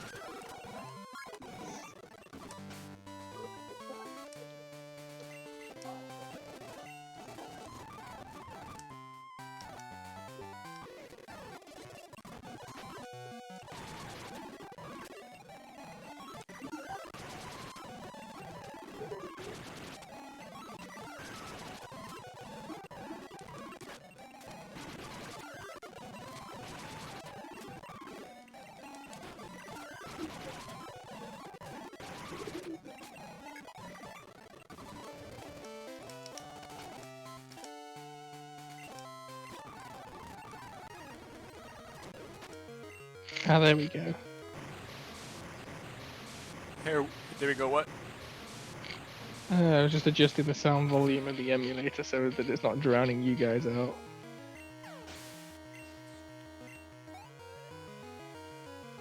Makes sense to me.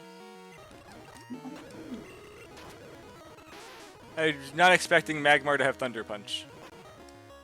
Yeah, you can use that. You can use Thunder Punch and Fire Punch. You just can't use Ice Punch. Again, I said I was not expecting it. Because I was not. It's not cold enough to use Ice Punch.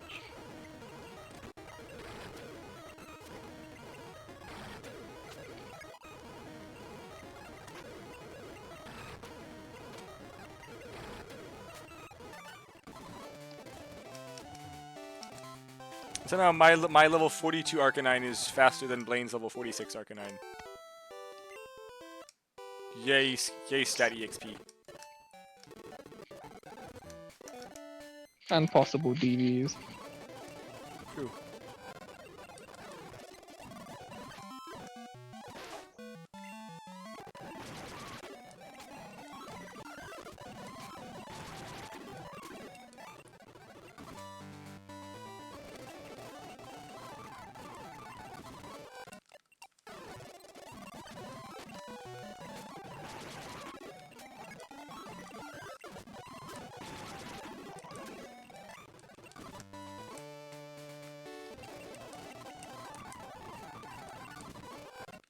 At least Shelder's leveling has been pretty mindless.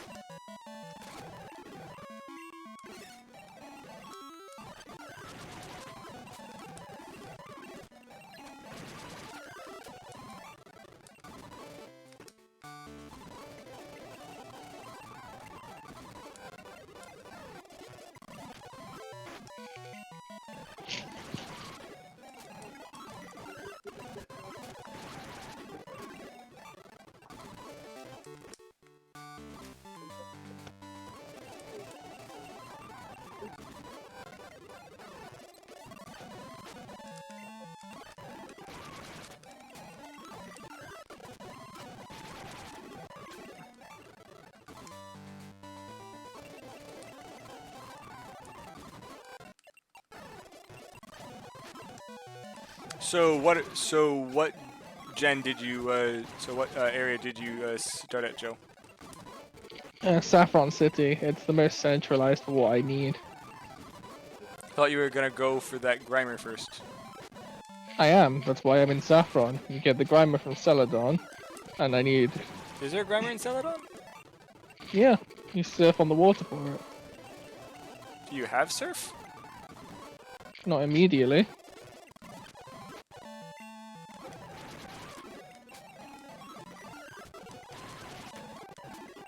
Actually, because you don't need because you don't need cut. I believe if you go to the patch of grass left of Celadon, by where you get fly, I believe there's a Grimer there.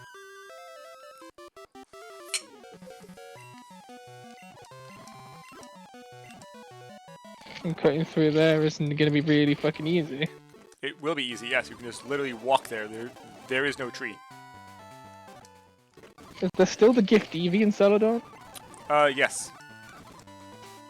And that's another team member.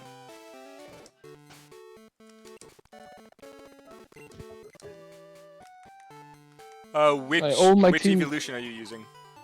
Espeon.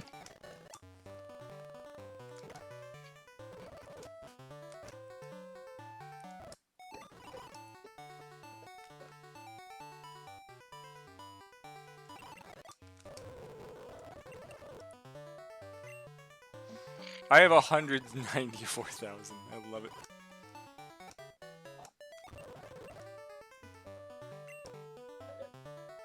Oh, you need 3 badges to learn fly, apparently. Yes.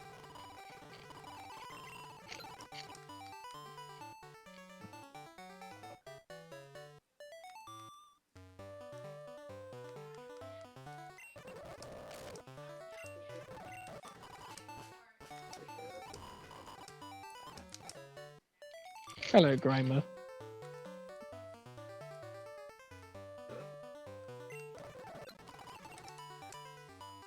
So there was one there. Good. Mm-hmm. Nope. Got Clayster. Took less than 20 minutes.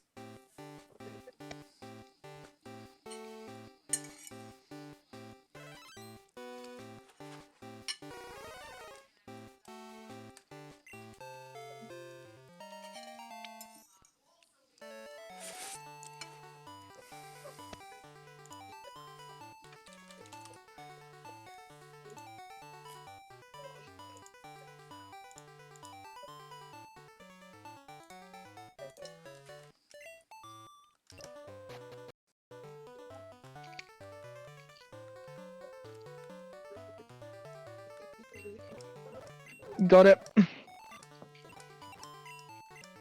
Oh, what's better, Blizzard or Ice Beam? Blue, Blizzard is Ice stronger, Beam. but Blizzard's stronger, but Ice Beam doesn't miss. Ice Beam is more consistent.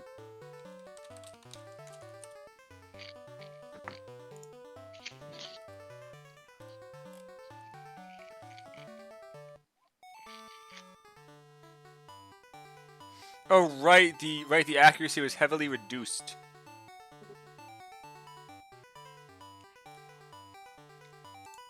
It was better in Gen 1.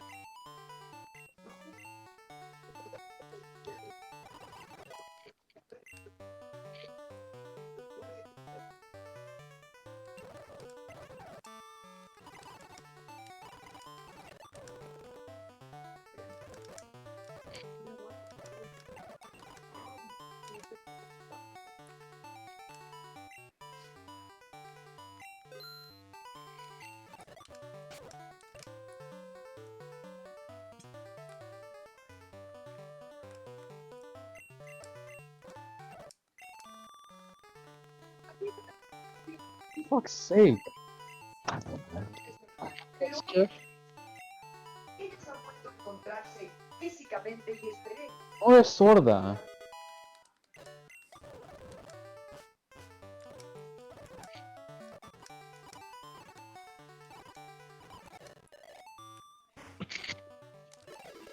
You know, I didn't look at what the prizes in the games corner were.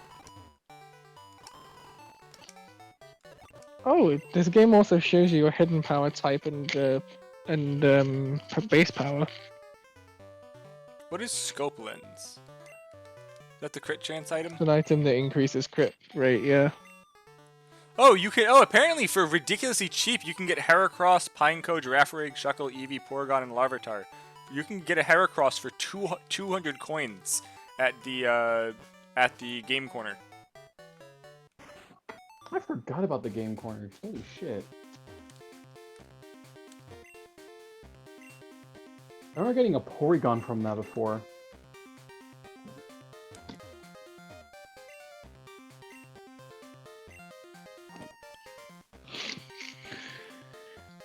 Okay, so if you want to get a Heracross, hold on, it apparently starts with maxing out how many you can buy. It's stupid.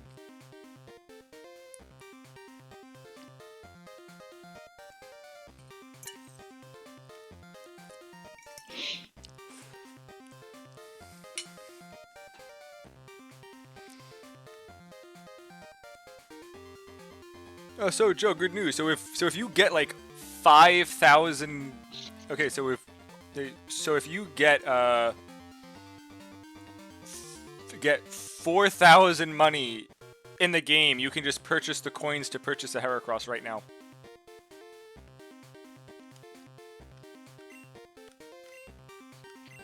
See, there's a lot I can do.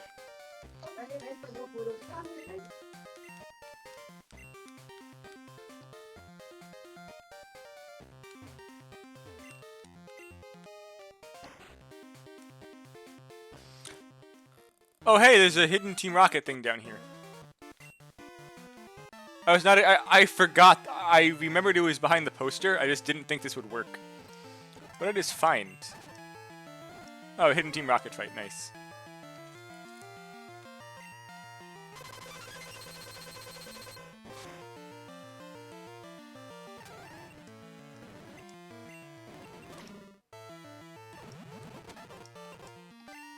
Oh, that's unfortunate.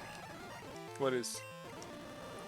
DV's on that Eevee. You should have saved and done a soft reset. I did. Ah, good.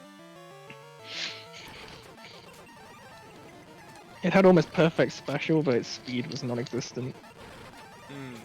Delicious.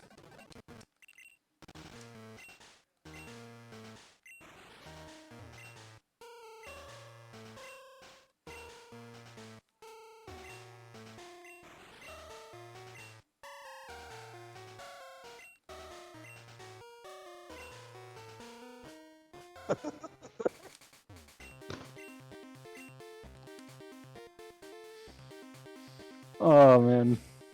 Wow, they got rid of any of the good prizes from the games corner. Actually, no, I guess getting rare candies is quite nice. Berserk Gene.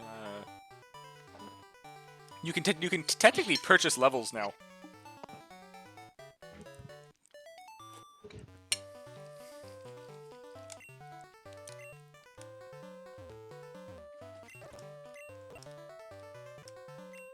Heracross, Pineco, Porygon, Larvitar.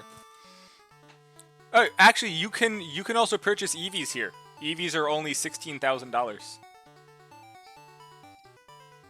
I got a free one. Yes. But you could get the entire 6 Eevees. Actually, no, there's 5 Eevees in this game, right? Or I could go and breed this one.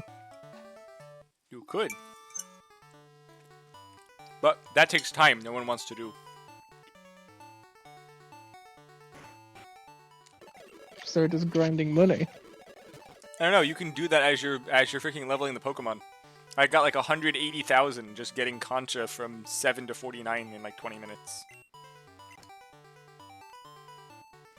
Oh yeah, time to go to the Elite Four. You know, I can even reset for a good hidden power as well. you planning to put hidden power on it? Isn't hidden power normal? Oh, I guess, yeah, right, type changes. Hidden Well, 'cause power you can is see- called normal, but that's just Sorry, what? English, please, forget. Jeff. Hidden power displays as normal, but it has a It could be type and base anything. power depending on your DVs. In this game, on the fourth screen, you can see what it is.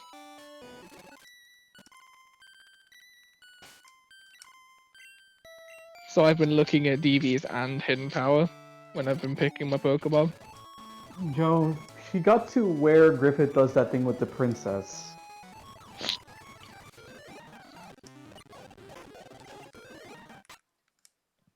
That works. That's a good EV.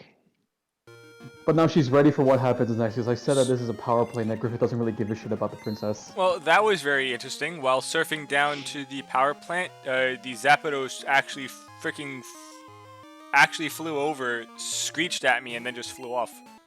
Well, Jeff, she's seen the power where he touches the butthole. Yeah.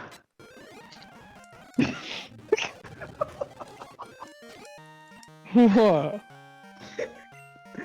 It's just that I just know this simping is gonna end very soon. Are you looking forward to it? Are you looking forward to seeing all our hopes and dreams shattered? Yes. That's mean. She's supposed to be your friend. Joe, there are things you've done that are mean to your people who are supposed to be your friends. Yeah, but I'm an asshole. So am I, what's your point?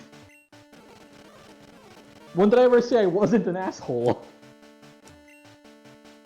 This is your friend who just wants the best for this young gentleman. Oh, hey, they Yeah, actually let you over to Mount Silver without beating the Elite Four. Yeah, you can go anywhere and grab anything. And I forgot that I technically got to skip Victory Road entirely. No, hold on. Okay, sorry, they did actually move it. They actually put the old freaking Victory Road back in.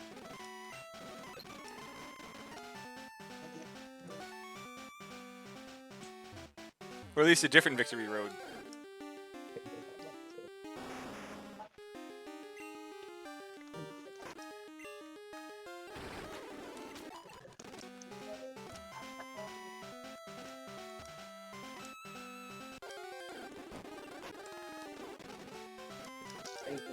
Have a good evening, sir.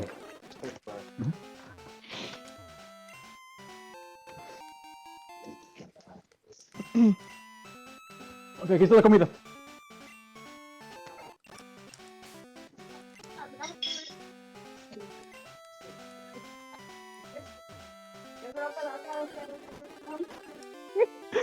Oh no, she witnessed the post-nut clarity. Where he just sits there feeling like he just fucked up real bad and then he leaves. Did she enjoy the porn? She literally just said, oh god, he's actually doing that. But isn't this what Estrella wanted to see from Griffith? Didn't she want to see that hot male bod? Oh my god. Hey, I'm just appealing to her sensibilities.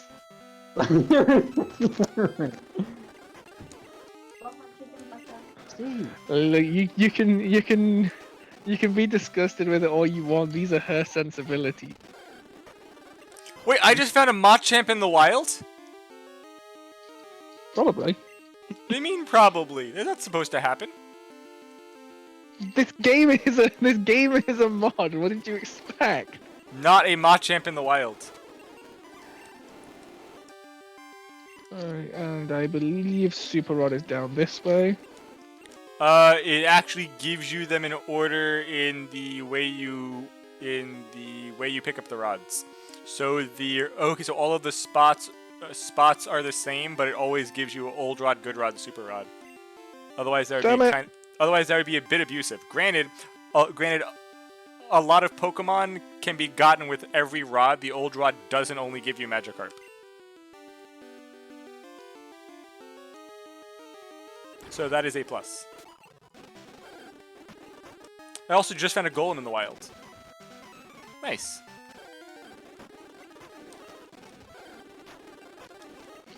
Hello, Rodman.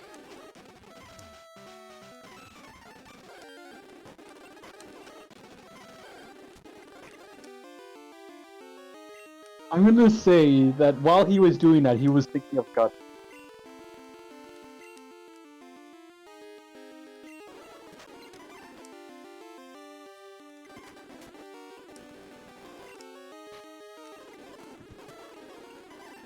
That's not what she wants to hear. She wants him to be thinking about her. You're not wrong. You're not wrong.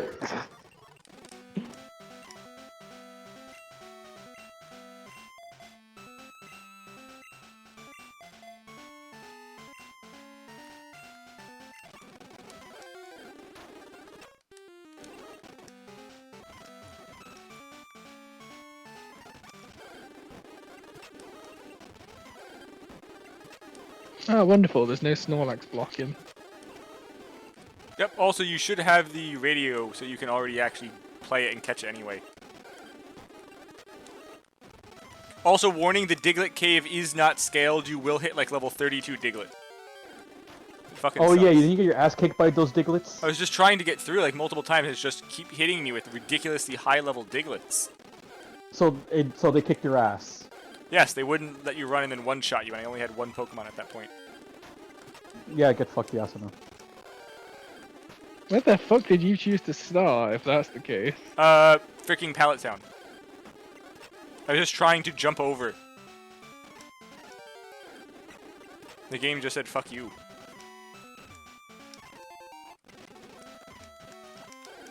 I mean, you did make that choice, Yasuno. The game just told you, fuck your choices.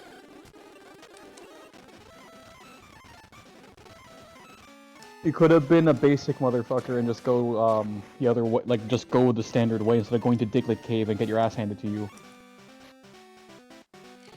You realistically should have started from Saffron. It's like the craziest place to start from. Because you have like 4 places to go.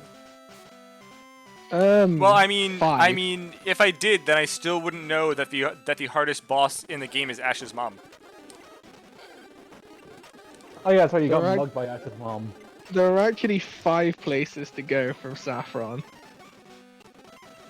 What, Silphco? Wait, is Silphco in this game, Yasuna? Like, Sorry, the one He's you- there, you can't go in, though. wait. No, Silphco's a thing. So there's 6 things you can do from But Saffron. Silphco has zero fights in it. Besides, like, minus this one dev fight, which is actually a really nice fight. I would highly recommend it. It should scale to how many badges you have. In which case, I'll save it for mid-game then. Like, honestly, the dev fights in this game are quite nice because it's not just a giant team of the same, like, single type over and over again. Well, the dev fights are going to be like the dev's favorite 6, aren't they? So they're going to be a diverse team Yes. of Pokemon. Also, you can't tell what they're freaking throwing out because all of them have got nicknames. Oh, I do. That's I have it on good. set mode. I put the game on set mode anyway, so I don't get to see that. Sounds like you hate fun. No, I put the game on set mode just so that I don't get priority switches. Because it's honestly more fun when I have to manually switch.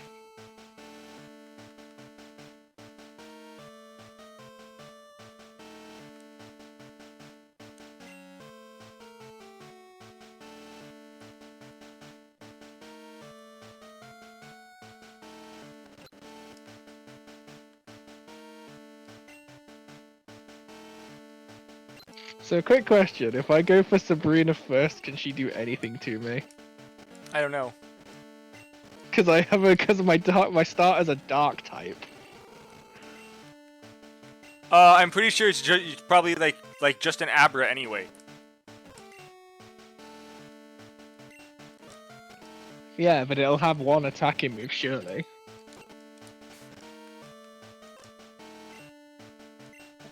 Yeah, Flash. No, I mean like a damage dealing move. It'll have like confusion, I guess. Oh, I forgot that There's you one can confusion fight the until it becomes prior cadet. Elite Four. Yeah, so you can fight the prior Elite Four and just Lance at the thing over here, and then apparently you can also fight the person who made the mod. Let's see how awful. Yeah, they did. Yeah, they did say they changed the Elite Four slightly, so I'm guessing that was the change. Well, let's see what the team setup is. Wow, this Jigglypuff only knew Sing. It's a Sizor level. Okay, yeah, it's a freaking level 90 Sizor. This is not scaled.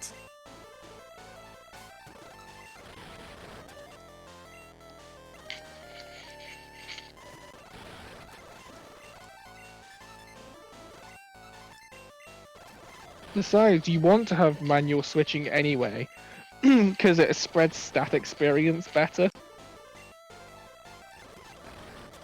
I might actually beat this level 90 Sizor.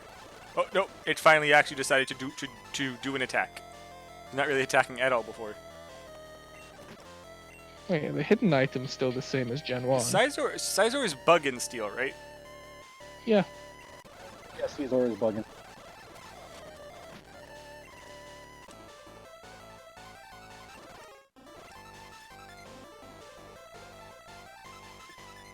Also, isn't Caesar an asshole to fight in Pokemon in competitive? I think he did have a fire type. How Doesn't does he he have keep some using house fire types, substitute though? with no health? Hmm? This thing keeps using substitute with no health. I don't know how it keeps actually using substitute. So does it keep putting up a sub or not? I keep knocking the sub down. It's got no health, and then it keeps somehow like gaining health without having leftovers to use substitute. Sounds like a bug. Yeah, but leftovers doesn't give it enough regardless. Ah, there's my leftovers. Thing is, you need a certain minimum amount to actually use substitute. And I think leftovers is 1/16th. Mm-hmm.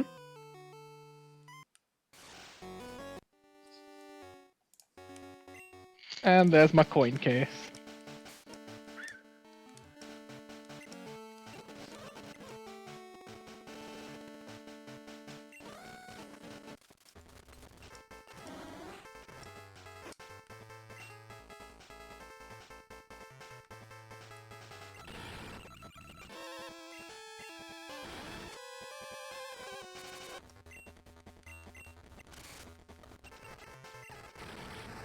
Well, I have 3 out of my 6 Pokemon already, so I reckon let's go do a gym or 2. Or just level up off some gym trainers. I love how my counter to Gengar is Muck. Muck's a great counter to Gengar. It's got Shadow Ball. And very high physical attack. Yeah, Muck is a great Pokemon early on. It just doesn't, just like its stab moves aren't amazing. I mean, you mean you've got Sludge Bomb? Yeah, but Poison as a typing isn't amazing. But it doesn't. Yeah, but typing necessarily no. But I also forgot that the Elite Four in this one actually have a decent distribution of people. I just went from Umbreon to a Gengar to a Vileplume.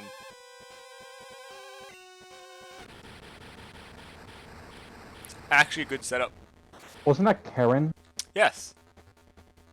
Opposed to You're a just Karen. Agatha, who's Gengar, Haunter, Gengar, another Gengar, because we put a Ghost Elite Four when there's only a single Ghost type. I mean, technically she's more of a Poison type Elite Four. Yeah, because she spams Toxic, which makes even no sense because there's also a Poison And all gym. of her Pokemon are Poison type. Her non-ghosts are a Golbat and an Arbok.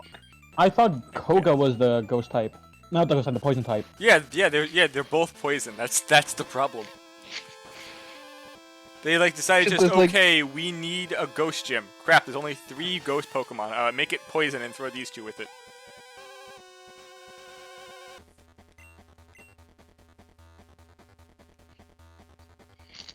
And You doesn't gym Agatha talk trainer, about ghost fight me. Pokemon?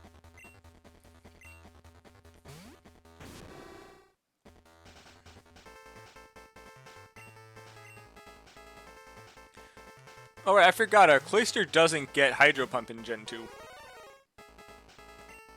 Yeah, Surf's good enough.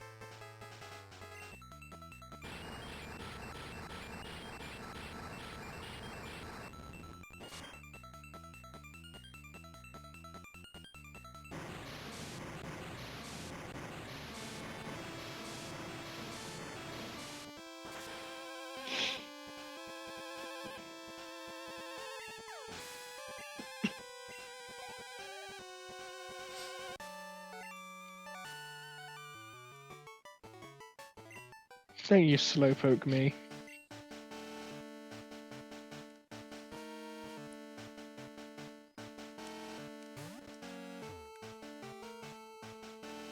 Well, I have like 1 more minute before I'm gonna end the stream, so I'm gonna quickly do one more fight. Which other person from the Elite Four should I fight from the prior Elite Four? Do Lorelei. Lorelei's not in this one. That's Gen 1. It has to be the Gen 2 Elite Four. You said prior Elite Four. Yes, because this is because there's a new Elite Four in this one. Do Will then, if you haven't done Will. What the hell type was Will? Psychic. Psychic. He's psychic? Well, Muck, let's go. Probably Yeah, not gonna work at all. willpower. Willpower, that's awful. No, like his name is Will, and that's associated with willpower. I know, just saying, guess, because that's an awful pun. By the devs? I thought it was associated with William. Then why isn't he called Billy? Because Billy Bob is a horrible name. Because he doesn't want to steal your money. He doesn't want to charge you with that bill. Oh, fuck off, Joe. Then you fucking sound attack My me, you Muck's piece of only shit. so my Muck's only weakness is also actually not that bad. Christ! What? 300 experience from a level 8 Espeon. Well, yeah, the gym leaders give you a lot of EXP. The best way to farm in this game is that you can keep challenging the gyms over and over again. Yeah, Sabrina can't touch my starter. Exactly. Isn't it fantastic? Plus, there's so many psychics in there. That's actually a good one to start at. Just if you start with the freaking Houndour. Well, that was also part of the plan.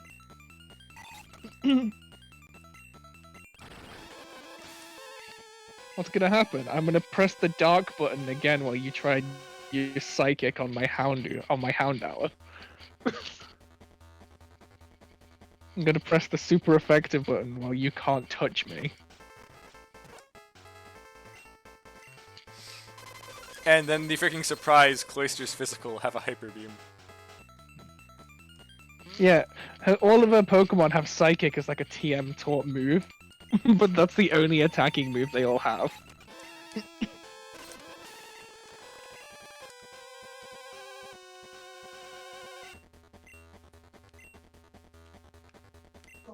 Why, it's just all Abras?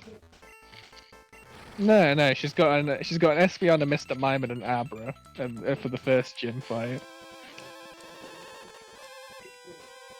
But none of them can touch me because my starter is a dark type. You just win automatically. Yeah. It's like one of those stall OTKs.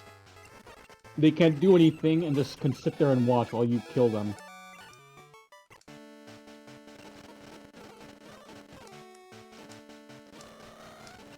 They have no outs. Well, I'm gonna stay here, but I'm gonna quickly see what the level of the first Elite Four member is, and then end the stream.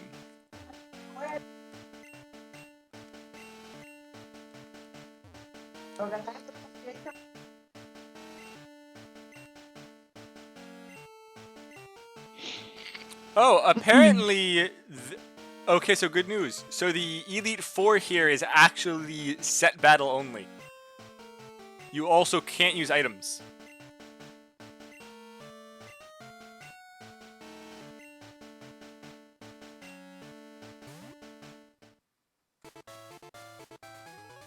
It's actually nice.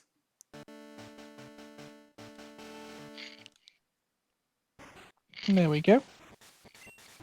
First gym badge acquired, and my levels, my game has been scaled up a bit.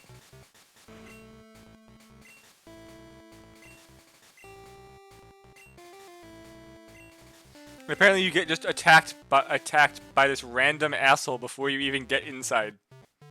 Also, love how there's two ways to obtain the TM for Psychic, through the gym and through Mr. Psychic. Wait, it's a steel type named Massimo. It's literally a Mega Man joke. It's even green. I love that. That's great. Wait, which steel type? Steelix. Amazing. And they called it Massimo. Yes. Bless this Well, I have one person, shot to kill whoever it because did it that. just freaking used Earthquake. Oh god, yeah. Well, and it's level 56. They really all of a sudden buffed up the level. The prior Elite Four was like 40 and 44. 56.